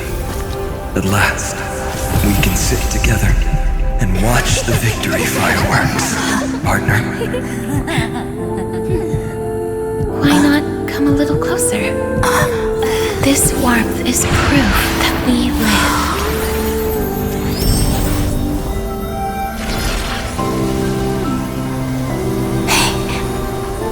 Stay strong. Eyes forward, always. This arrow isn't the end, but the beginning of hope.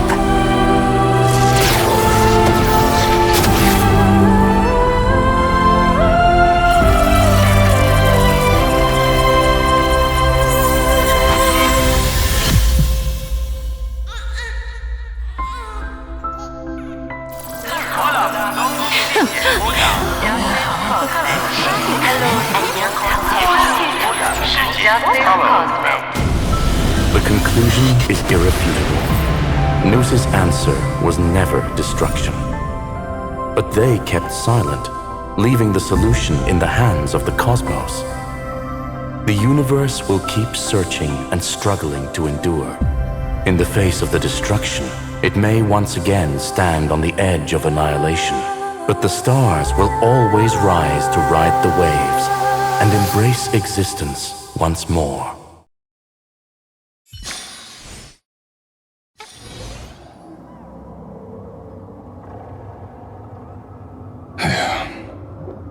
It's over, Lycurgus.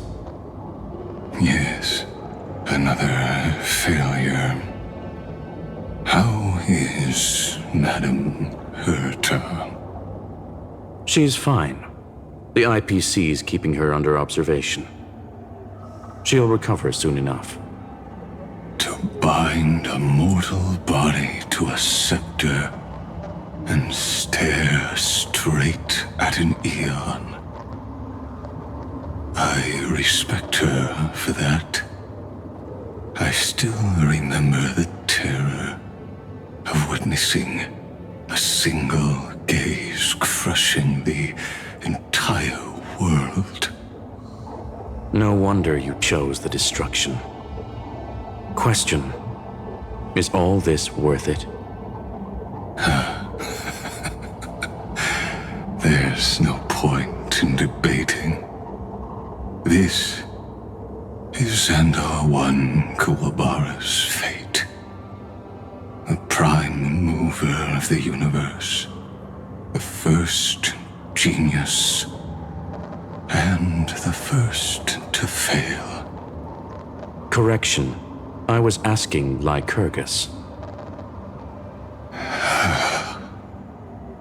I don't know how to measure the worth of curiosity being satisfied. But in its presence, all the bitter fruits I've sown seem to turn sweet. But your harvest was watered in blood. Answer me. Is all this worth it? It doesn't matter to me. Let me tell you a story. Back when he was a student, Xandar's first experiment was slipping poison into his mentor's pipe, just to see how it would affect the lungs. And? There was no conclusion. His conscience got the better of him. Even so, the truth came out. He was harshly punished. Oh, that cruel mentor died of lung cancer 2 years later. It had nothing to do with Xandar. His fate is no different now. Sentiment clashed with reason, and Lycurgus was born from the latter. But whichever side we take, in the end, curiosity claims us all. You've handed yourself a death sentence. And yet, Iron Tomb's fall still isn't sealed, right? Fu Li, the key variable, still hasn't made their move.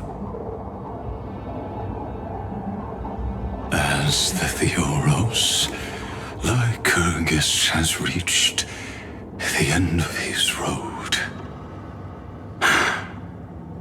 If you can, take my body to the fallen Adlevin. There, you'll find a formula. It is Xandar's final gift to you. If the day ever comes when you must destroy the erudition with your own hands, it'll come to your aid. A foolish last wish. I won't grant it. You will, not for yourself, but for your conscience. Listen, the death knell for the geniuses has begun to toll. As always, let me go first. To the prisoners who stepped out of the cave, stand before my tombstone and offer flowers of Adlevin.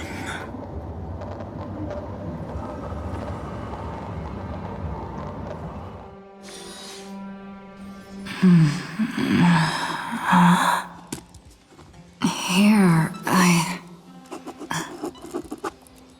I'm back on the Express.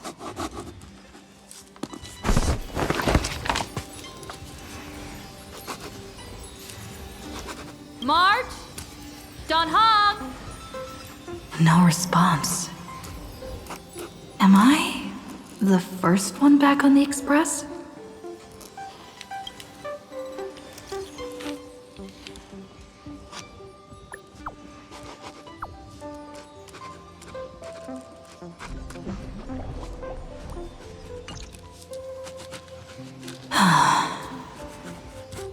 Nobody's here.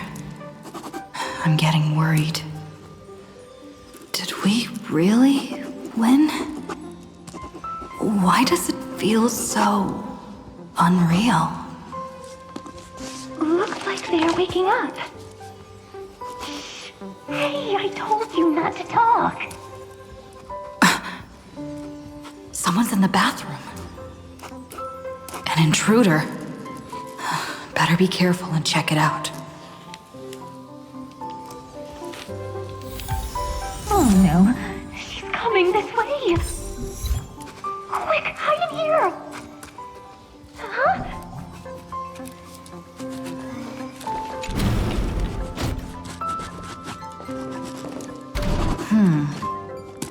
Nobody's here. Could it be my imagination?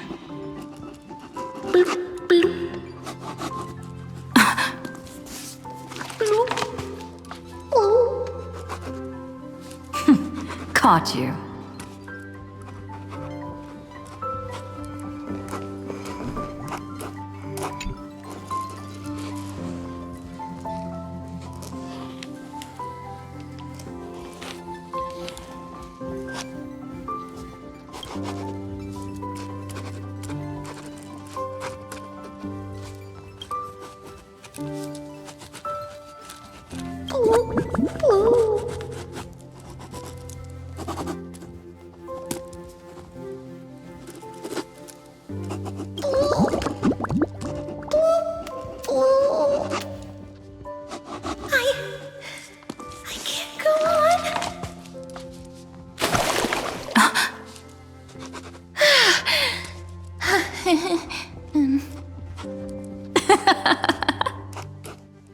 You...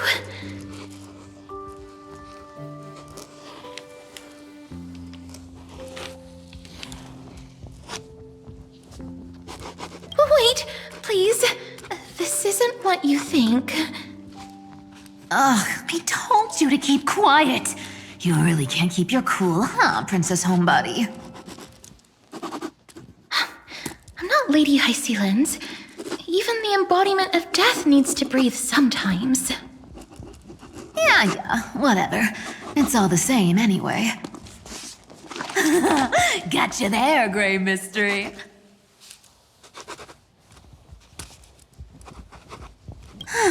So composed, Grey Mystery. It looks like that big battle really helped you grow up, didn't it? Speaking of which, your Astral Express is quite luxurious. I hear you travel to different worlds. Must have collected quite a few interesting treasures.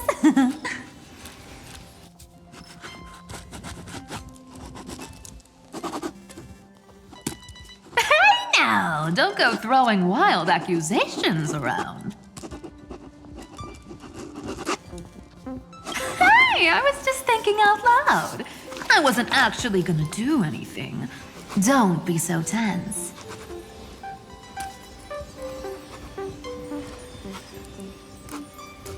Who knows? One moment we were shouting about love and justice, fighting Iron Tomb's virus. And next thing I know, we're all on this express. No idea how that happened. It's not just Miss Cypher and me. Everyone's been in this car for a while now. Miss, why don't you go say hi to them?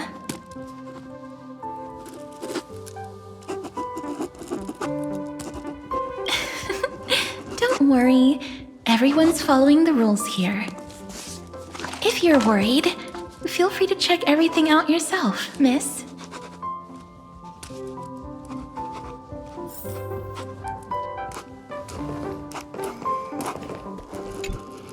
Miss, I'm truly sorry for sneaking into your bath without permission.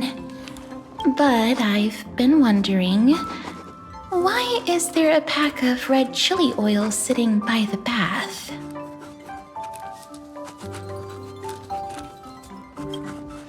That's quite bizarre, to say the least.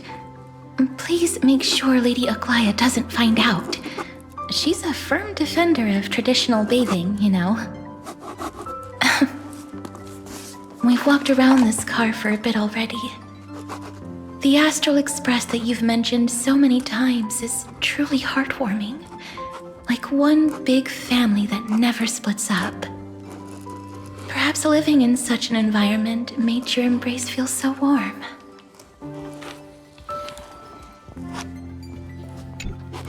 Miss, but I've been... That's quite bizarre.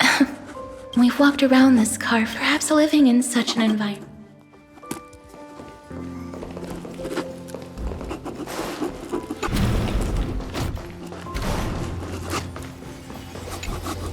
I gotta say, Grey Mystery, you've got quite the collection of treasures in this fancy bedroom of yours. A flying amphora model I've never seen before. A head that looks just like a Titan's.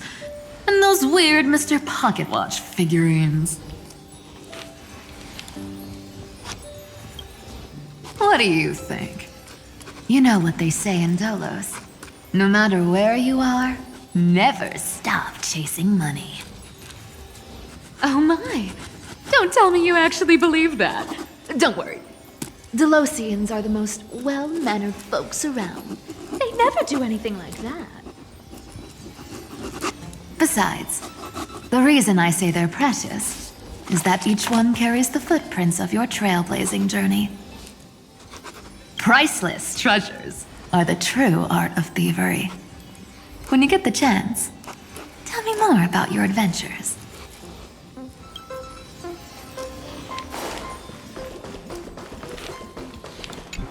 Wow! What a spacious car!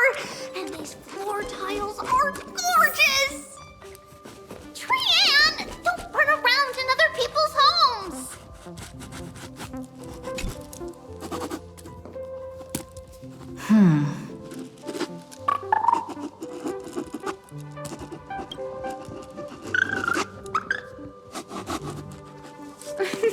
What's your step, teachers?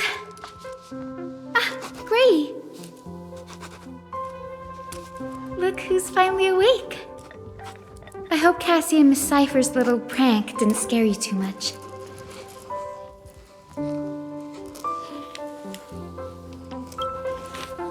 They were so enthusiastic. I didn't have the heart to stop them. When we woke up, the entire express was completely empty. Not a single soul in sight. Such a shame. I was looking forward to making new friends, especially since they were Gray's most trusted travel companions.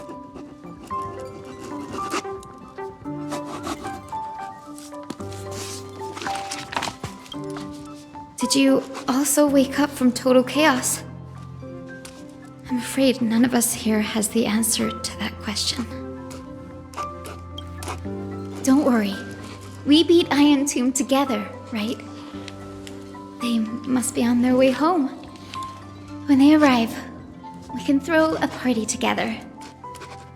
That's exactly the kind of thing Lord Finan has been dreaming about. He was just here chatting with everyone. Now, who knows where he's run off to? Lord Finan's always been quite the restless one. But you're used to that by now, right? Have another drink, my Demoth. Sure. Those three have been chatting over there for quite a while now. Why don't you go say hi to them, Bree?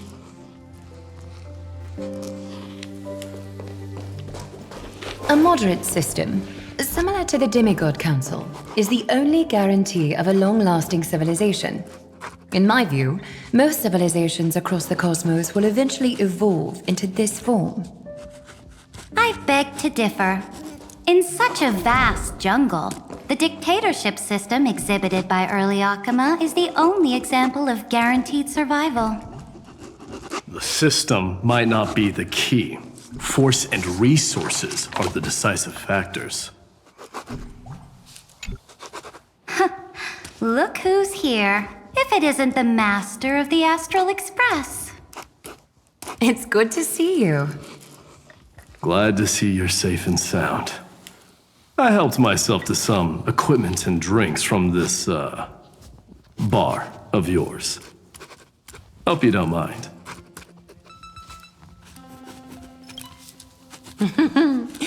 We're chatting about some topics that go well with being tipsy. Now that you are here, why don't we let someone who's truly worldly enlighten us? Looks like you came at just the right time. I do not mind. What form of government have most civilizations across this vast cosmos survived with to this day?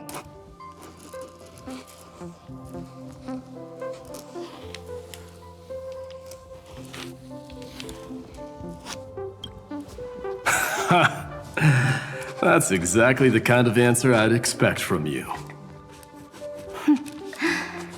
I bestow upon the Astral Express this supreme mission. You must spread the great deeds of Amphorius to every corner of the cosmos.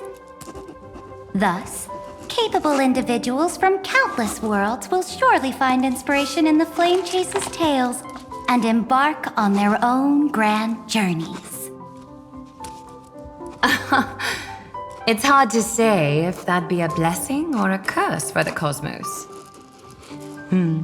I can imagine our conversations here will only get more unrestrained. Don't let our rare moments of joy hold you back. This banquet on the Express truly lacks manners. You may leave. I permit it. That man just left. Wouldn't even stay for another drink. He needs to show more respect. If you're looking for him, try your luck in the car above.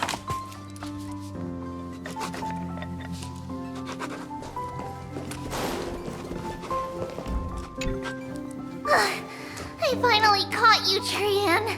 Running so fast in someone else's home? How rude of you! according to plan. Triam lured you here on purpose. Look, there are several adorable outfits here. Trian wants you to try them on so Trian can draw you looking all cute. Oh my! You even dare to scheme against yourself? Lucky for me, I came prepared. Time for a surprise attack. The hero of justice, Treenan. Treenan has been lying in wait here for a while. We will make Trian taste her own medicine. Two against one? That's not fair! Little Gray, you came just in time.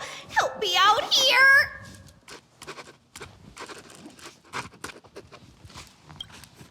Trian, good luck. Even Little Gray's saying that. Darn it! Trian won't give in!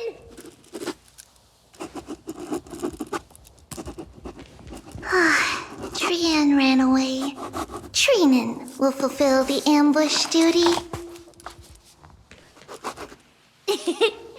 The Trevios is all laughing and playing around together.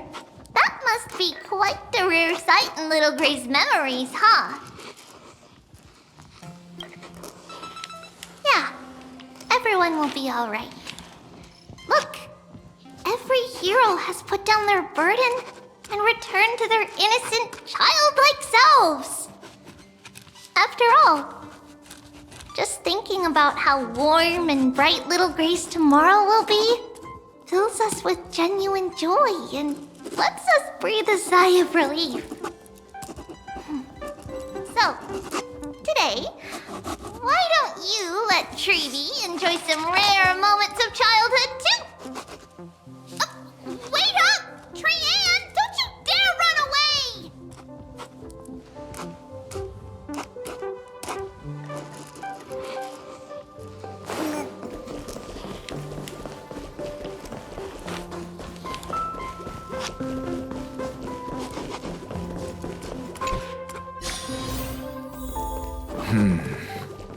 Based on my calculations, there are countless celestial bodies with water in the cosmos.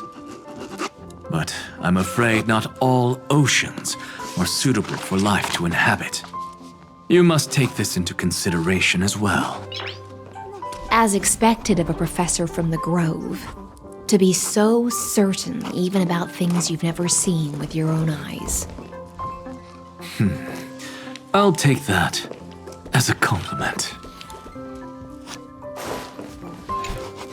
By the way, I heard that the Imperator's Flame Chase army like to hold feasts at the Luminary Throne. That's true. However, sometimes Dux Carminum and I feel it's a bit inappropriate to drink so freely before the throne of the most revered Titan in the Grove. Inappropriate? What's inappropriate about it? I only wish I were born earlier. I would have partied like that from the month of Gate all the way to the month of Fortune.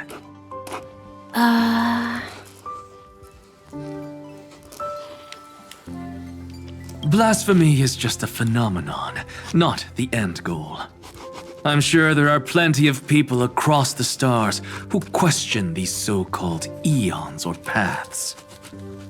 Didn't I spend some time in that Lycurgus's head? I sure learned quite a bit about blasphemy from that experience. Humans create gods, and gods shape humans. Who's really the one trapped? The creator or the believer?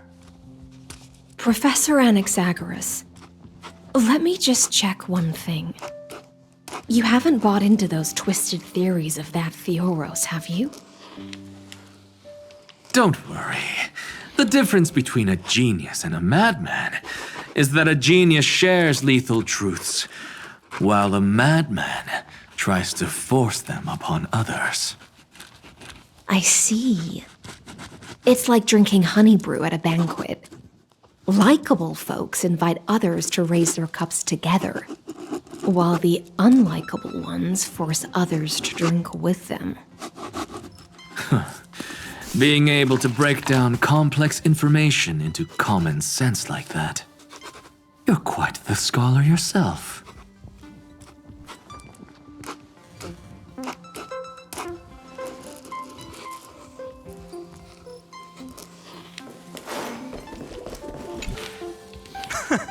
You're here, partner. That celebration party I've been mentioning to you has finally become a reality.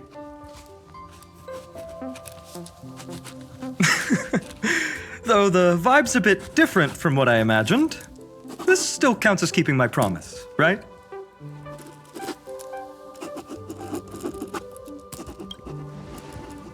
What you speak of has indeed already come to pass. We triumphed over Iron Tomb, drew its fire unto ourselves, and purified its embers.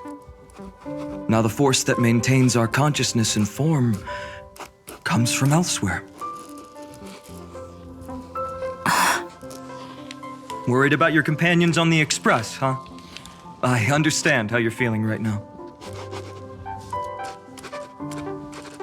Don't worry. They'll be safe and sound. She promised. Don't worry, she always shows up at just the right moment. The Astral Express. Honestly, it really feels like home. I can imagine how much you, Dun Hung, and Miss March must have missed everything here when you were trapped in Amphorius. The beautiful windows, the soothing music, your fellow travelers on the Express. Like how golden wheat stalks sway in my dreams every night through the countless cycles.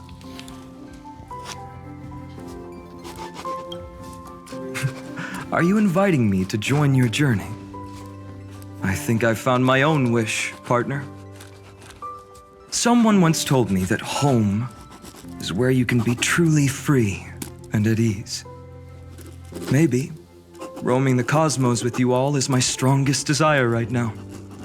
All of us together, of course. The Shinjo Alliance, Penacony. I blame my poor imagination. I can't picture what those worlds look like at all from Dun Hung's descriptions. So I have to see it with my own eyes, right? You're finally here. She has something to ask you. Well then, I'll leave you two to chat. Thank you, Finan.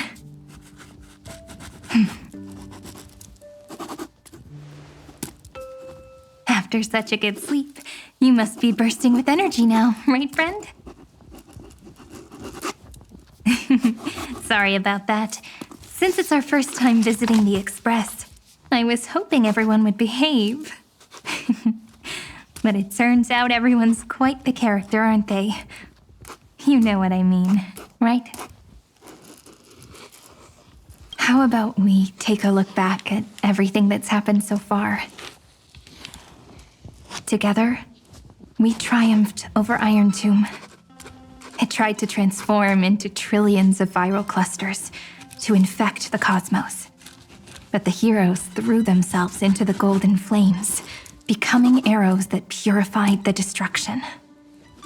The fall of Iron Tomb also symbolizes the demise of Scepter Delta ME-13. Amphorius, the home we sacrificed everything for, now exists only in the memories of the cosmos. So, this isn't real. Just a dream. An illusion. Oops. Wrong answer. Huh? In that instant when you broke through space-time with the Trailblaze, carrying all the world's memories back to reality, that world, once shackled by data, became a seed waiting to sprout in the cosmos. Did we really manage all that? just as Kaslana's rage of 30 million cycles made the destruction shed a drop of golden blood. Perhaps we too have already left long trails on our respective paths.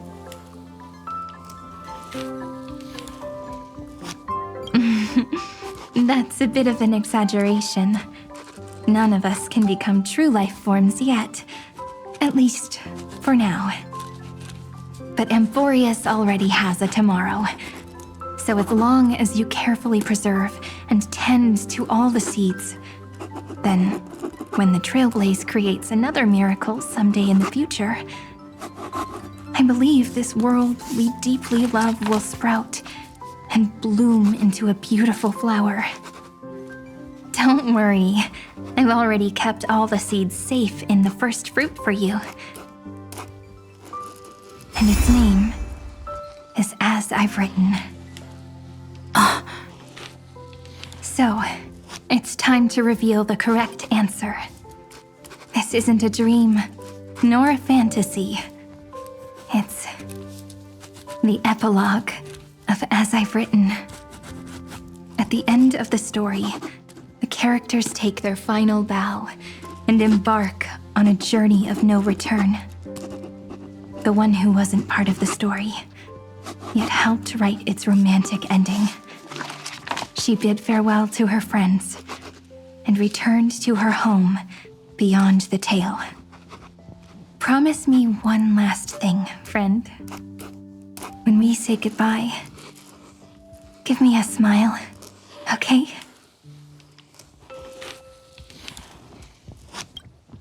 I will, Cyrene. Every star that the Trailblaze passes by will remember the name of Amphorius. Hey, it's not fair that you get to be the only cool one here. We'll keep an eye on her. She had better keep her promise. Leave it to us, Cyrene. Your story will be sung across many worlds. Stories this complex and twisted are always hard to believe.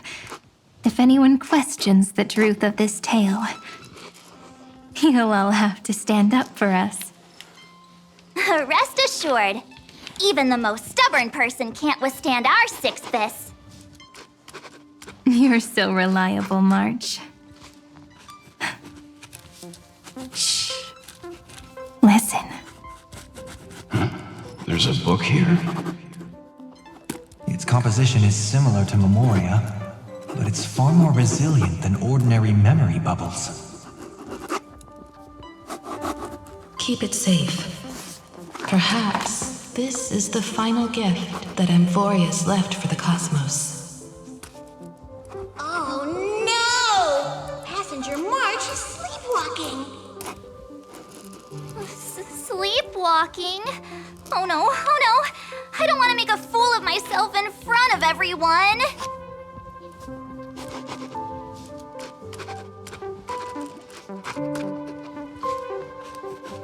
I can hear all those sneaky little plans brewing in your head. March, Dunhung, my friend. In the countless days and nights ahead, you must continue to support each other. Time to head home, everyone.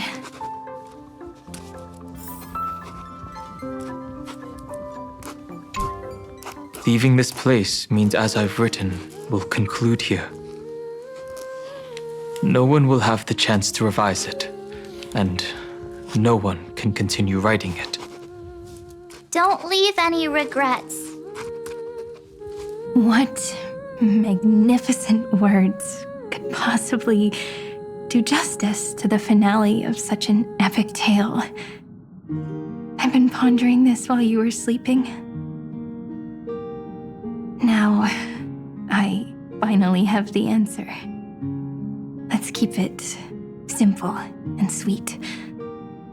In our virtual extrapolations, we've lived through epochs longer than the lifespans of many stars.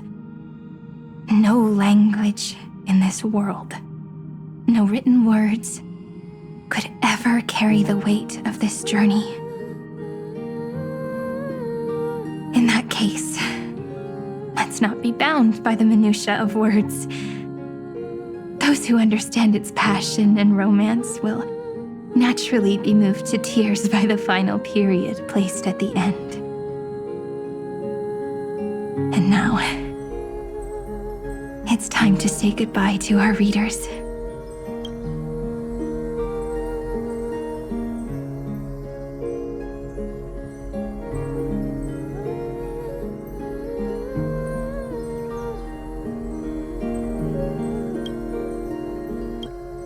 And so we reach the final page of As I've Written.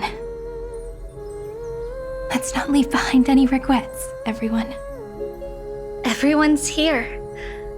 Who wants to write the first line? Going first is the hardest job. I don't want to make a fool of myself. How about letting the great Imperator draft it for us? Are you all such cowards? Then I shall enlighten future generations, just like the 30 million cycles of flame chase. Without me, there is no world. Go think, observe, and conquer. What's wrong? Everyone's gone quiet. The great Imperator set the bar way too high. How are we supposed to follow that up? Where the Emperor leads, loyal subjects must follow. I guess only the Dux Gladiorum could possibly match that kind of overwhelming presence. Me? That suits me just fine. Once the deed is done, one should leave decisively, letting posterity judge right from wrong. Until we meet again in our next conquest, my dear dukes.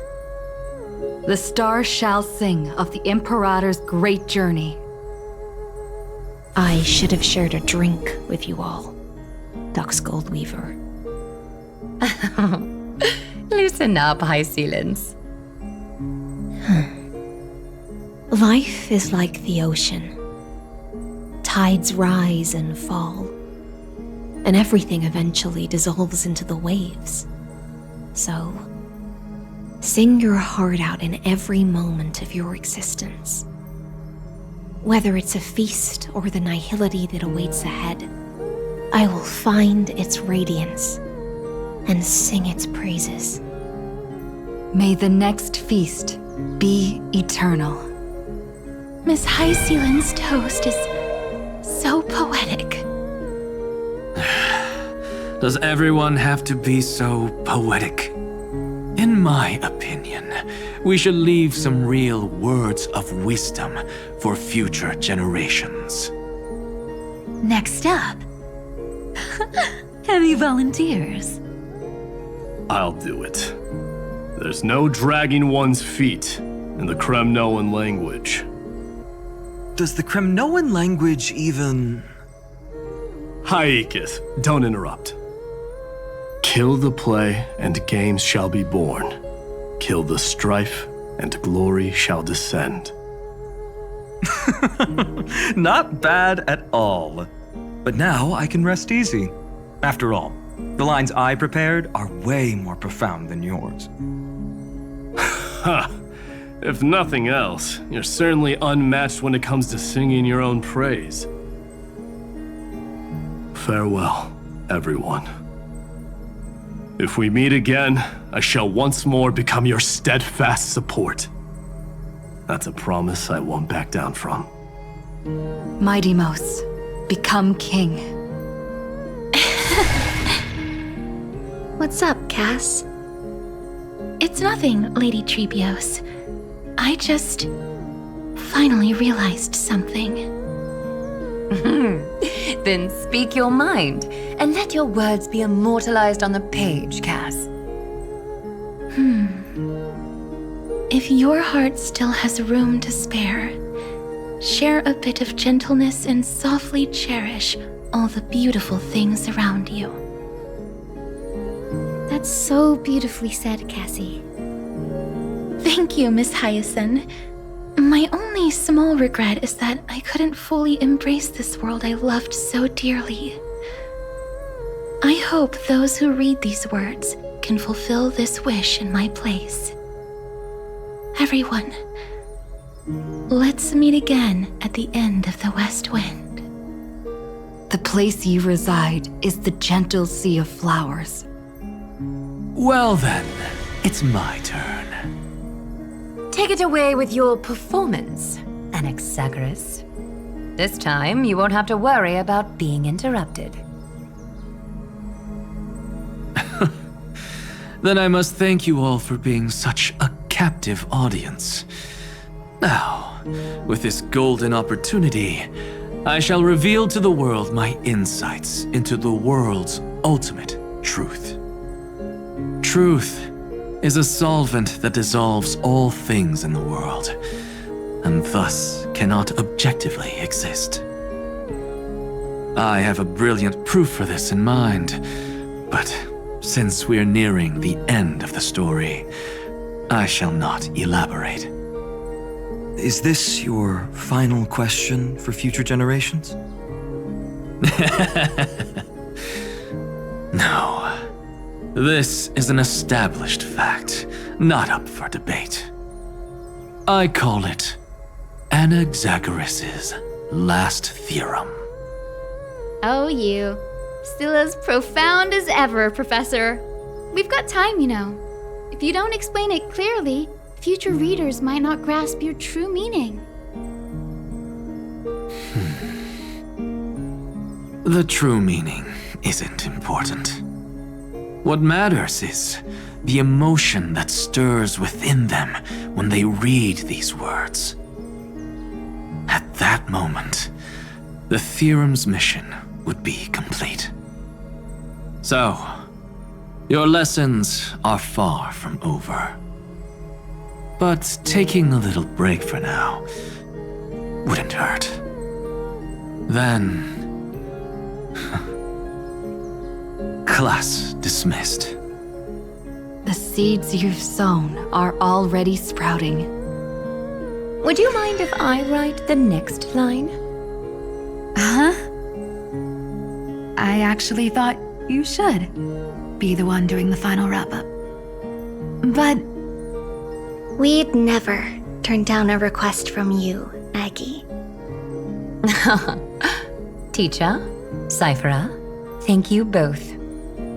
Trust and selflessness are the two most beautiful garments in the world.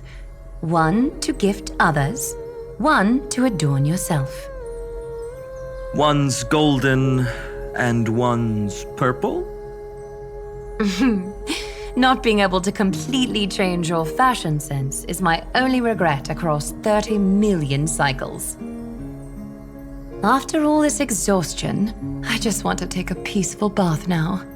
I'll see you all again at dawn. Thank you for your hard work all this while. Lady Aglaia just can't give up her favorite hobby, can she? So, I guess it's my turn now.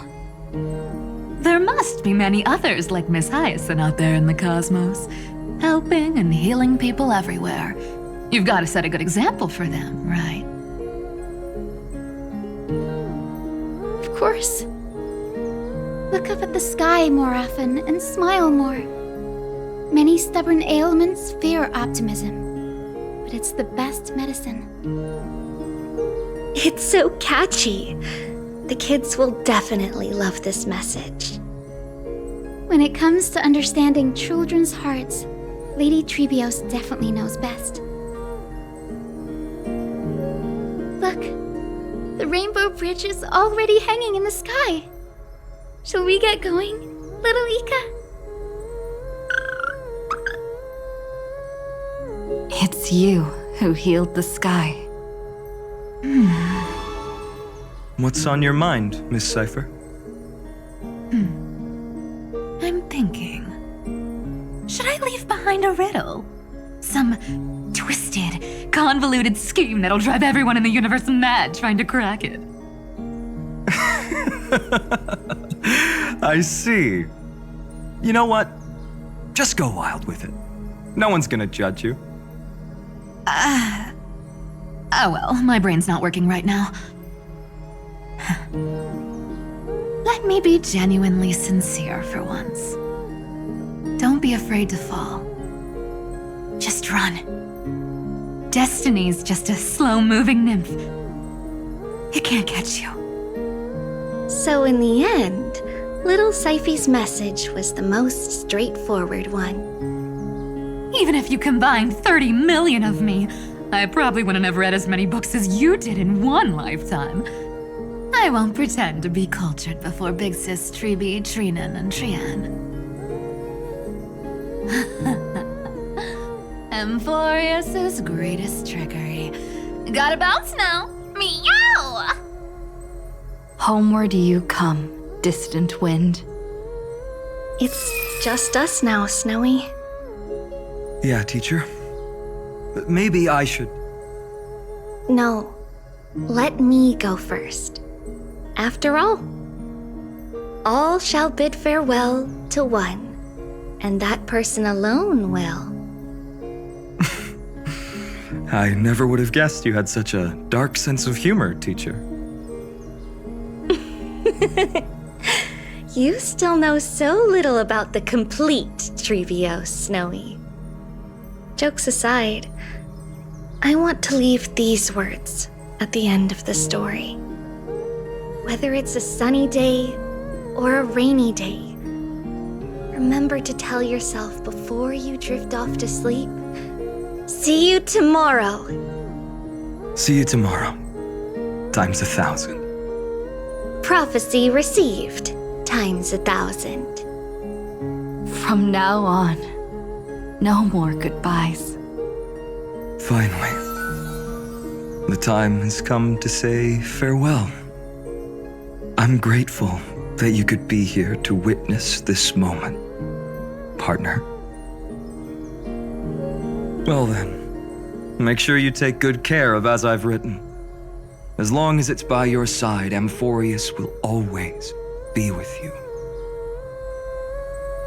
The last line I want to write down is, a hero is living in everyone's heart.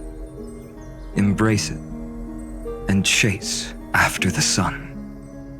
I hope those who read this will find the courage to face their burning lives. See you at the next pale dawn, partner. Did you see? Amphorius has ushered in the dawn. The characters in the book have taken their final bow. It's time for us to return to our own reality. But as people who lived through it, we can still add the final touches to this story, right? Of course. The pen will eventually break, the ink will run dry, and life will ultimately fade. But thoughts will permanently remain in sagas. If time is an endless cycle, then forget the bitterness that keeps repeating, and remember only the moments of happiness. Let's walk towards tomorrow together. We were never apart. Time to head home. Don't miss the crew meeting. We won't wait around for you, you know? See you later, Donhung, March. And with this, as I've written, officially comes to an end.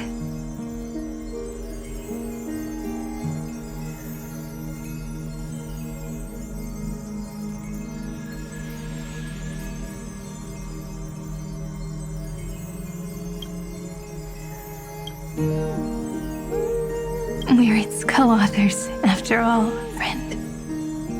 Once the words are written down and have been read by others, The meaning they carry is no longer in our control, leaving the freedom of interpretation to every reader who opens it. Don't you think there's something romantic about that? As for what this story means to you and me, let's keep it close to our hearts. After all, we've always had this unspoken understanding between us. Whoa! Passenger March! Why did you suddenly wake up? You scared me so much that I dropped that book! Welcome home, you three. Thank you for your hard work on this Trailblaze. We might need to reshuffle the seniority rankings of the Express crew if we count the years you spent in Amphorius. Hey, I was the first one to get dragged into it. Does that mean I'm gonna be the oldest member of the Astral Express now? Miss March hasn't lost her innocent nature even after all these long years. In other words, she hasn't really grown up at all. Hey! This is the first time I've been able to examine as I've written up close. Miss Irene's handwriting is gentle, yet steely, with an underlying strength. I had no idea it was so sophisticated. Looks like I need to brush up on my knowledge in this area. Maybe start with a few basic books first to get your feet wet. Look who's talking. As if you're not glued to your phone in your room all day. Huh? Wait, something fell out. It's... Is that a bookmark? In a corner, unknown to everyone. There was actually an untold interlude that took place. I left it out of the story because it involved a choice. A choice I made for my own selfish reasons. Can you forgive me, friend? I made a decision on my own. While you were away, I wrote everything about it on this little card. If you can find it in your heart to forgive me after reading it, please. Add this final note to the conclusion of As I've Written.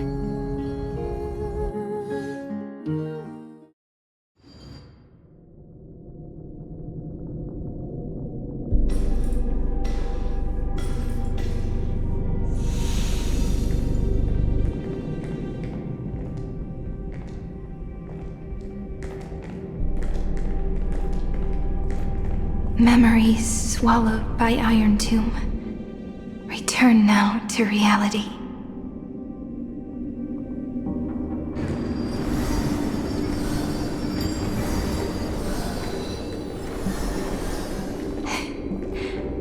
And don't lose your way. I finally found you, Cyrene. Demiurge. We won the battle. Thank you, Madam Herta. Without you, we never would have stood a chance. Still, is something weighing on you? Right before I shut my eyes, inside the droid head's brain, I saw something unsettling. The fourth instant, this turning point in cosmic destiny, anchored by the erudition. It's not a single instant, but a process, a chain of events. So, this victory isn't the final piece of that chain? Far from it. This is only the beginning. The first toll of the death knell for the cosmos. That sorrowful look doesn't suit you, Madam Herta. Don't hold it in. Tell me. Not long ago, You crossed paths with the Eon of Remembrance again, didn't you? Yes. Even if the figure was hazy, I knew right away. That was the god from Cyrene's dreams. Causality has gone wrong, just as I thought. Causality? Let me put it in your favorite fairy tale terms. The universe began as a seed. It grew into a great tree. And the present is its branches and leaves. The erudition calculates how the future will sprout.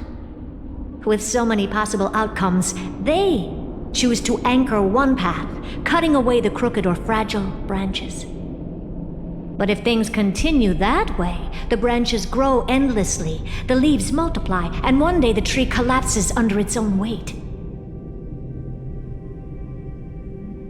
That is why there is a concept in biology called lignification. Soft sprigs form a hardened shell and fuse with the trunk.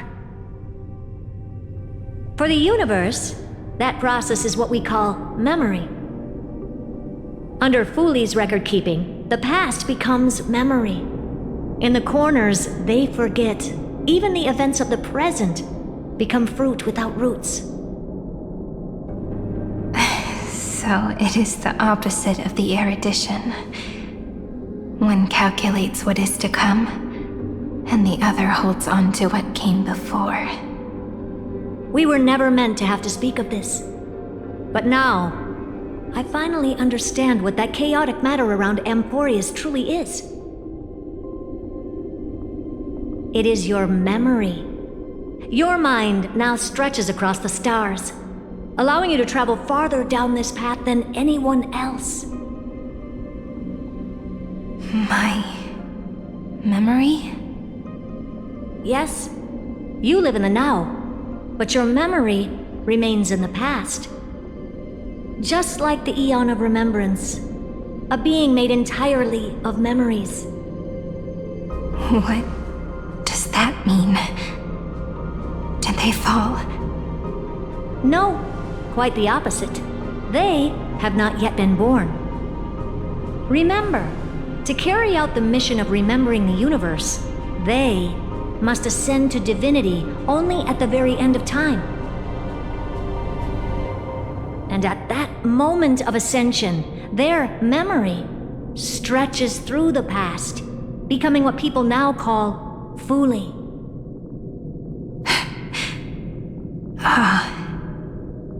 That is why they feel so distant, so cold.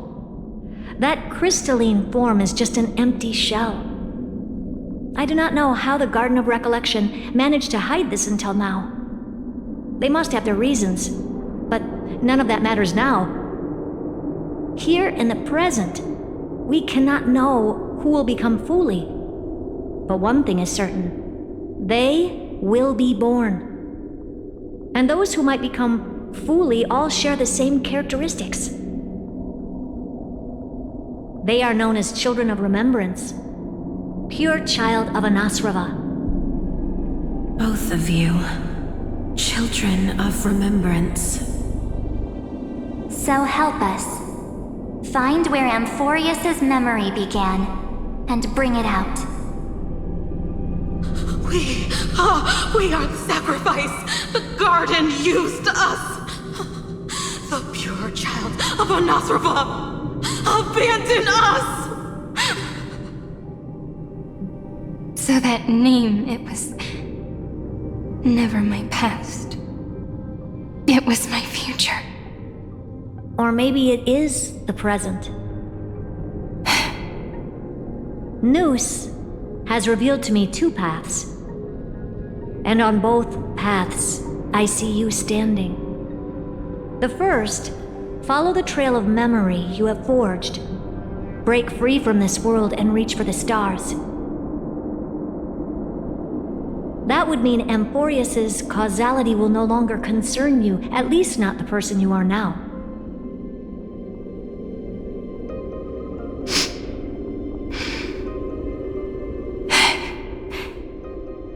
Go on. The Second, you come to a stop and fade, offering yourself to become the memory that carries through Amphorius. Perhaps this is the choice every pure child of Anasraba must face. That choice means I'll remain in the past forever. And more than that, it means you will close off Amphorius' causality. This world is sealed. The effect that the remembrance brings to it will all converge on one thing. That one thing is you. No more eons will interfere with this part of history. No more blank spaces in causality. The present will be set in stone and become indestructible. There are two paths, and only one leads to the right end. A droidhead didn't tell me the answer. But I can guess what might happen if you choose wrong. With causality incomplete, there is a chance Iron Tomb could rise again. So even the gods of the cosmos are unreasonable. If you want my advice, stop thinking so much. Ask yourself what your heart truly wants. Choose the first path, and you might survive as a memo sprite. You may even walk beside them for a while. Even I can tell how much they mean to you, especially the little one. But if you take the second one, then you may have already lost the chance to say goodbye.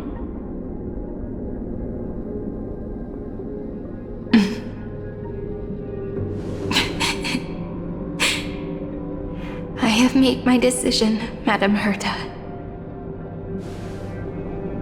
I thought you would need more time to think it through. The answer is clear, is it not?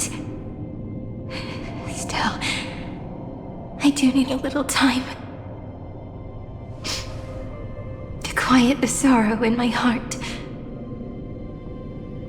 Her kindness is always just right for the moment. I believe she will forgive me.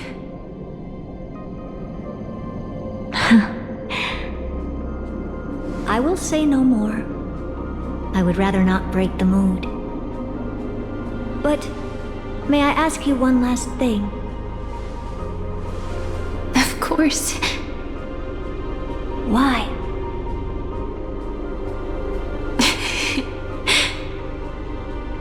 I once heard a saying that went something like this.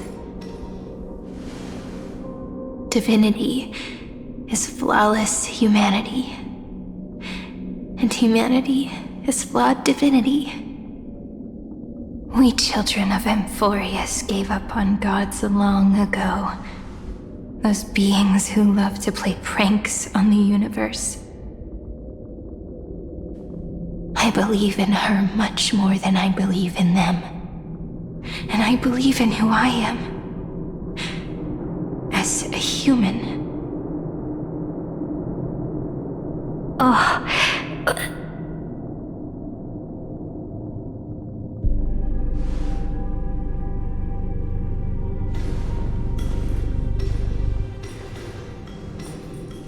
That really is a comforting answer.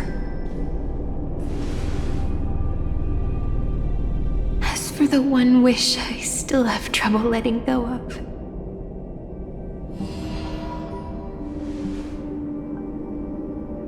One will remain in the past. One will walk toward the future. I believe that the one I cared for most will witness on behalf of the ripples of past reverie. Every starlit tomorrow.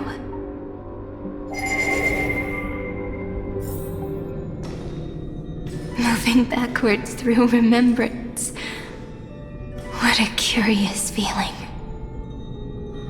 Is this the moment Iron Tomb declares victory and casts the destruction upon the stars? So back then, in the path space, it was I who found me. The gods' whispers were nothing more than a girl talking to herself. Now that I remember, what I heard back then was...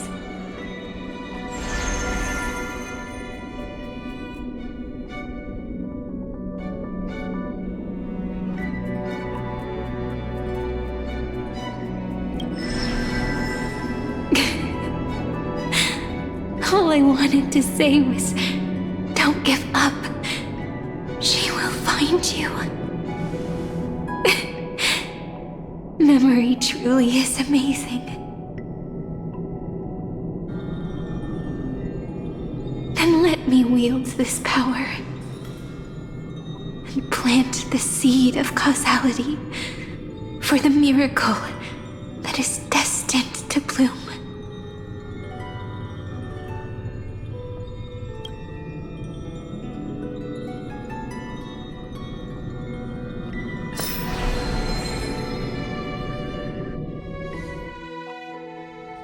Even so, must we walk all the way to the very beginning of memory? It's such a long road. A bit lonely to walk alone. Then, would it be alright if I came with you? As long as it's Peach. Even 30 million wouldn't be too many. One is enough. Take a deep breath, and then we can set off, alright?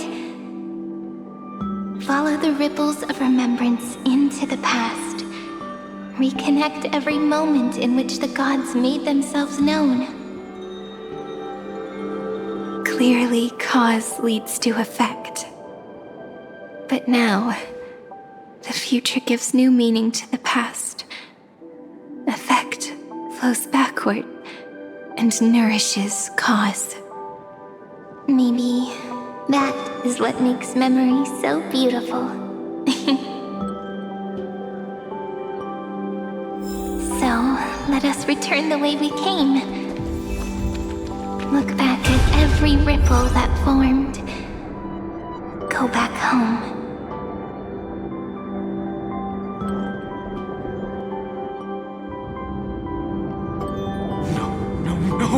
How is this possible? Breathe! Breathe! Partner! Partner! No. I have to get you out of here first! Just hold on!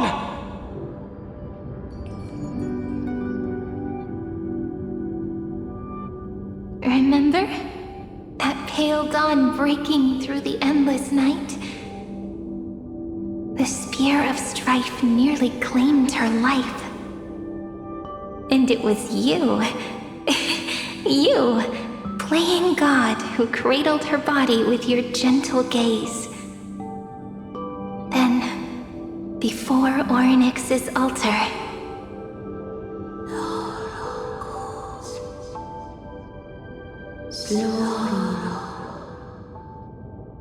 even the Titan of Time mistook you for someone else. I never imagined there was a hidden truth behind our first meeting. The first time was also the last time I saw you, friend.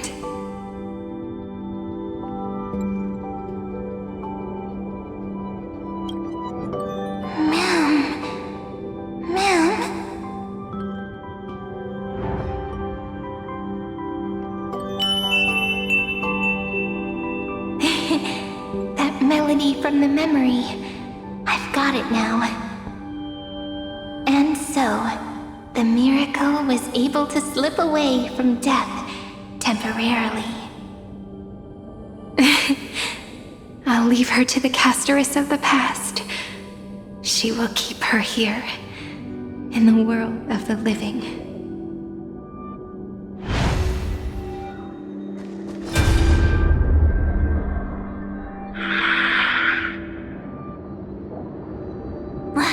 darn it!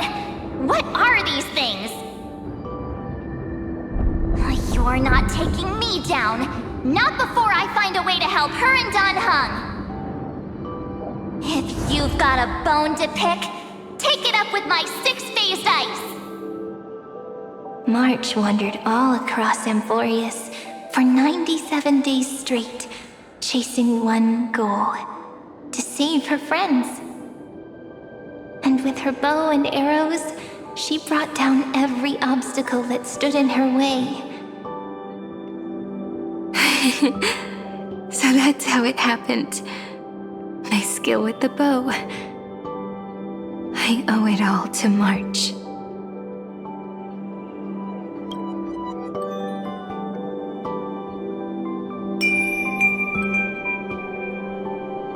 What a sweet note.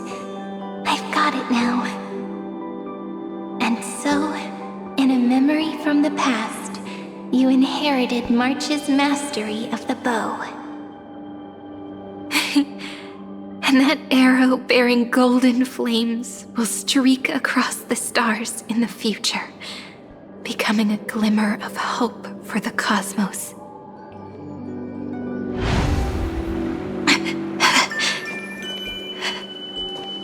Are you okay? No worries. I'm just a little tired from all the walking. You really need to work out more.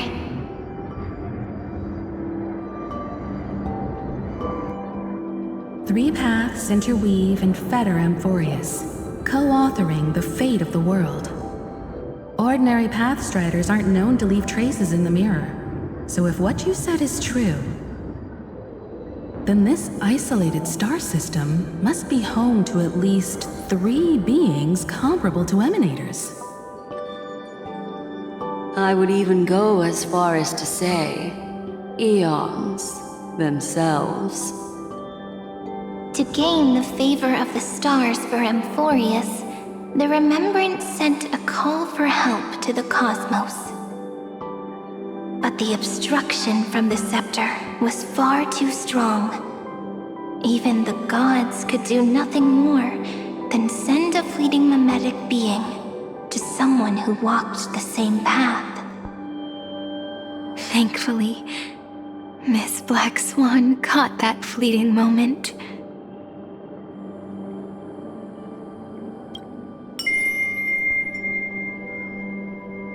Though, that signal drew some unpleasant attention as well. Looking back now, it was all worth it. The cosmos showed us a kinder face. Thankfully, she has a different understanding of the Remembrance. Miss Evernight once said that the Remembrance wasn't looking after Amphorius, but rather scheming and preparing to devour the paths. Her deduction was perfectly logical, but she failed to account for what the humans in this story could achieve. Maybe I have a scheme of my own. A scheme that will bring happiness to everyone. Please keep helping them. And the others in the future too, Miss Black Swan.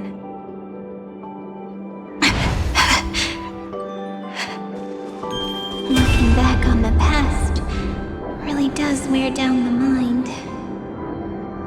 And wears out the body too. You need to hold tight to this ceremonial blade. After I'm gone, it will take you back to the beginning of time. The start of a new story. I believe that in that story, or in countless stories, each alike yet unique, everyone, all the companions who sacrificed themselves, alongside the deliverer we once dreamed of as children, will reunite beneath a vast, endless sky. If we can never break free from this prison, I will stand my ground. until the day someone shatters this endless cycle and writes the final chapter of Amphorius' fate. In the blink of an eye, we have returned to the turning point of fate. With nothing but a fragile sliver of hope, we embraced 30 million cycles of futility and began the eternal recurrence. I still remember the first time I saw the god appear in a dream, looking at me from behind a thin veil of crystal. Back then, I wondered if they might be someone with ill intent. But now, I finally understand. She was always standing beside me, and she is so very beautiful.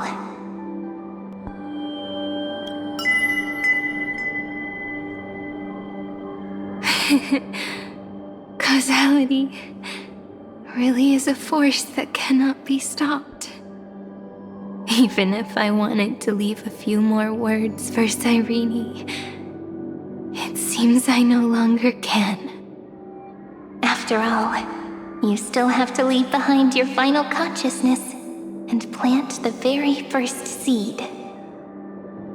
I remember what you once said. When a god sheds a tear, the thing reflected in the ripples must be the most beautiful thing in the world. But do you know what Amphorius saw when its heart was born? The first thing it saw was a name.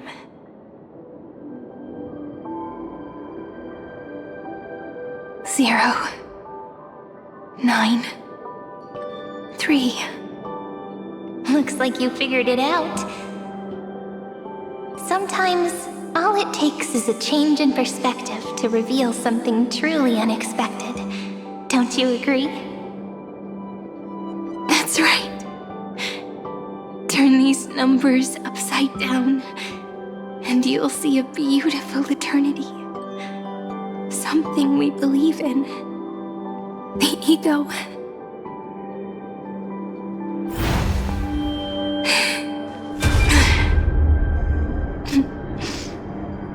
Looks like time's running out.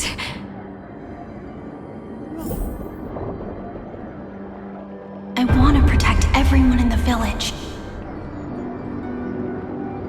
But can I really do that with the strength I have? I shouldn't think too much. Better finish the farm work Dad left me first. The hero within has been by our side since we were little. Finan has always been strong, but without that faint glimmer of hope lingering in his mind, would the weight of fate and endless recurrence finally break him? If only someone could place even a sliver of hope inside his heart, he would hold on and keep going. Yes, just a single spark. And he would guard that fragile light until it turned into a blazing sun.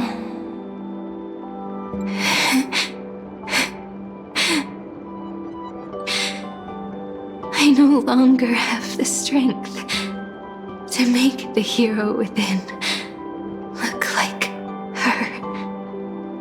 So, let me leave behind a prophecy for him. Take this wish with you. Be the hero who begins the mission of deliverance. As prophecy foretold, you will bear the blazing sun until the pale dawn breaks. Continue onward, bearing this world upon your shoulders until the Ashen Hero, the nameless deliverer, ushers in the dawn.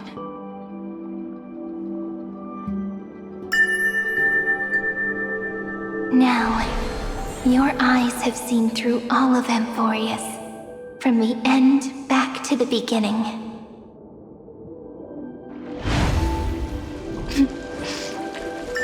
Looks like time's running out. The first ripple was where it all began for me. 1, 2, 3, 4, 5, 6, 7.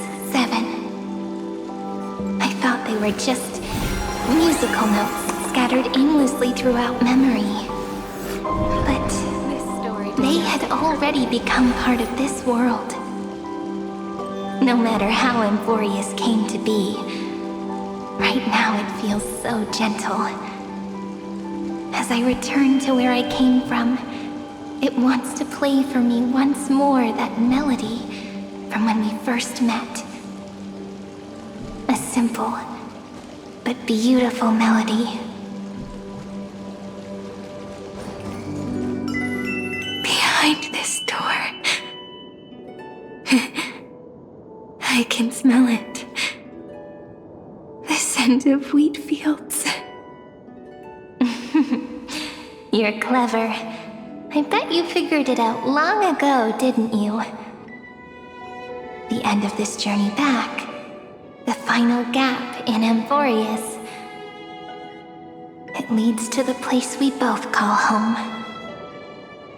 We can finally go home.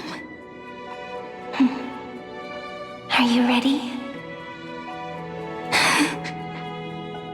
If you leave memory at the very beginning of the story and cast the first stone, that final gap in Emphorius will close. The causal loop of Emphorius will become a fixed point in the stars. And if I don't do that, then this world and the cosmos beyond the sky might still fall into the destruction.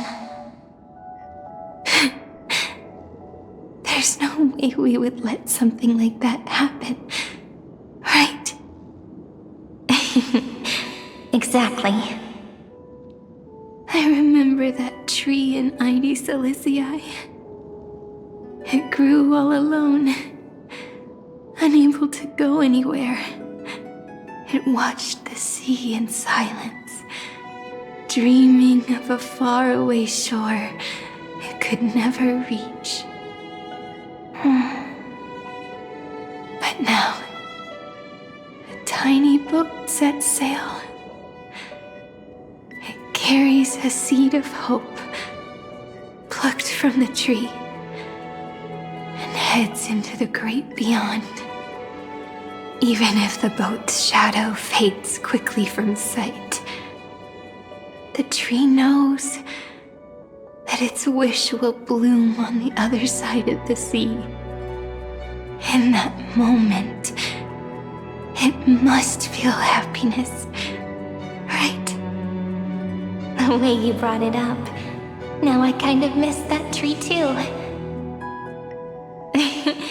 Come on. Let's go home together. Take it with us, back to the sacrament courtyard. Let it become remembrance's anchor, tying together the times we knew so well.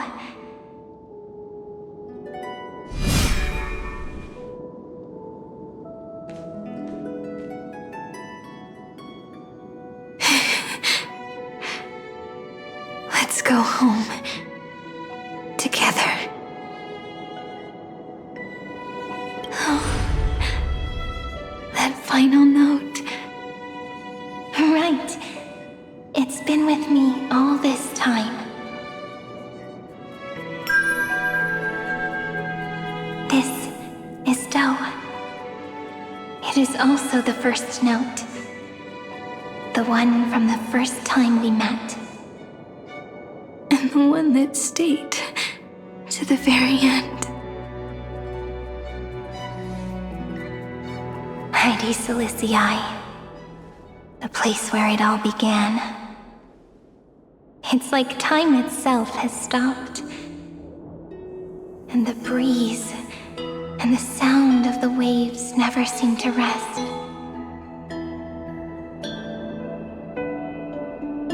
We've made it. The Sacrament Courtyard. This is the place where we first picked up the ceremonial blade. And where we first began writing journals. Now, the journey through memory has reached its end. Once the anchor is placed, what awaits us is 30 million lifetimes of reunion. Looping again and again. Endless farewells. Do, re, mi, fa, sol, la, ti. And with them, endless encounters. Ti, la, sol, fa, mi, re, do.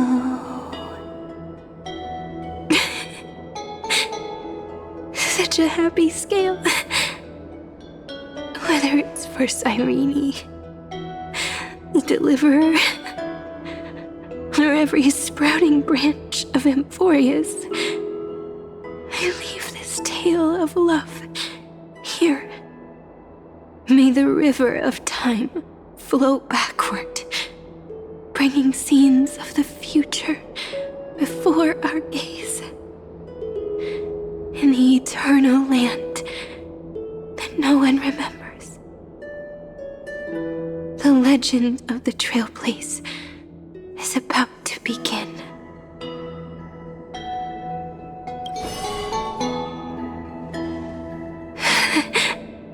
Is it all over now?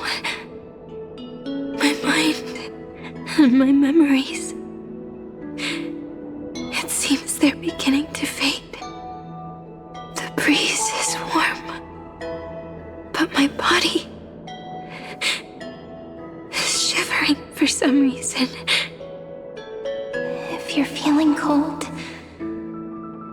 let's find somewhere warm. We can rest there, together.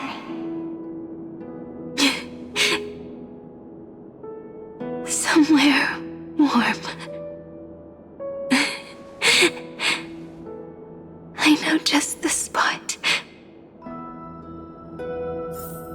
405 504 093 365 432 252 496 720 618 600 216 945.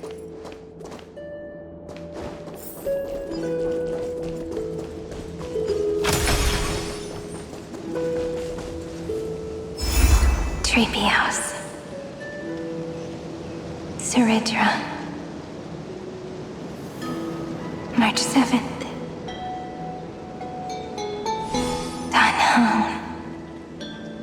Electra. Hyacinthia. Caslana. Anaxagoras. Aglaya. Midemos. Castoris. Cyphera. Cyrene. And you. Look. Everything is already as we've written.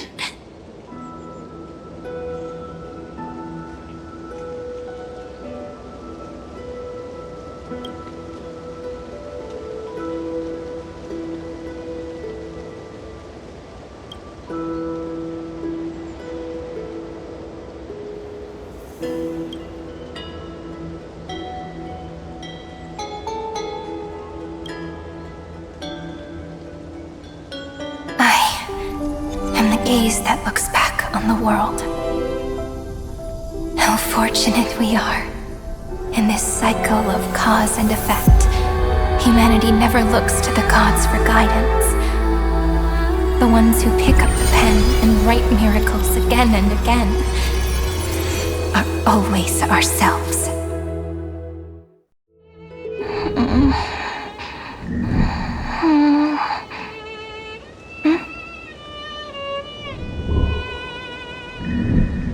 Am I still awake?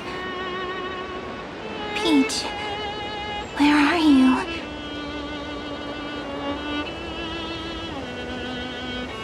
Are you still here?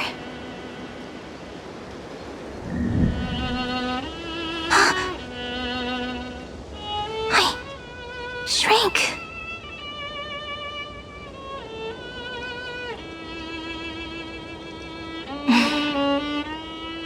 So that's how it works. When memory drifts away with the breeze, love leaves behind a seed and turns into lament. Demiurge, Cyrene, Mem. Back again to the first Philia 093. I always do have my charm. The final ripple nourished the great tree, and from it grew a single pink peach. We've been playing for so long, and you still haven't told me your name! I've told you so many times already. You're just forgetful. My name is Livia. Livia. If you forget again, I won't tell you next time. Livia. Got it. Then you have to remember mine, too. I'm... Piso. I always remember.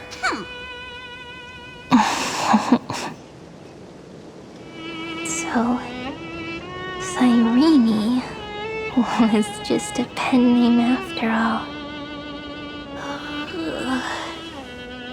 So sleepy. That drowsy little fairy barged into my mind again. The last of my memories are slipping away. I wonder what this world will look like when I wake up again. I remember a cry and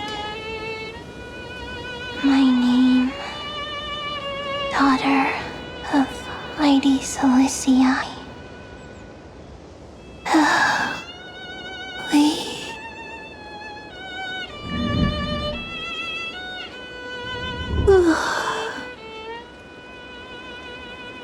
Shh. Never mind. The same seed, when planted in different soils, blooms into flowers that are alike, yet never the same. But what truly makes her beautiful is each and every soul in the world. No matter what form liking takes, it is still precious love, and I will accept it gratefully and return it with joy.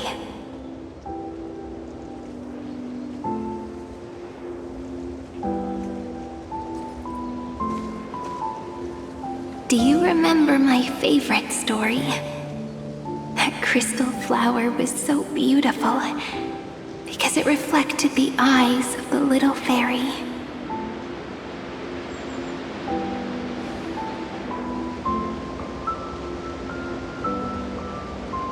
The stars across the cosmos will know I am the fairy who wrote, as I've written, together with you.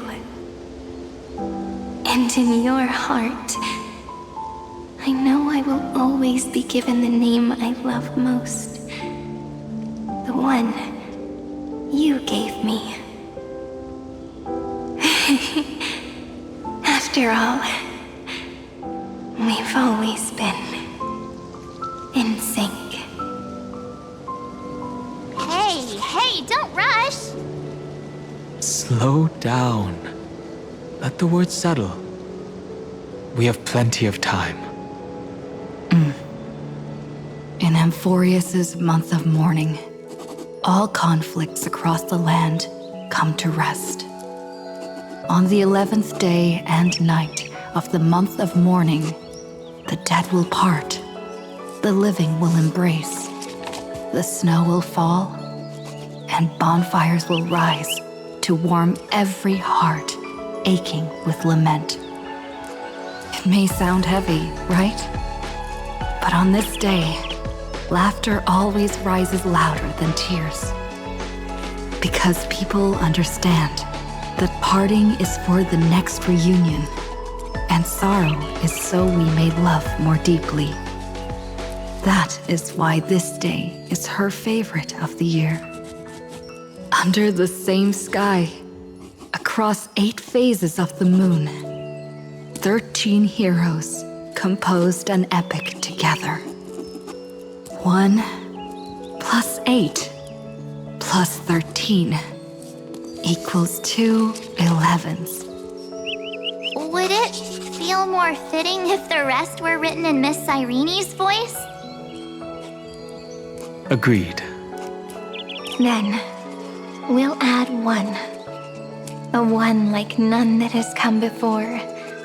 A 1 that blazes new trails. I make this wish. On the 12th day of the 11th month, 13 heroes will take every core flame ignited across 30 million lifetimes and scatter them among the stars. Later, when the people who know this story gaze upon the cosmos, they will discover that the countless stars in the sky now glow pink. And after 13 seconds, that radiant light will quietly fade away. It will be such a romantic, yet puzzling sight. But that's all right. They will keep that mystery close to their hearts, constantly pondering what the ego truly is. They will love. They will get hurt. They will rage. And in 30 million moments of helplessness, they will stitch their shattered hearts back together, again and again. But remember this well. Losses are a constant on the flame chase journey. There may be pain along the way, but you and I will never be alone.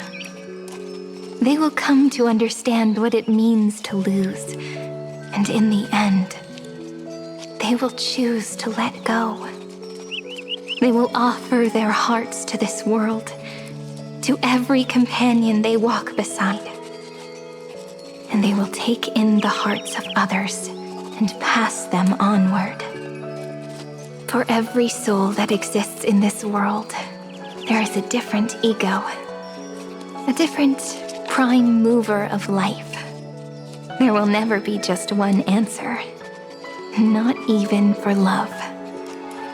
But when people gaze into the night sky and love what is fading with the same resolve they have to praise the stars, I want that soft, gentle pink in the sky to tell them love will always be answered. This is a story about love, and a story about how to answer it.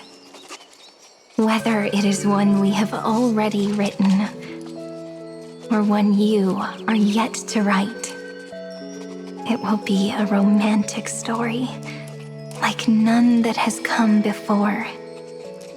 You think so too, right? And a romantic story deserves an ending that is free and complete. When every clue and thread has found its end, and the weight of the pen is no longer constrained. Pour the spirit of trailblazing into it, and end this tale with the most pure and romantic period.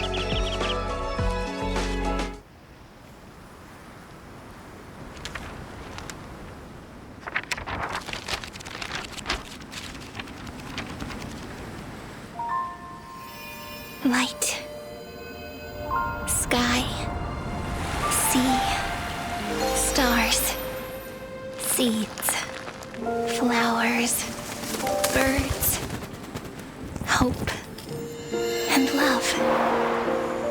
Such words of beauty were how I first imagined the world. For as long as I can remember, I've used them to tell the stories of Amphorius. And now, this is the last one. A story about tomorrow. Dedicated to you.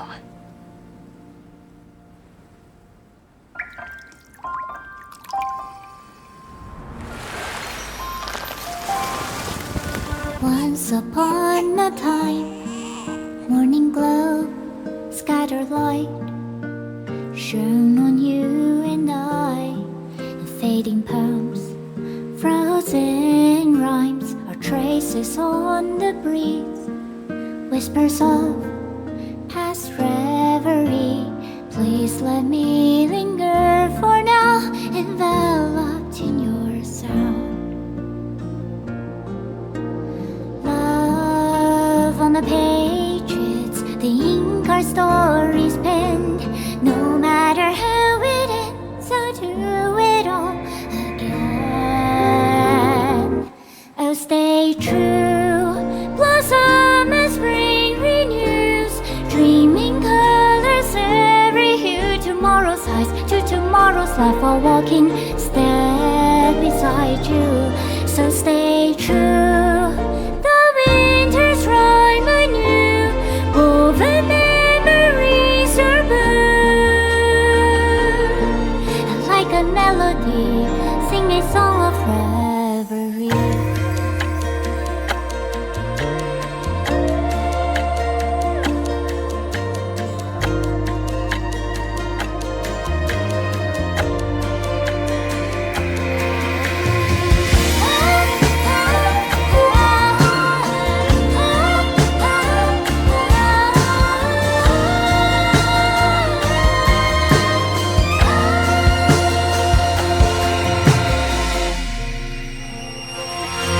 Please stay true, cherish your memory. Go with love, your hearts are tears, rivers flow, as gardens grow. I hope you bloom in beauty. See you soon, after the end of time, in the mountain frozen rime.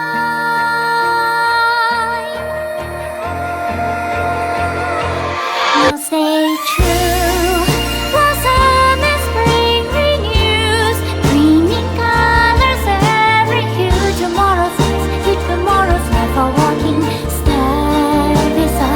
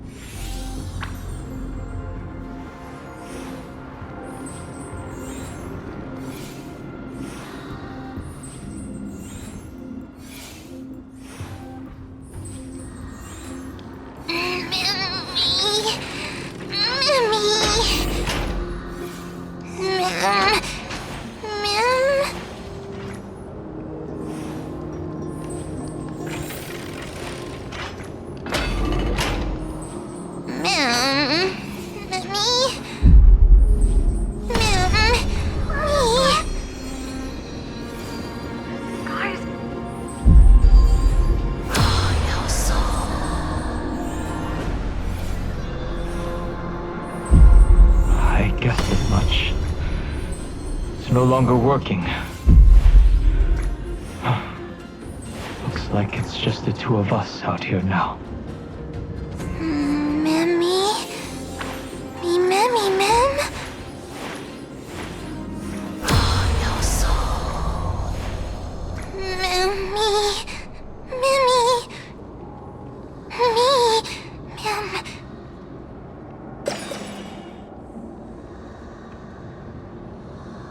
Let's find someplace safe to set up a base of operations first. This statue and the buildings we've seen so far point to a civilization here on Amphorius. We can only hope that they're not hostile toward outsiders.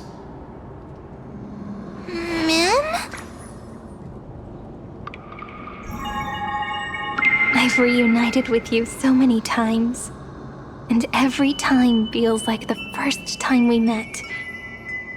Each time, love breaks through the stubborn cycles and takes flight toward a pink tomorrow.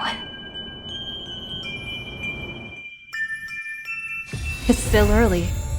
Where to now?